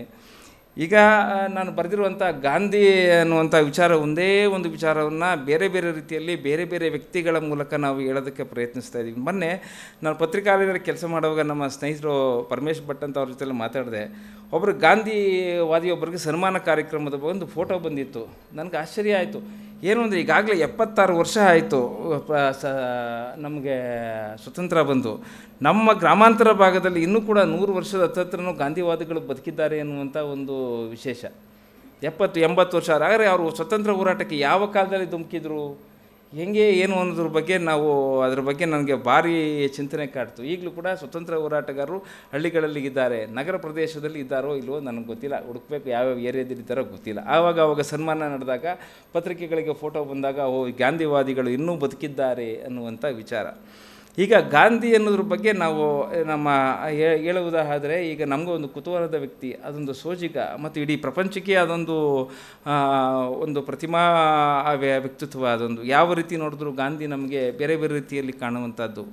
ಇಂಥ ಒಬ್ಬ ಗಾಂಧಿ ಗ್ರಾಮಾಂತರ ಪ್ರದೇಶದಲ್ಲಿ ಹೇಗೆ ಕಾಣ್ತಾನೆ ಅನ್ನೋದ್ರ ಬಗ್ಗೆ ನಮಗೊಂದು ಕುತೂಹಲ. ಮೊದಲನೇದಾಗಿ ನಮ್ಮ ಮಂಡ್ಯ ಜಿಲ್ಲೆಯಲ್ಲಿ ಒಂದು ಪ್ರತಿಭಟನೆ ಆರಂಭ ಆಗಿತ್ತು. ನುಸಿ ರೋಗದ ಪೀಡೆ ಸಂದರ್ಭದಲ್ಲಿ ಒಂದು ನೀರಾ ಕಟ್ಟಬೇಕು, ನೀರಾದಿಂದ ರೈತರು ಬದುಕ್ಬಿಡ್ತಾರೆ ಅನ್ನುವಂಥ ಒಂದು ವಿಶೇಷ. ಆವಾಗ ಎಂಡನ ನಿಷೇಧ ಮಾಡಿದರು, ಆಗಲೇ ಬಂಗಾರಪ್ಪನವ್ರು ನಿಷೇಧ ಮಾಡಿದರು. ನೀರಾ ಕಟ್ಟಿದ್ರೆ ರೈತರು ಬದುಕ್ತಾರೆ, ಅದಕ್ಕೆ ಅವಕಾಶ ಕೊಡಬೇಕು ಅನ್ನುವಂಥದ್ದು. ಕೆಲವು ಪತ್ರಕರ್ತರನ್ನು ಕೂಡ ತೋಟದ ಮನೆಗೆ ಕರ್ಕೊಂಡೋಗಿ ಅಲ್ಲಿ ನೀರಾನ ಪತ್ರಕರ್ತರಿಗೂ ಕುಡಿಸಿ ಅವರು ಕೂಡ ಪತ್ರಕರ್ತರು ತೇಲಾಡಿ ಅವರು ಕೂಡ ಸುದ್ದಿ ಮಾಡಿದ್ದು ಕೂಡ ಉಂಟು. ಇಂತಹ ಸಂದರ್ಭದಲ್ಲಿ ನೀರಾ ಕಟ್ಟಿದರೆ ಹೇಗೆ ಅನ್ನೋದ್ರ ಬಗ್ಗೆ ಆವಾಗ ಒಂದು ಕತೆ ಬರೆದೆ ನಾನು. ಹೆಂಡದ ಗುಡ್ಲು ಅಂತ ಒಂದು ಕಥೆಯನ್ನು ಬರೆದೆ. ಅದು ಜನವಾಹಿನಿ ಪತ್ರಿಕೆಯಲ್ಲೂ ಕೂಡ ಪ್ರಕಟ ಆಗಿತ್ತು. ಆ ನೀರಾ ವಿರುದ್ಧದ ಹೋರಾಟದಿಂದ ಹಿಡಿದು ಈ ಆನಂತರದಲ್ಲಿ ಸುಮಾರು ಒಂದು 10-15 ವರ್ಷದ ನಂತರವಾಗಿ ಅಭಿನವ ಗಾಂಧಿ ಅನ್ನುವಂಥದ್ದನ್ನು ಬರೆದೆ. ಅದು ಪ್ರಜಾವಾಣಿಯಲ್ಲಿ ಕೂಡ ಪ್ರಕಟ ಆಗಿತ್ತು. ಈ ಗಾಂಧಿಯ ವಿಚಾರಗಳು ಬೇರೆ ಬೇರೆ ಬೇರೆ ಪತ್ರಿಕೆಗಳಲ್ಲಿ ಬಿಡಿಯಾಗಿ ಬರ್ತಾ ಇರೋದನ್ನು ಎಲ್ಲವನ್ನು ಗಮನಿಸಿ ಗಾಂಧಿಯ ಜೀವನ ಚರಿತ್ರೆಯನ್ನೇ ಒಮ್ಮೆ ಓದಬೇಕು ಅಂತ ಅನ್ನಿಸ್ತು.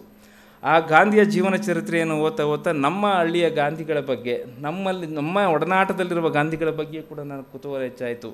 ಯಾಕೆಂದರೆ ಈಗ ಆ ಗಾಂಧಿನ ಕುರಿತು ಸಾಕಷ್ಟು ಪ್ರಕಟ ಆಗಿವೆ ಪುಸ್ತಕಗಳು, ಹೊರೆಯಷ್ಟು ಒತ್ಕೊಂಡು ಓಡಾಡ್ಬೋದು ಅಷ್ಟು ಪುಸ್ತಕಗಳು ಪ್ರಕಟ ಆಗಿವೆ. ಆದರೆ ನಮ್ಮೊಳಗಿನ ಗಾಂಧಿಗಳ ಬಗ್ಗೆ, ನಮ್ಮ ಜೊತೆಯಲ್ಲಿರುವಂಥ ಗಾಂಧಿಗಳ ಬಗ್ಗೆ ನಾವು ಏನನ್ನ ಹೇಳೋದಕ್ಕೆ ಸಾಧ್ಯ, ಅವರ ಹೋರಾಟ ಏನು ಅನ್ನೋದ್ರ ಬಗ್ಗೆ ಒಂದು ಬೆಳಕು ಚೆಲ್ಲಬೇಕು ಅನ್ನೋ ಉದ್ದೇಶದಿಂದ ಸಮಗ್ರವಾಗಿ ಈ ಗಾಂಧಿಯನ್ನು ಕುರಿತು ಬೇರೆ ಬೇರೆ ವಿಚಾರಗಳನ್ನು ಕುರಿತು ನಮ್ಮ ಗಾಂಧಿಯನ್ನೇ ಅಲ್ಲಿ ಪ್ರತಿಬಿಂಬಿಸುತ್ತಾ ಅಲ್ಲಿ ಸಿದ್ಧಾಂತವನ್ನು ಗಾಂಧಿಯ ಸಿದ್ಧಾಂತವನ್ನು ಅಲ್ಲಿಗೆ ಅಳವಡಿಸುವ ಮುಖಾಂತರ ಒಂದು ಪುಸ್ತಕ ಮಾಡಬೇಕು ಅನ್ನುವಂಥ ಒಂದು ಆಸಕ್ತಿ, ಮತ್ತು ಅದೇನು ಉದ್ದೇಶಪೂರ್ವಕವಾದಂಥ ಆಸಕ್ತಿ ಏನಲ್ಲ, ಅದೊಂದು ಆವಾಗ ತಳೆದಂಥ ಒಂದು ರೂಪವೇ ಹೊರತು ಅದು ಉದ್ದೇಶಪೂರ್ವಕವಲ್ಲ ಅಂಥೇಳಿ, ಜೊತೆಗೆ ಈ ಪುಸ್ತಕವನ್ನು ಅಂದವಾಗಿ ಪ್ರಕಟಿಸಿದಂಥ ಕುತೂಹಲ ಮೂಡಿಸಿದಂಥ ಸಂಪಾದಕರಿಗೆ ಮತ್ತು ಇವರಿಗೆ ಪ್ರಕಾಶಕರಿಗೆ ನಾನು ಧನ್ಯವಾದಗಳನ್ನು ಹೇಳಿಸಿ ನನ್ನ ಮಾತನ್ನು ಮುಗಿಸ್ತಾ ಇದ್ದೇನೆ.